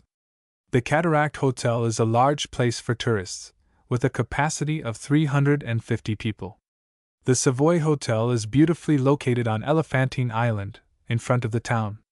To the south of the town lie the ancient granite quarries of Syene, which furnished the Egyptian workmen building materials so long ago, and still lack a great deal of being exhausted. I saw an obelisk lying here which is said to be 92 feet long and 10.5 feet wide in the broadest part, but both ends of it were covered. In this section there is an English cemetery enclosed by a wall, and several tombs of the natives, those of the sheiks being prominent. Farther to the south is a great modern work, the Nile Dam, 1.25 miles long, and built of solid masonry. In the deepest place it is 100 feet high, and the thickness at the bottom is 88 feet. It was begun in 1899, and at one time upwards of 10,000 men were employed on the works. It seemed to be finished when I was there, but a few workmen were still engaged about the place. The total cost has been estimated at a sum probably exceeding $10 millions. There are 180 sluices to regulate the outflow of the water, which is collected to a height of 65 feet during the inundation of the Nile. The dam would have been made higher, but by so doing Philae Island, a short distance up the river, would have been submerged. The remains on this island are so well preserved that it is almost a misnomer to call them ruins. The little island is only 500 yards long and 60 yards wide, and contains the Temple of Isis, Temple of Hathor, a kiosk or pavilion, 2 colonnades, and a small nilometer. In the gateway to one of the temples is a French inscription concerning Napoleon's campaign in Egypt in 1799. All the buildings are of stone, and the outside walls are covered with figures and inscriptions. Some of the figures are just cut in the rough, never having been finished. Here, as elsewhere in Egypt, very delicate carvings are preserved almost as distinct as though done but recently. The guard on the island was not going to let me see the ruins because I held no ticket. After a little delay, a small boat, carrying some diplomatic officers, came up. These gentlemen, one of whom was a Russian, I think, tried to get the guard to let me see the place with them, but he hesitated, and required them to give him a paper stating that I was there with them. Later, when I got to the place where the tickets were sold, I learned that Philae Island was open for visitors without a ticket. Perhaps the guard thought he would get some bakshish from me. I made an interesting visit to the Bisharin village, just outside of Assuan, and near the railroad. The inhabitants are very dark-skinned, and live in booths or tents, covered with something like straw matting. I stopped at one of the lodges, which was probably 6 feet wide and 8 feet long, and high enough to enable the occupants to sit erect on the floor. An old man, naked from the waist up, was sitting outside. A young woman was operating a small hand mill, and 1 or 2 other women were sitting there on the ground. They showed me some long strings of beads, and I made a purchase at a low price. While at this lodge, for I cannot call it a house, and it is not altogether like a tent, about a dozen of the native children gathered around me, and one, who could speak some English, endeavored to draw out part of my cash by repeating this speech. "Half a piastre, mister, thank you very much." The girls had their hair in small plaits, which seemed to be well waxed together. One of the boys, about 10 years of age, clothed in a peculiar manner, was finely formed, and made a favorable impression on my mind. I would like to see what could be made of him if he were taken entirely away from his unfavorable surroundings, and brought up with the care and attention that many American boys receive. He and another lad went with me to see the obelisk in the granite quarry, and I tried to teach them to say, "Blessed are the pure in heart, for they shall see God." As I was repeating the first word of the sentence, and trying to induce one of them to follow me, he said, "No bless," and I failed to get either of them to say these beautiful words. In Egypt and other countries there are millions of persons just as ignorant of the gospel and just as much in need of it as the curly-headed Bisharin lad who conducted me to the granite quarry. I took a pleasant boat ride across the river, past the beautiful grounds of the Savoy Hotel, to the rock tombs of the great persons of ancient Elephantine. I tarried a little too long at the tombs, or else did not start soon enough, for darkness came upon us soon after leaving them. For some distance the boatman walked on the shore and towed the boat with a long rope, while I tried to keep it off of the rocks with the rudder. There was not enough wind to make the sail useful, and as we were passing around the end of Elephantine Island we drifted against the rocks, but with no other loss than the loss of some time. It was my desire to see the nilometer on the island, and I did see it, but not until after I had sent the boatman to buy a candle. This ancient water gauge was repaired in 1870, after 1,000 years of neglect. The following description by Strabo is taken from Baedeker's Guide to Egypt. The nilometer is a well, built of regular hewn stones, on the bank of the Nile, in which is recorded the rise of the stream, not only the maximum, but also the minimum, an average rise, for the water in the well rises and falls with the stream. On the side of the well are marks measuring the height for the irrigation and other water levels. These are published for general information. This is of importance to the peasants for the management of the water, the embankments, the canals, etc., and to the officials on account of the taxes, for the higher the rise of the water, the higher the taxes. It needs to be said, however, that this well is not circular, but rectangular, and has a flight of steps leading down to the water. On the way back to Cairo I stopped at Luxor, on the site of the ancient city of Thebes. The chief attraction here is the Temple of Luxor, 621 feet long and 180 feet wide. In recent times this temple was entirely buried, and a man told me he owned a house on the spot which he sold to the government for about $450, not knowing of the existence of a temple buried beneath his dwelling. Some of the original statues of Ramesses II remain in front of the ruins. I measured the right arm of one of these figures, from the pit where it touches the side to the same point in front, a distance of about 6 feet, and that does not represent the entire circumference, for the granite between the arm and the body was never entirely cut away. Nearby stands a large red granite obelisk, with carvings from top to bottom. A companion to this one, for they were always erected in pairs, has been removed. In ancient times a paved street led from this temple to Karnak, which is reached by a short walk. This ancient street was adorned by a row of ram-headed sphinxes on each side.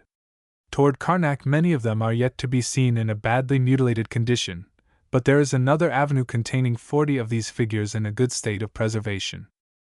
The first of the Karnak temples reached is one dedicated to the Theban moon god Khans, reared by Ramesses III. The temple of Ammon, called the Throne of the World, lies a little beyond. I spent half a day on the west side of the river in what was the burial ground of ancient Thebes, where also numerous temples were erected. my first stop was before the ruins of Kurna. The temple of Set Hosai originally had 10 columns before it, but one is now out of place. The Temple der El Bari bore an English name, signifying most splendid of all, and it may not have been misnamed. It is situated at the base of a lofty barren cliff of a yellowish cast, and has been partially restored. In 1881, a French explorer discovered the mummies of several Egyptian rulers in an inner chamber of this temple, that had probably been removed to this place for security from robbers. In the number were the remains of Ramesses II, who was probably reigning in the boyhood days of Moses, and the mummy of Set II, perhaps the pharaoh of the oppression, and I saw both of them in the museum in Cairo. The Ramesseum is another large temple, built by Ramesses II, who is said to have had 69 sons and 70 daughters. There are also extensive remains of another temple called Medinet Habu. About a half a mile away from this ruin are the 2 colossal statues of Memnon, which were surrounded by water, so I could not get close to them. The following dimensions of one of them are given. Height of the figure, 52 feet. Height of the pedestal on which the feet rest, 13 feet. Height of the entire monument, 65 feet. But when the figure was adorned with the long since vanished crown, the original height may have reached 69 feet. Asterisk. Each foot is 10½ feet long. Asterisk. The middle finger on one hand is 4½ feet long, and the arm from the tip of the finger to the elbow measures 15½ feet. All about these temples are indications of ancient graves, from which the Arabs have dug the mummies. As I rode out, a boy wanted to sell me a mummy hand, and another had the mummy of a bird. They may both have been counterfeits made especially for unsuspecting tourists. There are also extensive rock-cut tombs of the ancient kings and queens, which are lighted by electricity in the tourist season. I did not visit them on account of the high price of admission. The government has very properly taken charge of the antiquities, and a ticket is issued for $6 that admits to all these ruins in Upper Egypt. Tickets for any one particular place were not sold last season, but tourists were allowed to visit all places not enclosed without a ticket. While in Luxor, I visited the American Mission Boarding School for Girls, conducted by Miss Buchanan, who was assisted by a Miss Gibson and 5 native teachers. A new building, with a capacity for 400 boarders, was being erected at a cost of about $35,000. This would be the finest building for girls in Egypt when finished, I was told, and most of the money for it had been given by tourists. I spent a night in Luxor, staying in the home of Yusuf Seed, a native connected with the mission work. His uncle, who could not speak English, expressed himself as being glad to have a preacher of Jesus Christ to stay in his house. Leaving Luxor, I returned to Cairo for some more sightseeing, and I had a very interesting time of it. In Gen 41:45 we read, Pharaoh called Joseph's name Zaphenath-Paneah, and gave him to wife Asenath, the daughter of Potipharah, priest of On. Heliopolis, meaning city of the sun, is another name for this place, from whence the wife of Joseph came. It is only a few miles from Cairo, and easily reached by railway. All that I saw of the old city was a lonely obelisk, probably the oldest one in the world, standing in a cultivated field and surrounded by the growing crop.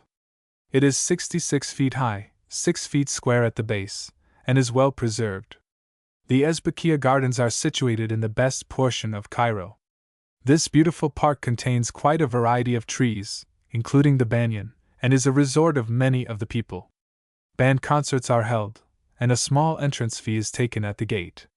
On the 30th of the month I visited the museum, which has been moved to the city and installed in its own commodious and substantial building. This vast collection of relics of this wonderful old country affords great opportunities for study.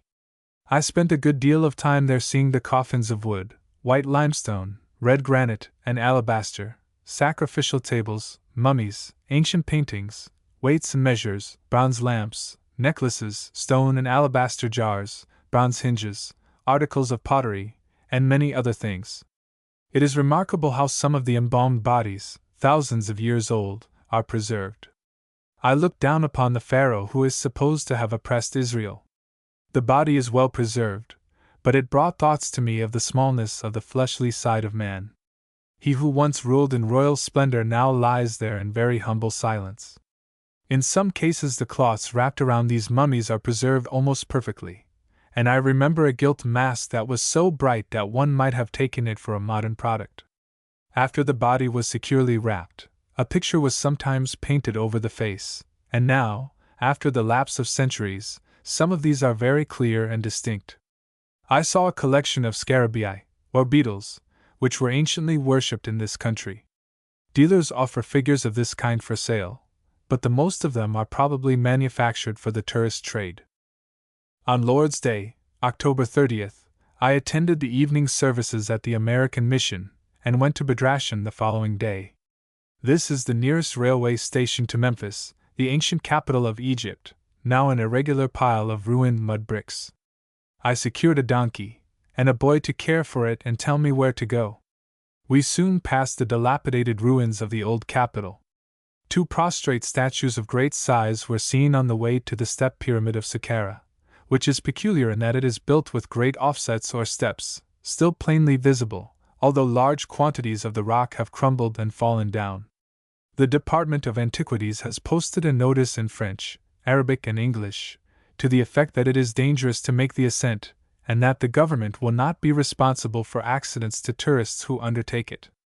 I soon reached the top without any special difficulty, and with no more danger, so far as I could see, than one experiences in climbing a steep hill strewn with rocks. I entered another pyramid, which has a stone in one side of it 25 feet long and about 5.5 feet high. Some more tombs were visited, and the delicate carving on the inner walls was observed. In one instance a harvest scene was represented, in another the fish in a net could be discerned. The Serapeum is an underground burial place for the sacred bull, discovered by Mariette in 1850, after having been buried since about 1400 BC. In those times the bull was an object of worship in Egypt, and when one died, he was carefully embalmed and put in a stone coffin in one of the chambers of the Serapeum. Some of these coffins are 12 feet high and 15 feet long.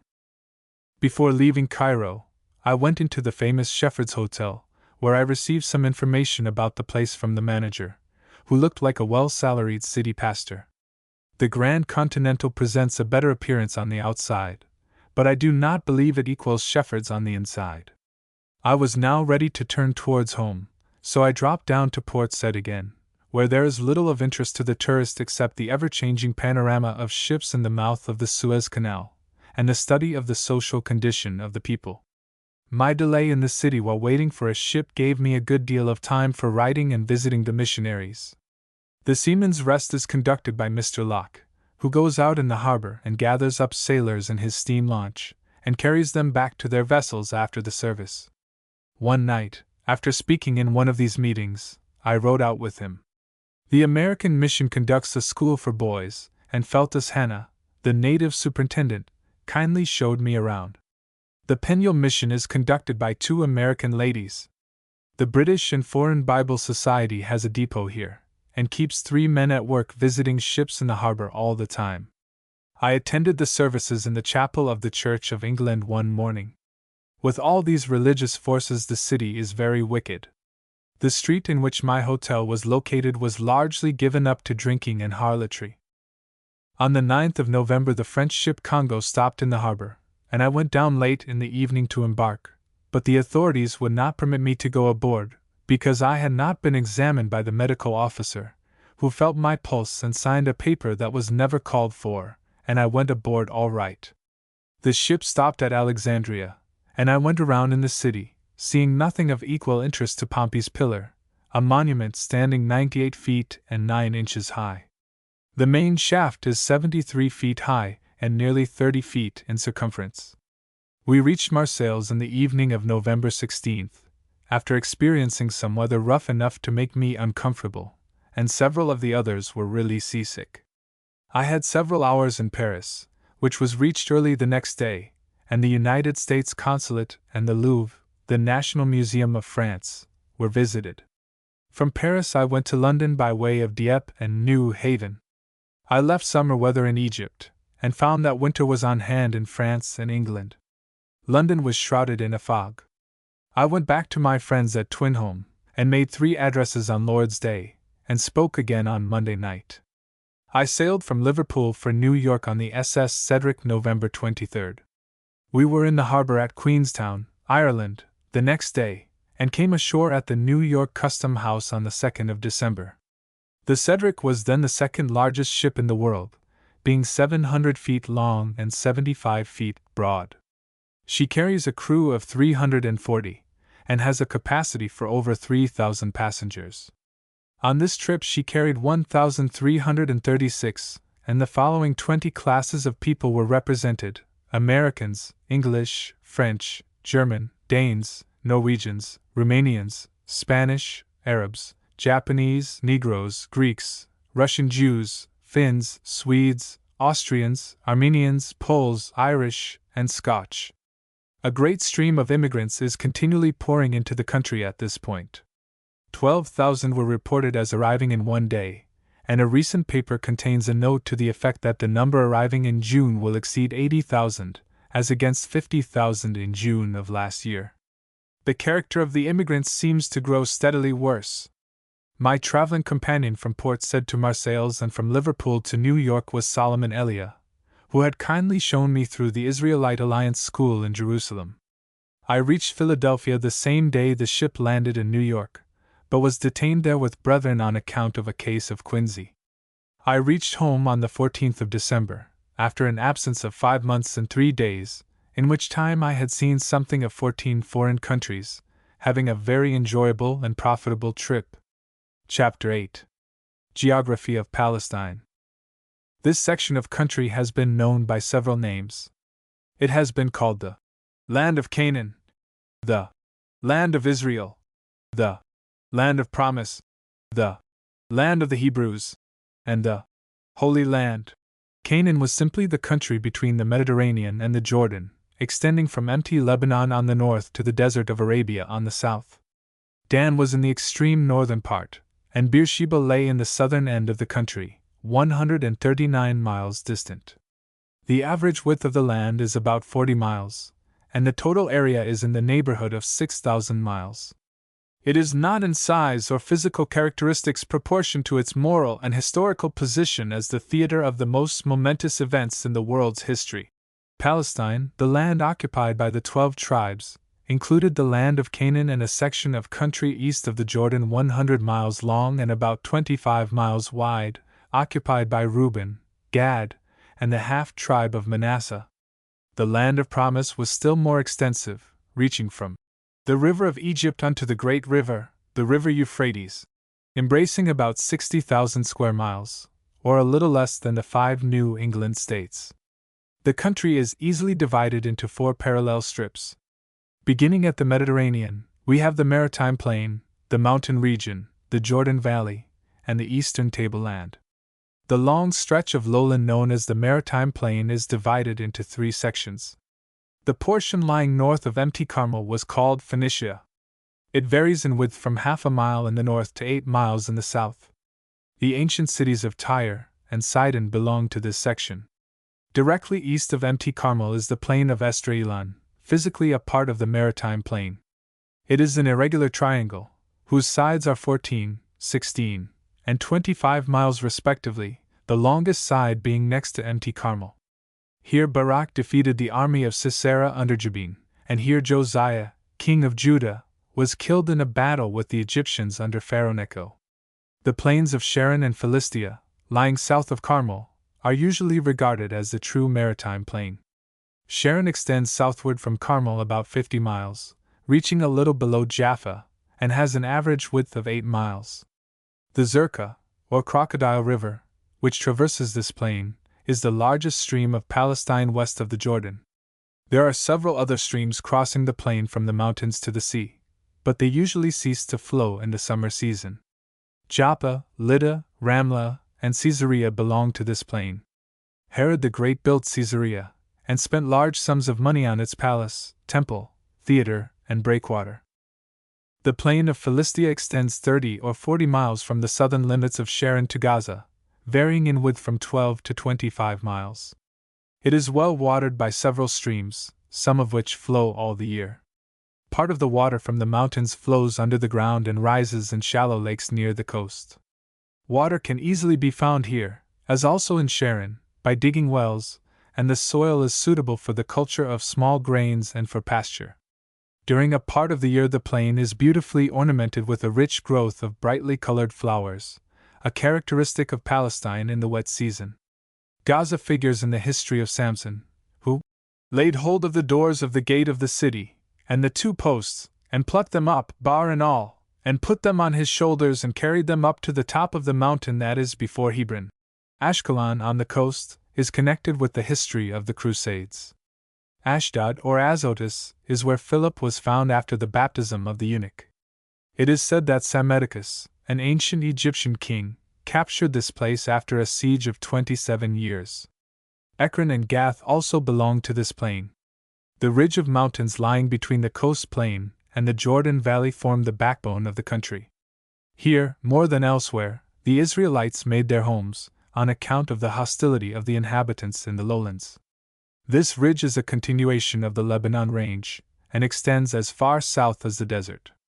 In Upper Galilee the mountains reach an average height of 2,800 feet above sea level, but in Lower Galilee they are 1,000 feet lower. In Samaria and Judea they reach an altitude of 2,000 or 3,000 feet. The foothills, called the Shephelah, and the Negeb, or South Country, complete the ridge. The highest peak is Jebel Mukmeel, in northern Palestine, rising 10,200 feet above the sea. Empty Tabor, in Galilee, is 1,843 feet high, while Gerizim and Ebal, down in Samaria, are 2,850 feet and 3,075 feet respectively.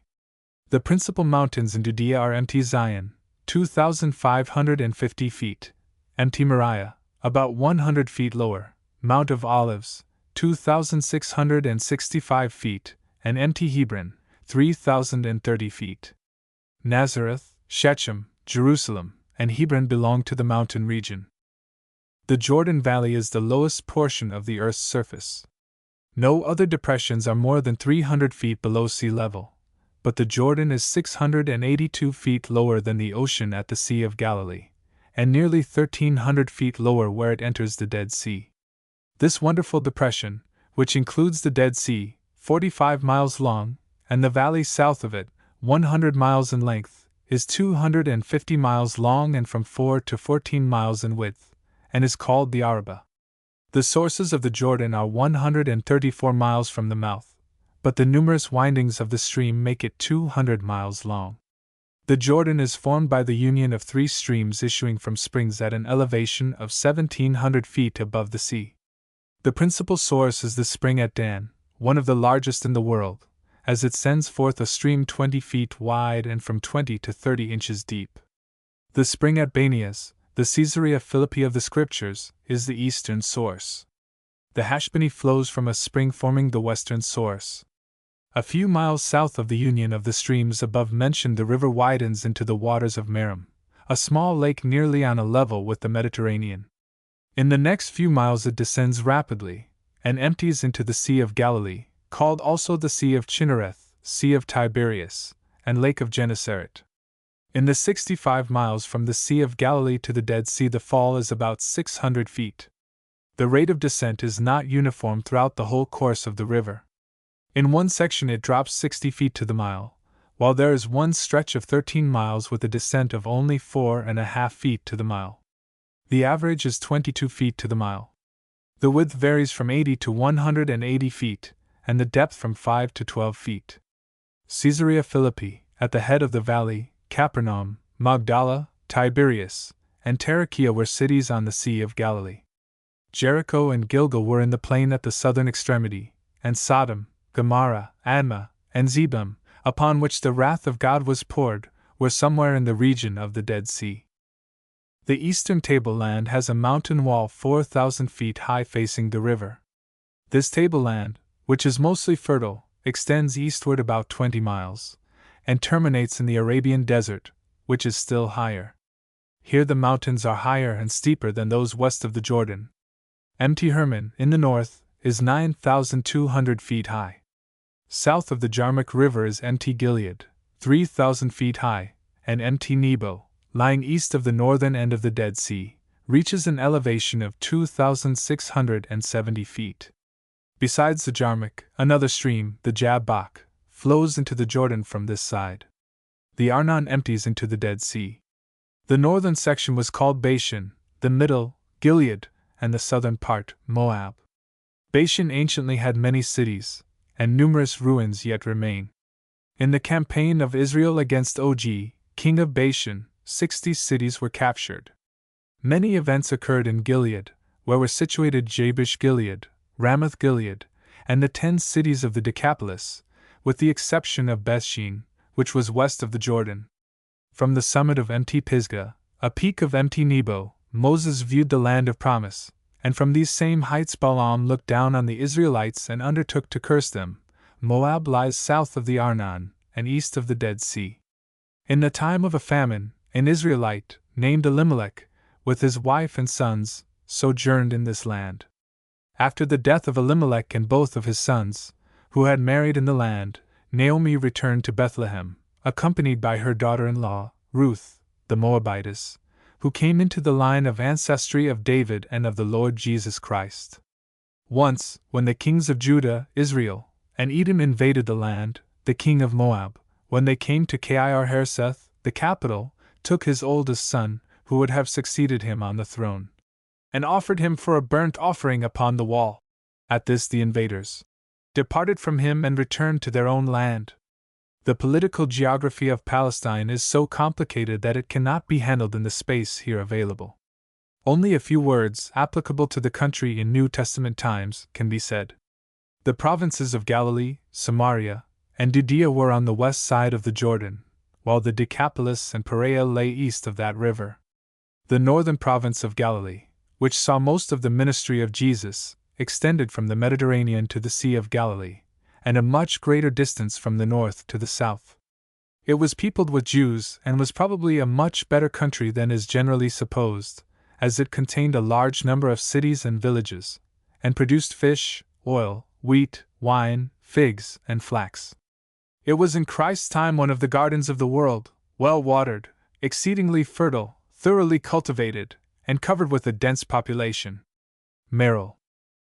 Samaria, lying south of Galilee, extended from the Mediterranean to the Jordan, and was occupied by a mixed race, formed by the mingling of Jews with the foreigners who had been sent into the land. When they were disfellowshipped by the Jews, about 460 BC, they built a temple on Mt Gerizim. The province of Judea was the largest in Palestine, and extended from the Mediterranean on the west to the Dead Sea and the Jordan on the east. It was bounded on the north by Samaria, and on the south by the desert.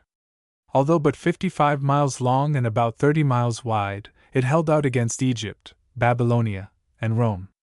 The Decapolis, or region of 10 Gentile cities, was the northeastern part of Palestine, extending eastward from the Jordan to the desert. Perea lay south of the Decapolis, and east of the Jordan and Dead Sea. The kingdom of Herod the Great, whose reign ended BC 4, included all of this territory. After his death the country was divided into tetrarchies. Archelaus ruled over Judea and Samaria. Antipas, Herod the Tetrarch, had control of Galilee and Perea. Philip had a section of country east of the Sea of Galilee, and Lysanias ruled over Abilene, a small section of country between Mt Hermon and Damascus, not included in the domain of Herod the Great. Herod Agrippa was made king by Caligula, and his territory embraced all that his grandfather, Herod the Great, had ruled over, with Abilene added, making his territory more extensive than that of any Jewish king after Solomon. He is the Herod the King, who killed the apostle James and imprisoned Peter. After delivering an oration at Caesarea, he died a horrible death, because he gave not God the glory. At his death, in AD 44, the country was divided into 2 provinces. The northern section was ruled by Herod Agrippa II, till the Jewish state was dissolved, in AD 70.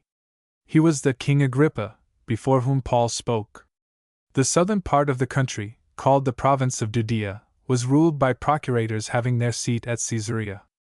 When Jerusalem was destroyed in AD 70, the country was annexed to Syria.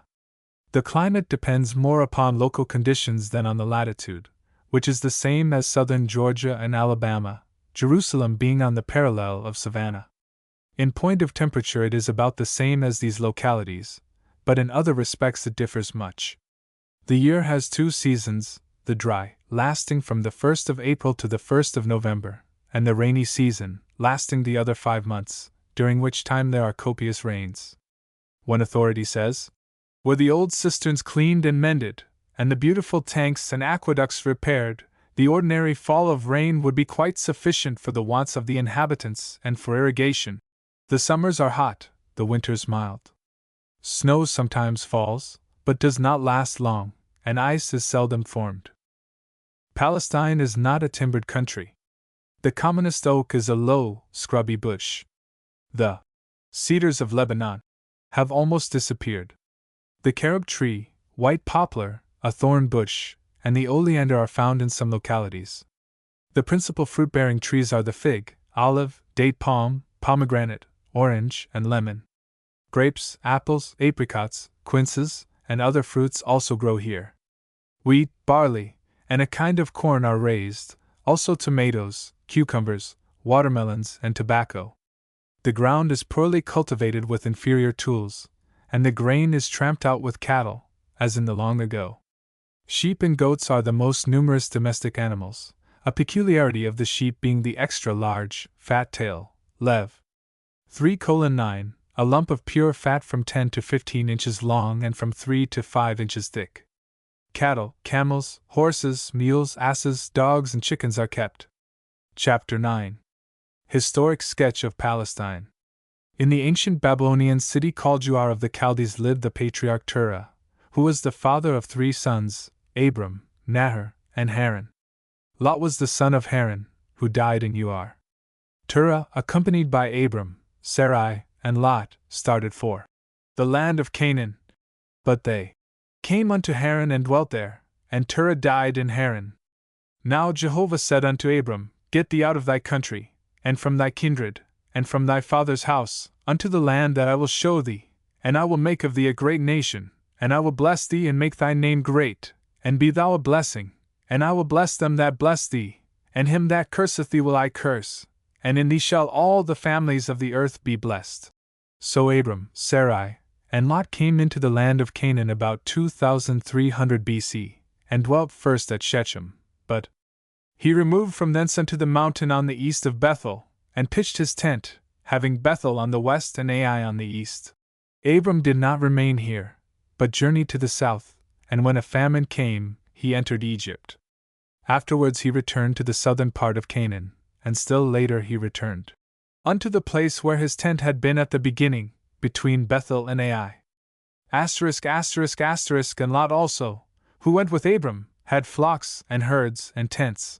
On account of some discord between the herdsmen of the 2 parties, Abram said unto Lot, Let there be no strife, I pray thee, between me and thee, and between my herdsmen and thy herdsmen, for we are brethren. Accepting his uncle's proposition, Lot chose the well-watered plain of the Jordan, journeyed east, and moved his tent as far as Sodom. But Abram moved his tent, and came and dwelt by the oaks of Mamre, which are in Hebron.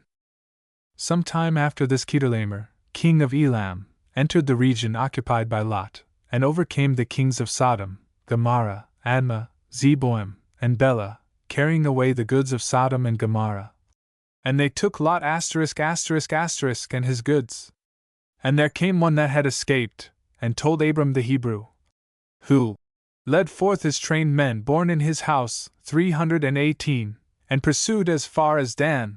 As a result of this hasty pursuit, Abram brought back all the goods, and also brought back his brother Lot, and his goods, and the women also, and the people.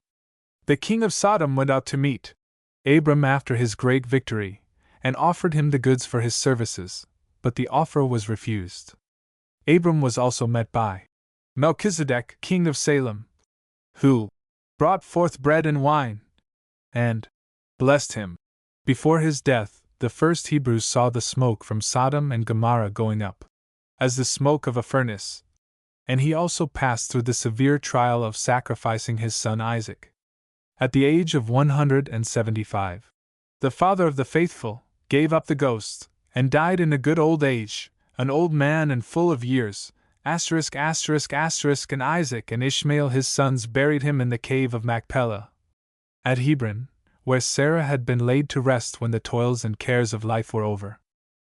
From Abraham, through Ishmael, descended the Ishmaelites, through Midian, the Midianites, and through Isaac, the chosen people, called Israelites, from Jacob, whose name was changed to Israel.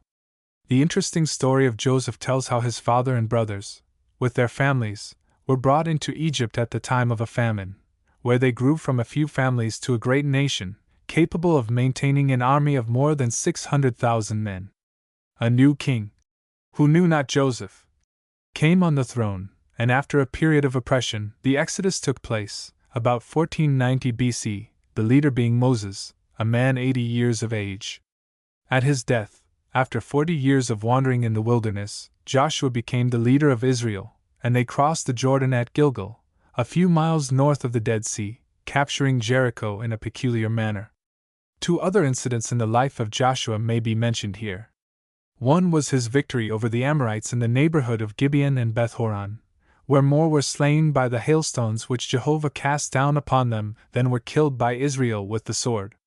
It was on this occasion that Joshua said, "Sun, stand thou still upon Gibeon, and thou, moon, in the valley of Ajalon." And the sun stood still, and the moon stayed, until the nation had avenged themselves of their enemies. And there was no day like that before or after it. The other event is the complete victory of Israel over the immense army of Jabin, king of Hazor, fought at the waters of Merom, in Galilee. The combined forces of Jabin and several confederate kings, even as the sand that is upon the seashore in multitude, with horses and chariots very many, were utterly destroyed. Then came the allotment of the territory west of the Jordan to the 9.5 tribes, as Reuben, Gad, and the half-tribe of Manasseh had been assigned land east of the river. The allotment was made by Joshua, Eleazar, the priest, and the heads of the fathers' houses of the tribes of the children of Israel.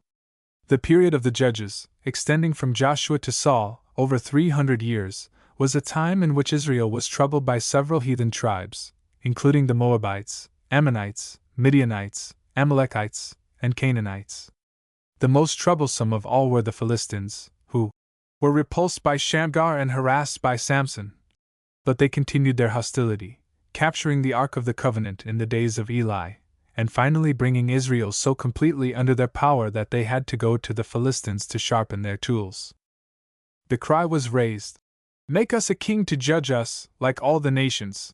Although this was contrary to the will of God, and amounted to rejecting the Lord, the Almighty gave directions for making Saul king, when the rebellious Israelites refused to hearken to the voice of Samuel, and said, "Nay, but we will have a king over us." Two important events in Saul's reign are the Battle of Michmash and the war with Amalek. In the first instance, a great host of Philistines were encamped at Michmash, and Saul, with his army, was at Gilgal. Samuel was to come and offer a sacrifice, but did not arrive at the appointed time, and the soldiers deserted, till Saul's force numbered only about 600. In his strait, the king offered the burnt offering himself, and immediately Samuel appeared, heard his explanation, and declared, "Thou hast done foolishly, thou hast not kept the commandment of Jehovah thy God. Now thy kingdom shall not continue." Saul's loyalty to God was again tested in the affair with Amalek, and his disobedience in sparing Agag and the best of the cattle and sheep should be better known and more heeded than it is. Concerning this, the prophet of God chastised him, saying, "Behold, to obey is better than sacrifice, and to hearken than the fat of rams. For rebellion is as the sin of witchcraft, and stubbornness is as idolatry and teraphim. Because thou hast rejected the word of Jehovah, he hath also rejected thee from being king." The dark picture of Saul's doings is here and there relieved by the unadulterated love of Jonathan and David, which, like the glintings of the diamond in the night, takes away some of the deepest shadows. The next king, Jesse's ruddy-faced shepherd boy, was anointed by Samuel at Bethlehem, and for 7.5 years he reigned over Judah from his capital at Hebron. Abner made Ishbosheth, the only surviving son of Saul, king over Israel. And he reigned 2 years. But the house of Judah followed David. Abner, who had commanded Saul's army, became offended at the king he had made, and went to Hebron to arrange with David to turn Israel over to him. But Joab treacherously slew him in revenge for the blood of Asahel. It was on this occasion that David uttered the notable words, "Know ye not that there is a prince and a great man fallen this day in Israel?" Afterwards Rechab and Baanah slew Ishbosheth in his bedchamber, and carried his head to David, who was so displeased that he caused them to be killed, and their hands and feet were cut off and hanged up by the pool in Hebron. Then the tribes of Israel came voluntarily and made themselves the subjects of King David, who captured Jebus, better known as Jerusalem, and moved his capital to that city. During his reign the Philistines were again troublesome, and a prolonged war was waged against the Ammonites. During this war David had his record stained by his sinful conduct in the matter of Uriah's wife. David was a fighting king, and his reign was a series of trials and triumphs. He not only subdued the Philistines, but conquered Damascus, Moab, Ammon, and Edom, and so extended his territory from the Mediterranean to the Euphrates that it embraced 10 times as much as Saul ruled over. But his heart was made sad by the shameful misconduct of Amnon, followed by his death, and by the conspiracy of Absalom, the rebellion following, and the death of this beautiful son.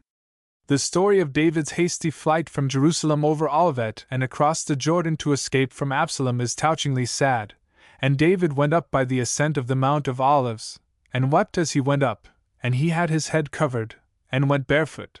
Then what a picture of paternal love, which the basest filial ingratitude could not quench, is that of David mourning the death of Absalom. The king was much moved, and went up to the chamber over the gate, and wept, and as he went thus he said, "O my son Absalom, my son Absalom!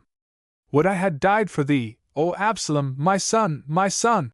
After finishing out a reign of 40 years, the sweet singer of Israel slept with his fathers, and was buried in the city of David. His son Solomon succeeded him on the throne, and had a peaceful reign of 40 years, during which time the temple on Mount Moriah was erected, being the greatest work of his reign. David had accumulated much material for this house. Hiram, king of Tyre, furnished cedar timber from the Lebanon mountains, and skilled workmen put up the building, into which the Ark of the Covenant was borne. This famous structure was not remarkable for its great size, but for the splendid manner in which it was adorned with gold and other expensive materials. Israel's wisest monarch was a man of letters, being the author of 3,000 proverbs and 1,005 songs. His wisdom exceeded that of all his contemporaries. And all the earth sought the presence of Solomon to hear his wisdom, which God had put in his heart. A case in point is the visit of the Queen of Sheba, who said, "The half was not told me, that wisdom and prosperity exceed the fame which I heard." But the glory of his kingdom did not last long. It dazzled for a brief space, like the blaze of a meteor, and then vanished away. Nehemiah says there was no king like him. Nevertheless, even him did foreign women cause to sin. Solomon's reign ended about 975 BC, and his son, Rehoboam, was coronated at Shechem.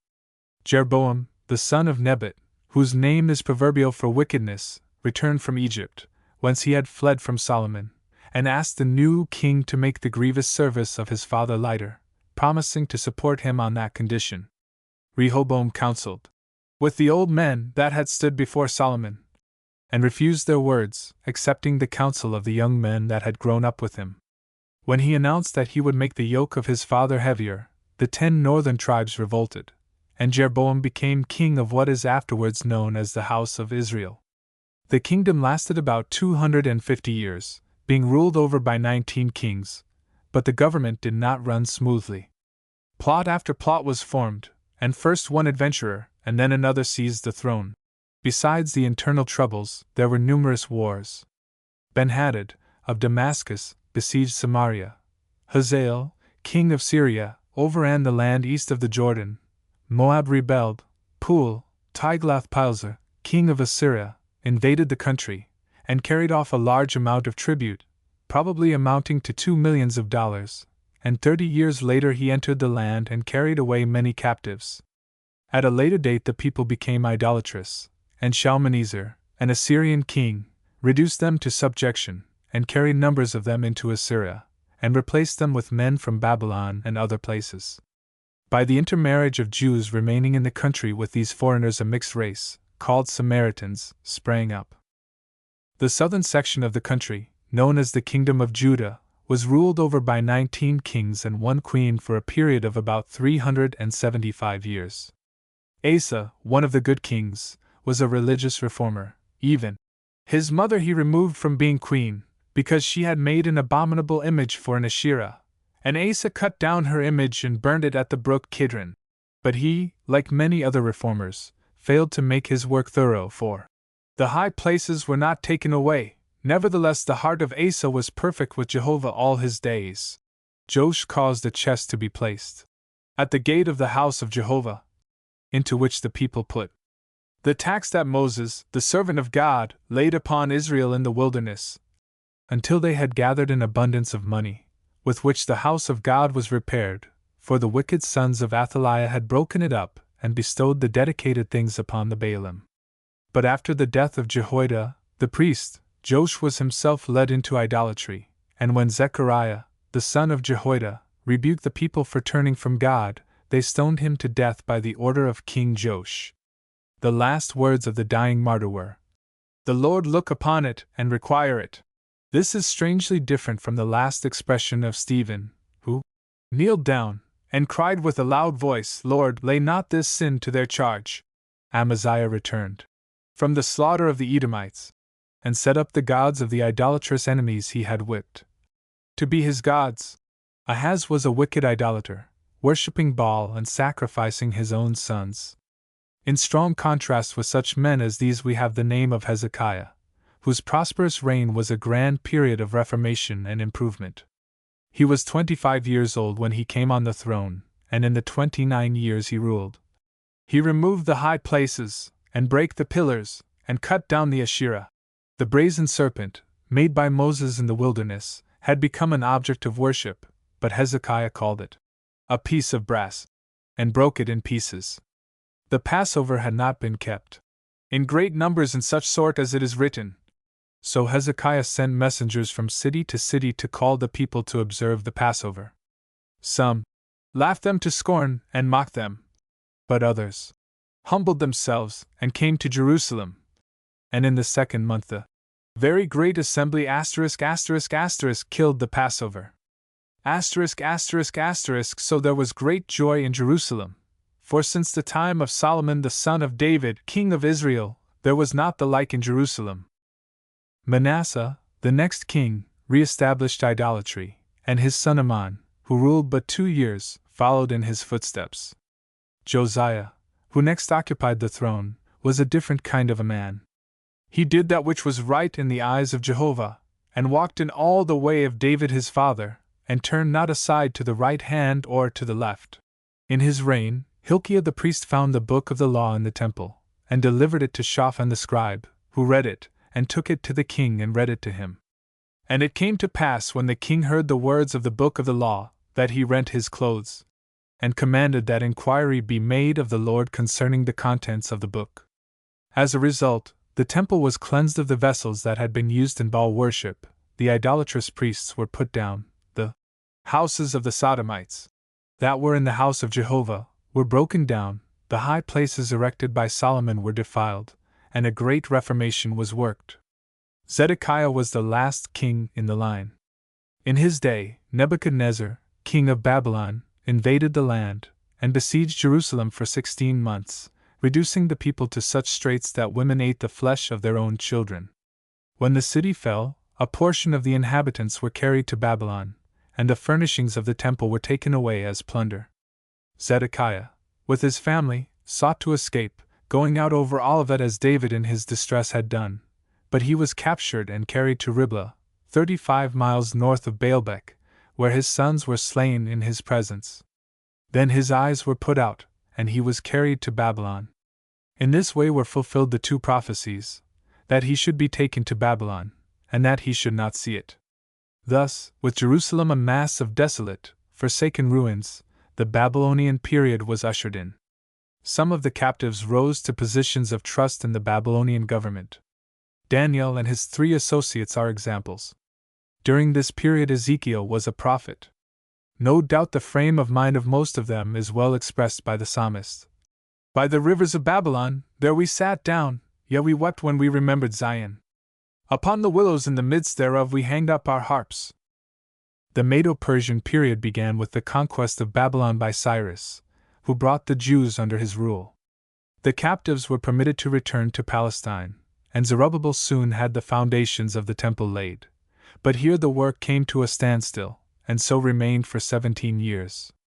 About 520 BC, when Darius was king of Persia, the work was resumed and carried on to completion. For some years the service of God seems to have been conducted in an unbecoming manner.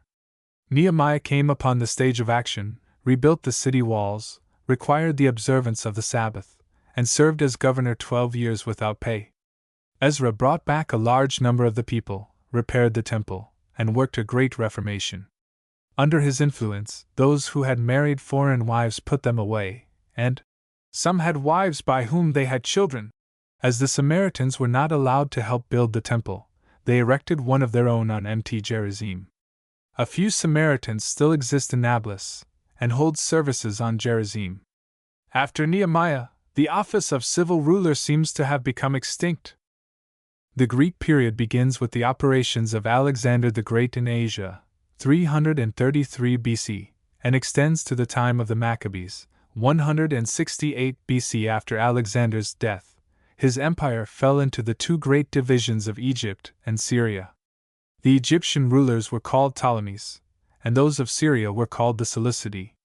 For 125 years Palestine was held by Egypt, during which time Ptolemy Philadelphus had the Septuagint version of the Old Testament made at Alexandria. Syria next secured control of Palestine. The walls of Jerusalem were destroyed, and the altar of Jehovah was polluted with swine's flesh. We now hear of an aged priest named Mattathias, who at Modin, a few miles from Jerusalem, had the courage to kill a Jew who was about to sacrifice on a heathen altar. He escaped to the mountains, where he was joined by a number of others of the same mind. His death soon came, but he left 5 stalwart sons like himself. Judas, called Maccabeus, became the leader, and from him the whole family was named the Maccabees. He began war against the Syrians and apostate Jews. The Syrians, numbering 50,000, took up a position at Emmaus, while the Maccabees encamped at Mizpah. Although greatly outnumbered, they were victorious, as they were in another engagement with 60,000 Syrians at Hebron. Judas entered Jerusalem, and repaired and cleansed the temple. Thus the Maccabean period was ushered in. After some further fighting, Judas was slain, and Simon, the only surviving brother, succeeded him, and Jerusalem was practically independent. His son, John Hyrcanus, was the next ruler. The Pharisees and Sadducees now come prominently into Jewish affairs. The Essenes also existed at this time, and dressed in white. After some time, between 65 to 62 BC, Pompey, the Roman general, entered the open gates of the city, but did not capture the citadel for 3 weeks, finally taking advantage of the day of Pentecost, when the Jews would not fight. The Roman period began with the slaughter of 12,000 citizens. Priests were slain at the altar, and the temple was profaned. Judea became a Roman province, and was compelled to pay tribute. Herod the Great became governor of Galilee, and later the Roman Senate made him king of Judea. He besieged Jerusalem, and took it in 37 BC. A singular compound of good and bad, mostly bad, was this King Herod. He hired men to drown a supposed rival, as if in sport, at Jericho on the occasion of a feast, and in the beginning of his reign he slaughtered more than half of the members of the Sanhedrin. The aged high priest Hyrcanus was put to death, as was also Miriam, the wife of this monster, who was ruling when the Messiah was born at Bethlehem. Herod was a great builder, and it was he who reconstructed the temple on magnificent lines. He also built Caesarea, and rebuilt Samaria. After his death, the country was divided and ruled by his 3 sons. Archelaus reigned ingloriously in Jerusalem for 10 years, and was banished. Judea was then ruled by procurators, Pilate being the fifth one of them, ruling from AD 26 to 36. In the year AD 65 the Jews rebelled against the Romans, after being their subjects for 122 years. They were not subdued until the terrible destruction of the Holy City in AD 70, when, according to Josephus, 1,100,000 Jews perished in the siege, 256,450 were slain elsewhere, and 101,700 prisoners were sold into bondage. The temple was completely destroyed along with the city, which for 60 years lay in ruins so complete that it is doubtful whether there was a single house that could be used as a residence. The land was annexed to Syria, and ceased to be a Jewish country. Hadrian became emperor in AD 117, and issued an edict forbidding the Jews to practice circumcision, read the law, or to observe the Sabbath. These things greatly distressed the Jews, and in AD 132 they rallied to the standard of Bar Kokhba, who has been styled the last and greatest of the false messiahs. The Romans were overthrown. Bar Kokhba proclaimed himself king in Jerusalem, and carried on the war for 2 years. At one time he held 50 towns, but they were all taken from him, and he was finally killed at Beder, or Bitter. This was the last effort of the Jews to recover the land by force of arms. Hadrian caused the site of the temple to be plowed over, and the city was reconstructed, being made thoroughly pagan. For 200 years the Jews were forbidden to enter it. In AD 326 the Empress Helena visited Jerusalem, and built a church on the Mount of Olives. Julian the Apostate undertook to rebuild the Jewish temple in AD 362, but was frustrated by balls of fire issuing from under the ruins and frightening the workmen. In AD 529 the Greek Emperor Justinian built a church in the city in honor of the Virgin. The Persians under Khosrows II invaded Palestine in AD 614 and destroyed part of Jerusalem. After 14 years they were defeated and Jerusalem was restored, but the Mohammedans under Omar captured it in AD 637. The structure called the Dome of the Rock, on Mt. Moriah, was built by them in AD 688. The Crusades next engage our attention. The first of these military expeditions was made to secure the right to visit the Holy Sepulchre. It was commenced at the call of the Pope in 1096. A force of 275,000 men began the march, but never entered Palestine. Another effort was made by 600,000 men, who captured Antioch in 1098. A little later the survivors defeated the Mohammedan army of 200,000. Still later they entered Jerusalem, and Godfrey of Bouillon was made king of the city in 1099. By conquest he came to rule the whole of Palestine. The orders of Knights Hospitallers and Knights Templars were formed, and Godfrey continued in power about 50 years. In 1144 two European armies, aggregating 1,200,000 men, started on the Second Crusade, which was a total failure. Saladin, the Sultan of Egypt, conquered Jerusalem in 1187, and the Third Crusade was inaugurated, which resulted in securing the right to make pilgrimages to Jerusalem free from taxes. The power of the Crusaders was now broken. Another band assembled at Venice in 1203 to undertake the Fourth Crusade, but they never entered Palestine. The fifth effort was made, and Frederick, Emperor of Germany, crowned himself King of Jerusalem in 1229, and returned to his native land the next year. The Turks conquered Palestine in 1244 and burned Jerusalem. Louis IX of France led the Seventh Crusade, another failure, in 1248. He undertook it again in 1270, but went to Africa, and Prince Edward of England entered Palestine in 1271 and accepted a truce for 10 years, which was offered by the Sultan of Egypt. This, the eighth and last crusade, ended in 1272 by the return of Edward to England. In 1280 Palestine was invaded by the Mamluks, and in 1291 the War of the Crusaders ended with the fall of Acre, the last Christian possession in Palestine. Besides these efforts there were children's crusades for the conversion or conquest of the Muslims. The first, in 1212, was composed of 30,000 boys. 2 shiploads were drowned and the third was sold as slaves to the Mohammedans. In 1517 the country passed to the control of the Ottoman Empire, and so remained until 1832, when it fell back to Egypt for 8 years. The present walls around Jerusalem, which enclosed 210 acres of ground, were built by Suleiman the Magnificent in 1542. In 1840 Palestine again became Turkish territory, and so continues to this day. The really scientific exploration of the land began with the journey of Edward Robinson, an American, in 1838. In 1856 the United States Consulate was established in Jerusalem, and 12 governments are now represented by consulates.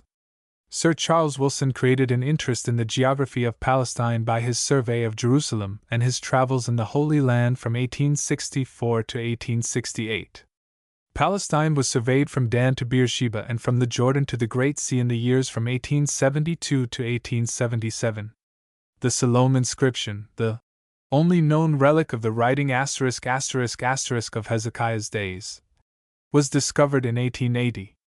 The railroad from Jaffa to Jerusalem was opened in 1892. Within the last 10 years several carriage roads have been built. Protestant schools and missions have been established at many important places. The population of the city is now about 55,000 souls, but they do not all live inside of the walls. What the future of Palestine may be is an interesting subject for thought. Chapter 10: Churches of Christ in Great Britain.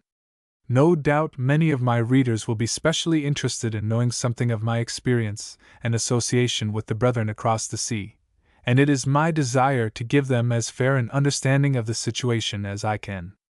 There are 5 congregations in Glasgow, having a membership of 678 persons. The oldest one of these, which formerly met in Brown Street and now meets in Shawlands Hall, was formed in 1839 and has 161 members. The Coplaw Street congregation, which branched from Brown Street and is now the largest of the 5, dates back to 1878 and numbers 219. It was my privilege to attend one of the midweek services of this congregation and speak to those present on that occasion. I also met some of the brethren in Edinburgh, where 2 congregations have a membership of 253. At Kirkcaldy, the home of my worthy friend and brother, Ivy Campbell, Jr., there is a congregation of 170 disciples, which I addressed one Lord's Day morning. In the evening I went out with Brother and Sister Campbell and another brother to Coaltown of Balgony, and addressed the little band worshipping at that place. My next association with the brethren was at the annual meeting of Churches of Christ in Great Britain and Ireland, convened at Wigan, England, August 2nd, 3rd, and 4th. While at Wigan I went out to Platt Bridge and spoke to the brethren. There are 90 members in this congregation. One night in Birmingham I met with the brethren in Charles Henry Street, where the congregation, formed in 1857, numbers 274, and the next night I was with the Geach Street congregation, which has been in existence since 1865, and numbers 229 members. Bro Samuel Joines, now of Philadelphia, was formerly connected with this congregation. While I was in Bristol it was my pleasure to meet with the Thistle Street Church, composed of 131 members. I spoke once in their place of worship and once in a meeting on the street. The last band of brethren I was with while in England was the church at Twinholme, London. This is the largest congregation of all, and will receive consideration later in the chapter. The next place that I broke bread was in a little mission to the Jews in the Holy City. To complete a report of my public speaking while away, I will add that I preached in Mr. Thompson's tabernacle in Jerusalem, and spoke a few words on one or both of the Lord's days at the mission to which reference has already been made. I also spoke in a mission meeting conducted by Mr. Locke at Port Said, Egypt, preached once on the ship as I was coming back across the Atlantic, and took part in a little debate on shipboard as I went out on the journey, and in an entertainment the night before I got back to New York. In this chapter 1 I'm taking my statistics mainly from the yearbook containing the 59th annual report of the churches in Great Britain and Ireland cooperating for evangelistic purposes, embracing almost all of the congregations of disciples in the country. According to this report, there were 183 congregations on the list, with a total membership of 13,063 at the time of the annual meeting last year. Since writing this chapter, the 60th annual report of these brethren across the sea has come into my hands, and the items in this paragraph are taken mainly from the address of Bro John Wycliffe Black, as chairman of the annual meeting which assembled in August of this year at Leeds. The membership is now reported at 13,844, an increase of about 800 members since the meeting held at Wigan in 1904. In 1842 the British Brotherhood numbered 1,300, and in 1862 it had more than doubled. After the lapse of another period of 20 years, the number had more than doubled again, standing at 6,632. In 1902, when 20 years more had passed, the membership had almost doubled again, having grown to 12,537. In 1842 the average number of members in each congregation was 31, in 1862 it was 40, in 1882 it had reached 61, and in 1902 it was 72. The average number in each congregation is now somewhat higher than it was in 1902. Soon after the meeting was convened on Tuesday, the conference recognized the presence of Mrs. Hall and Miss Jean Hall, of Sydney, NSW, and Brother Don Carlos Janes, from Ohio, USA, and cordially gave them a Christian welcome. The address of welcome and the address of the chairman, Brother James Anderson, of Fauldhouse, Scotland, came early in the day. The meeting on Wednesday opened with worship and a short address, followed by reports from the General Sunday School, Reference, General Training, and Magazine Committees. One interesting feature of the proceedings of this day was the conference paper by Bro T.J. Ainsworth on the subject of the relation of Christianity to the social questions of the day. Besides the discussion of this paper, there was a preaching service at night. Thursday, the last day of the meeting, was occupied, after the morning worship and short address, with the reports of committees and the appointment of committees. At the social meeting at night several brethren, who had been previously selected, spoke on such subjects as seemed good to them. Bro W. A. Kemp, of Melbourne, Australia, and the writer were the only speakers not residents of the British Isles. At the close of the meeting the following beautiful hymn was sung to the tune of Auld Lang Syne. Hail, sweetest, dearest tie, that binds our glowing hearts in one. Hail, sacred hope, that tunes our minds to harmony divine. It is the hope, the blissful hope which Jesus' words afford, the hope, when days and years are past, of life with Christ the Lord. What though the northern wintry blast shall howl around our cot? What though beneath an eastern sun be cast our distant lot? Yet still we share the blissful hope his cheering words afford, the hope, when days and years are past, of glory with the Lord. From Burma's shores, from Afric's strand, from India's burning plain, from Europe, from Columbia's land, we hope to meet again. O sweetest hope, O blissful hope, which his own truth affords, the hope, when days and years are past, we still shall be the Lord's. No lingering look, no parting sigh, our future meeting knows. Their friendship beams from every eye, and love immortal glows.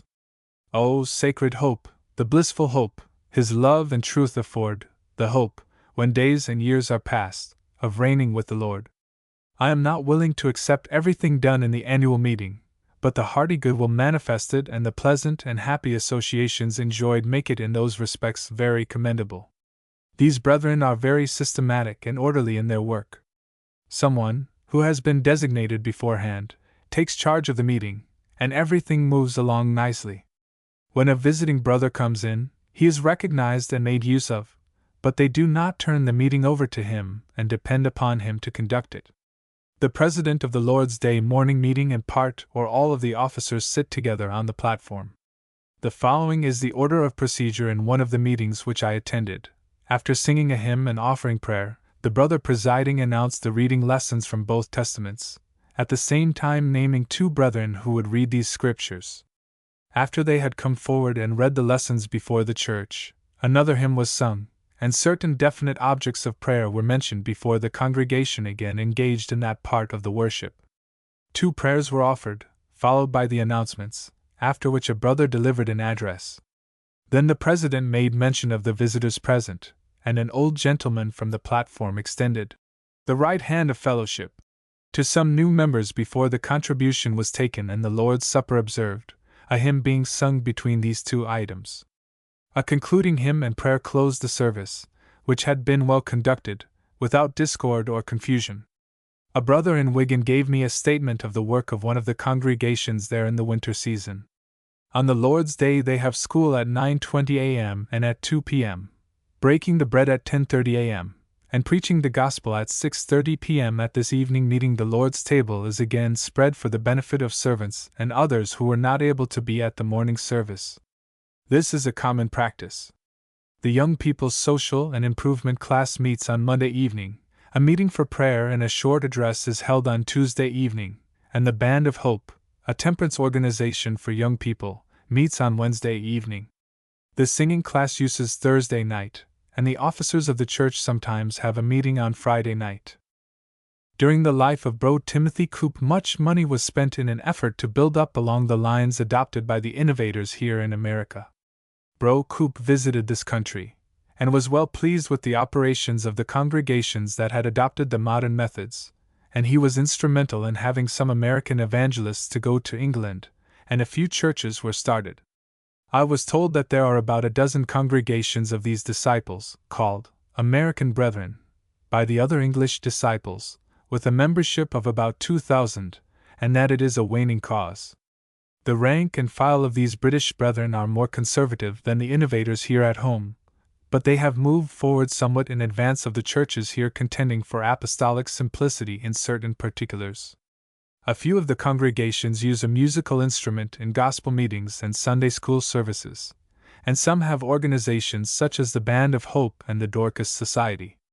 The organization of the annual meeting is said to be only advisory.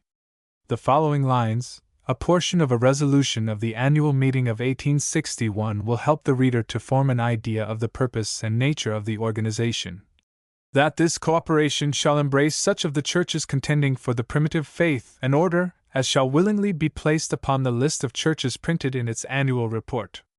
That the churches thus cooperating disavow any intention or desire to recognize themselves as a denomination, or to limit their fellowship to the churches thus cooperating, but, on the contrary, they avow it both a duty and a pleasure to visit, receive, and cooperate with Christian churches, without reference to their taking part in the meetings and efforts of this cooperation.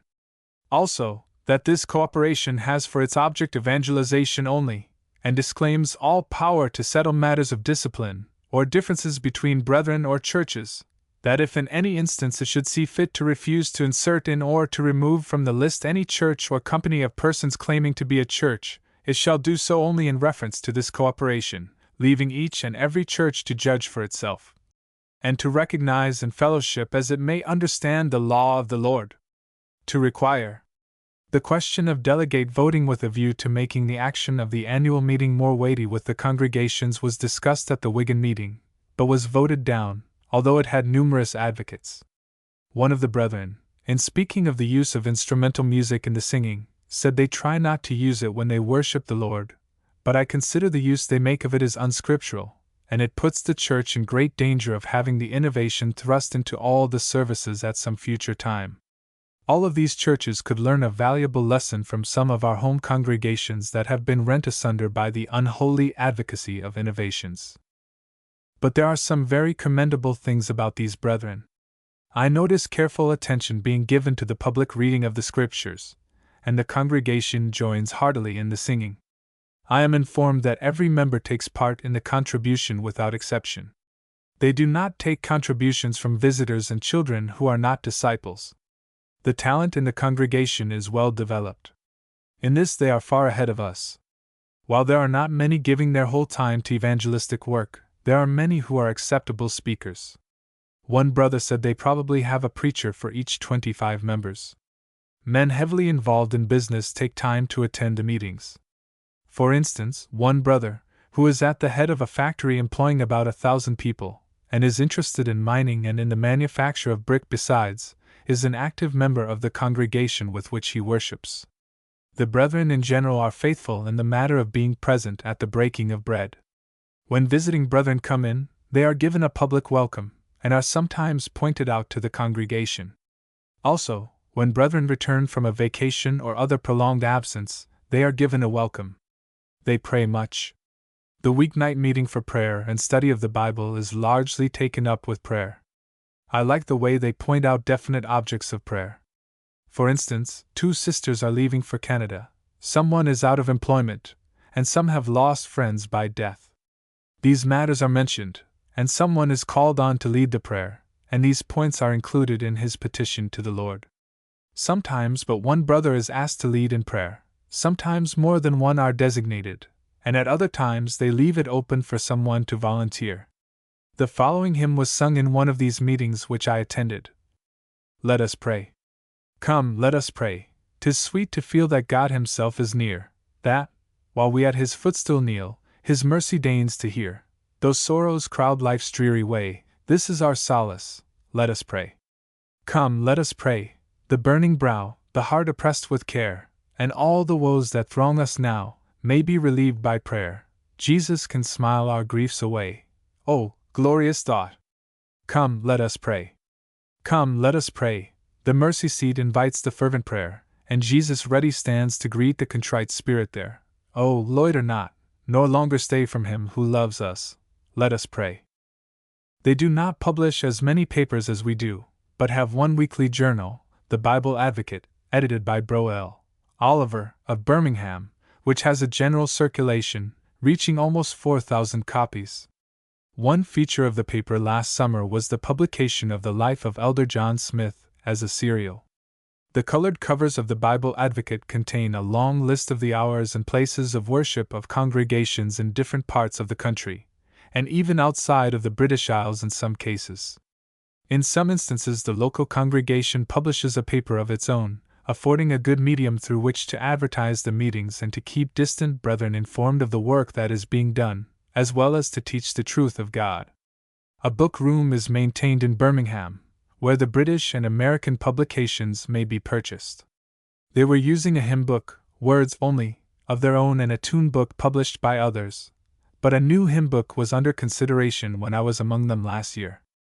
A list of isolated members is kept, and persons elected by the annual meeting conduct a correspondence with these brethren. The following are extracts from some of the letters received in reply to those that had been sent out. I am hoping that the day will come when I can leave this district and get to one where I can have the fellowship of my brethren.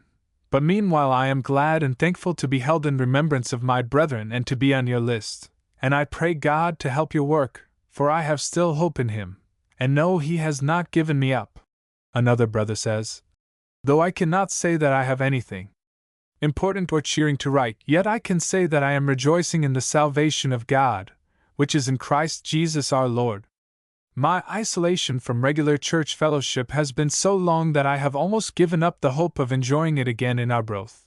But still my prayer is that the Lord would raise up some here or send some here who know the truth, and who love the Lord with their whole heart, and would be able and willing to declare unto the people the whole counsel of God concerning the way of salvation. A sisters' conference was held in connection with the annual meeting, and a temperance conference and meeting was held on Monday before the annual meeting opened. Missionary work is being carried on in Burma, Siam, and South Africa. In Burma, some attention has been given to translating and publishing a part of the Psalms in one of the languages of that country. Much time has been spent in the villages by systematic visitation, by the distribution of literature, and by seizing upon any and every opportunity of speaking to the people.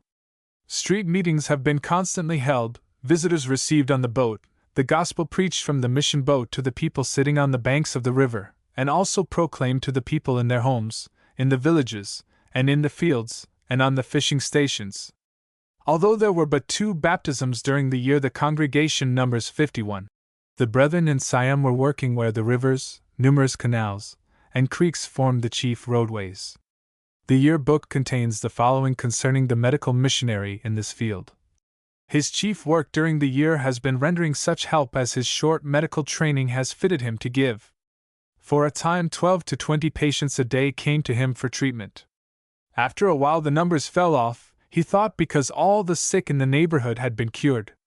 The little church in Nakanchum **** now consists of 2 Karens, 1 Burman, 1 Mon, 2 Chinamen, and 2 Englishmen. As several of these do not understand the other's language, the gift of tongues would seem not undesirable. In South Africa there are congregations at Johannesburg, Pretoria, Bulawayo, Cape Town, and Carolina. The church in Bulawayo numbers about 50 members, nearly all of whom are natives, who are eager learners.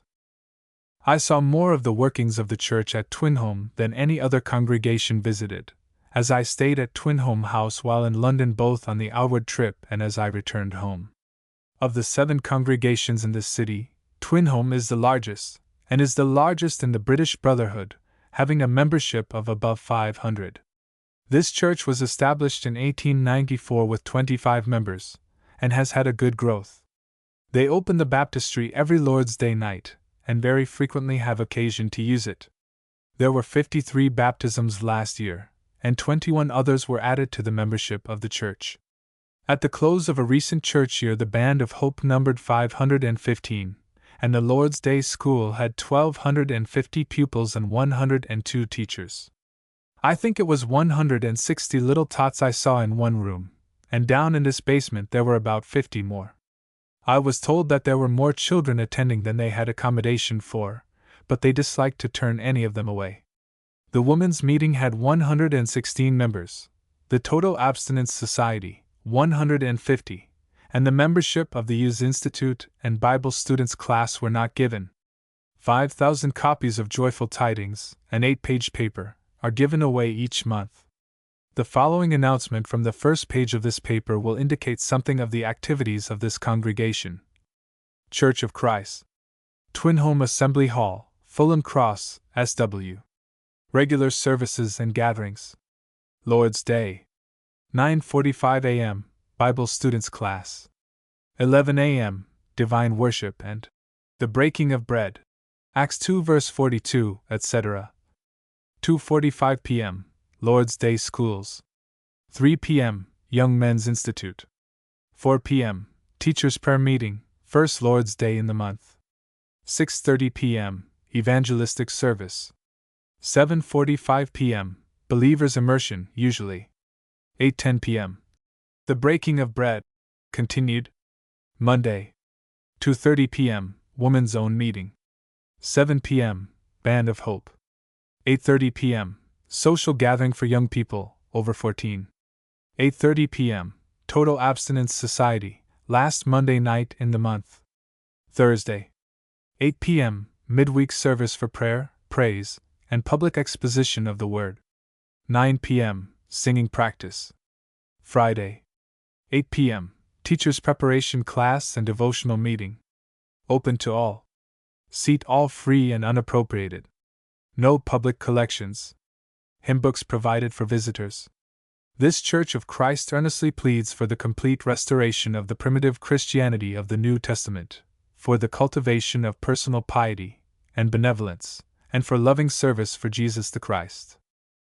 Twinholme is the name given to a piece of property, originally intended for a hotel, situated in the western part of London, at the intersection of 4 streets in Fulham Cross.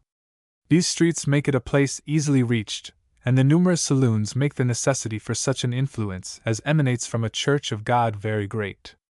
There is a good, commodious audience room at the rear, and several smaller rooms about the premises.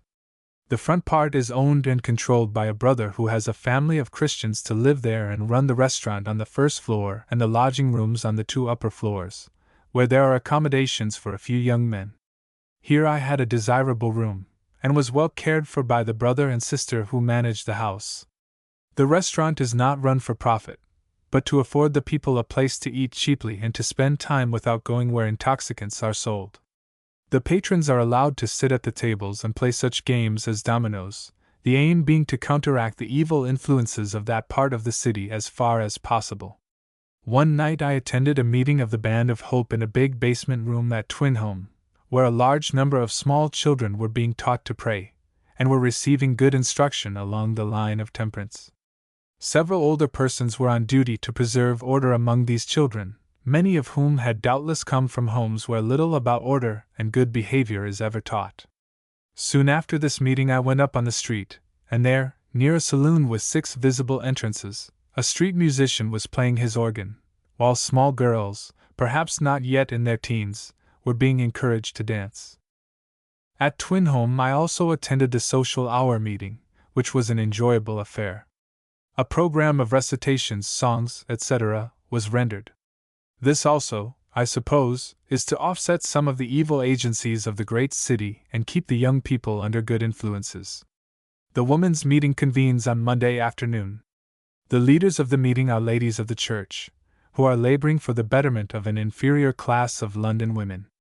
I spoke before this meeting, by request, and was, so far as I now recollect, the only male person present. It is the custom to use the instrument in connection with the singing in this meeting, but I asked them to refrain on this occasion. An orphan's home is also conducted, having members of this congregation as its managers. It is a very busy church, and for being busy and diligent it is to be commended, but I believe there is too much organization. But here, as elsewhere in Britain, there are many very commendable things about the brethren. I have already spoken of system in their proceedings.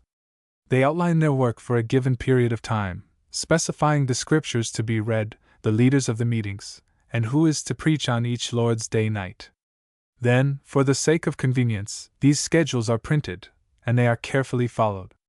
This is far ahead of the haphazard method, or lack of method, at home, where brethren sometimes come together neither knowing what the lesson will be nor who will conduct the meeting. Whatever may be the faults of these disciples in the old country, it must be said to their credit that they are kind and hospitable to strangers, and make a visiting brother welcome. The talent in their congregations is better developed than it is here, and their meetings are conducted in a more orderly and systematic manner. They are more faithful in the observance of the Lord's Supper than many in this land. The percentage of preachers giving their whole time to the work is less than it is here, but the number who can and do take part in the public work of the church is proportionately larger than it is here. I will now close this chapter and this volume with the address of Brother Anderson, chairman of the annual meeting held last year at Wigan. Dear brethren, in accepting the responsible and honorable position in which you have placed me, I do so conscious of a defect that I hope you will do your best to help and bear with. Please speak as distinctly as possible, so that I may hear what is said. There may be other defects that I might have helped, but please do your best to help me in this respect. I heartily thank you for the honor conferred upon me. Whether I deserve it or not, I know that it is well meant on your part. We prefer honor to dishonor, but what one may count a great honor, another may lightly esteem. The point of view is almost everything in these matters. But if positions of honor in the kingdoms of the earth are lightly esteemed, positions of honor in the kingdom of God have a right to be esteemed more highly. We are met in conference as subjects of the kingdom of God, as heirs of everlasting glory, having a hope greater than the world can give, and a peace that the world can neither give nor take away. To preside over such a gathering, met to consider the best means of spreading the gospel of Christ among men, is a token of respect upon which I place a very high value. The fact that it came unexpectedly does not lessen the pleasure. I know that you have not placed me here on account of my tact and business ability to manage this conference well. Had I possessed these qualities in a marked degree, you would no doubt have taken notice of them before this time. I know that you only wish to pay a token of respect to a plain old soldier before he lays aside his harness, and brethren, I thank you for that. For 44 years I have enjoyed sweet and uninterrupted fellowship in this brotherhood. For over 40 years my voice has been heard in the preaching of the gospel of the grace of God.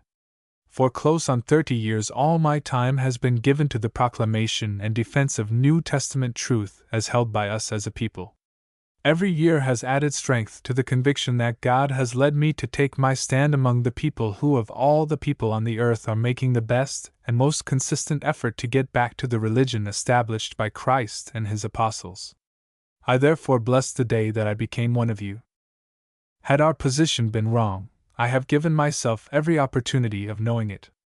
Circumstances have compelled me to examine our foundations again and again. I have been called upon to defend our faith, when attacked, times not a few. Whatever may be the effect that I have had upon others, my own confidence has been increased at every turn. Today I am certain that if the New Testament is right, we cannot be far wrong, and if the New Testament cannot be trusted, there is an end to the whole matter. But the claims of Christ and the truth of the New Testament are matters upon which a doubt never rises. As years roll on, it becomes more easy to believe and harder to doubt. Knowledge, reason, and experience now supply such varied yet harmonious and converging lines of evidence that a doubt seems impossible. Difficulties we may have, and perhaps must have, as long as we live, but we can certainly rise above the fog land of doubt. Considering all this, it gives me more pleasure to preside over this gathering than over any other voluntary gathering on earth. It is a voluntary gathering. We do not profess to be here by divine appointment. It is a meeting of heaven's freemen to consider the best means of advancing the will of God among men. While met, may we all act in a manner worthy of the great object which brings us together. Faith, forbearance, and watchfulness will be required as long as we live, if we wish to keep the unity of the faith in the bond of peace. All those who set out for a complete return to Jerusalem have not held on their way. Some have gone a long way back and others are going. What has happened in other lands may happen here, unless we watch and are faithful. The more carefully we look into matters, we shall be the less inclined to move. Putting all God's arrangements faithfully and earnestly to the test, and comparing them with others, increases our faith in them. Faithfulness increases faith. This keeps growing upon you till you become certain that only God's means will accomplish God's ends. Sectarianism, tested by experience, is a failure. The time was when our danger in departing from our simple plea of returning to the Bible alone lay in our being moved by clerical and sectarian influences. To the young in particular in the present day that can hardly be called our greatest danger. The influences at work to produce doubt in regard to the truth of the Bible were never so great as they are now. This used to be the particular work of professed infidels. Now it is more largely the work of professed Christian scholars. If you wish to pass for a scholar, you must not profess to believe the Old Testament. You must not say too much against the truth of that book, or you may be called in question, but you can go a good long way before there is much danger. Jesus believed that old book to be the Word of God. But he was not a scholar. He was the son of a country joiner, and you must not expect him to rise too far above his environment. It surprises me that the scholars have not called more attention to the ignorance of Jesus in this respect. They will no doubt pay more attention to this later on, for as Christian scholars, it becomes them to be consistent, and I have no doubt that they will shortly, in this respect, make up for lost time. To expect that none of our young people will be influenced by this parade of scholarship is to expect too much. But faith in Christ should keep them from rushing rashly out against a book that Christ professed to live up to and came to fulfill. This battle of the scholars over the truth of the Bible is only being fought. We have no wish that it should not be fought. Everything has a right to be tested with caution and fairness, and when the battle is lost, it will be time enough for us to pass over to the side of the enemy. This question as to the truth of the Old Testament will be settled, and as sure as Christ is the Son of God, and has all power in heaven and on earth, it will be settled upon the lines of the attitude which he took up towards that book, and it will be settled to the disgrace of those who professed to believe in Jesus, but deserted his position before full examination was made. That no transcriber ever made a slip, or that no translator ever made a mistake, is not held by anyone. But the day that it is proved that the Old Testament is not substantially true, faith in Christ and Christianity will get a shake from which it will never recover. We have not lost faith in the Bible. There is no need for doing so. The word of the Lord will endure forever. But meantime, brethren, let us be faithful, prayerful, and cautious, and be not easily moved from the rock of God's word by the pretensions of scholars, or of science, falsely so called. I do not know that there is any necessary connection between the two, but a belief in evolution and scholarly doubts about large portions of the Old Testament, as a rule, go together. You must not profess to know anything of science in many quarters if you doubt evolution. In the bulk of even religious books it is referred to as a matter that science has settled beyond dispute. To expect that many of our young people will not be so far carried along by this current is to expect too much. Many of them will be carried so far. It is a question of how many and how far. There perhaps never was a theory before believed by as many educated people without proof as the theory of evolution. It is an unproved theory. There is not a fact beneath it. That you have low forms of life, and forms rising higher and higher till you get to man, is fact. but that a higher species ever came from a lower is without proof. Let those who doubt this say when and where such a thing took place, and name the witnesses. Not only are there no facts in proof of it, but it flies in the face of facts without number. If like from like is not established, then nothing can be established by observation and experience. What other theory do we believe which contradicts all that we know to be true in regard to the subject to which it refers? Not only does it contradict fact and experience, it contradicts reason. If you listen to the voice of reason, you can no more believe that the greater came from the less than you can believe that something came from nothing. We are intuitively bound to believe that an effect cannot be greater than its cause. But the theory of evolution contradicts this at every step along the whole line. I am anxious to find the truth in regard to anything that has a bearing upon my belief in God or religion.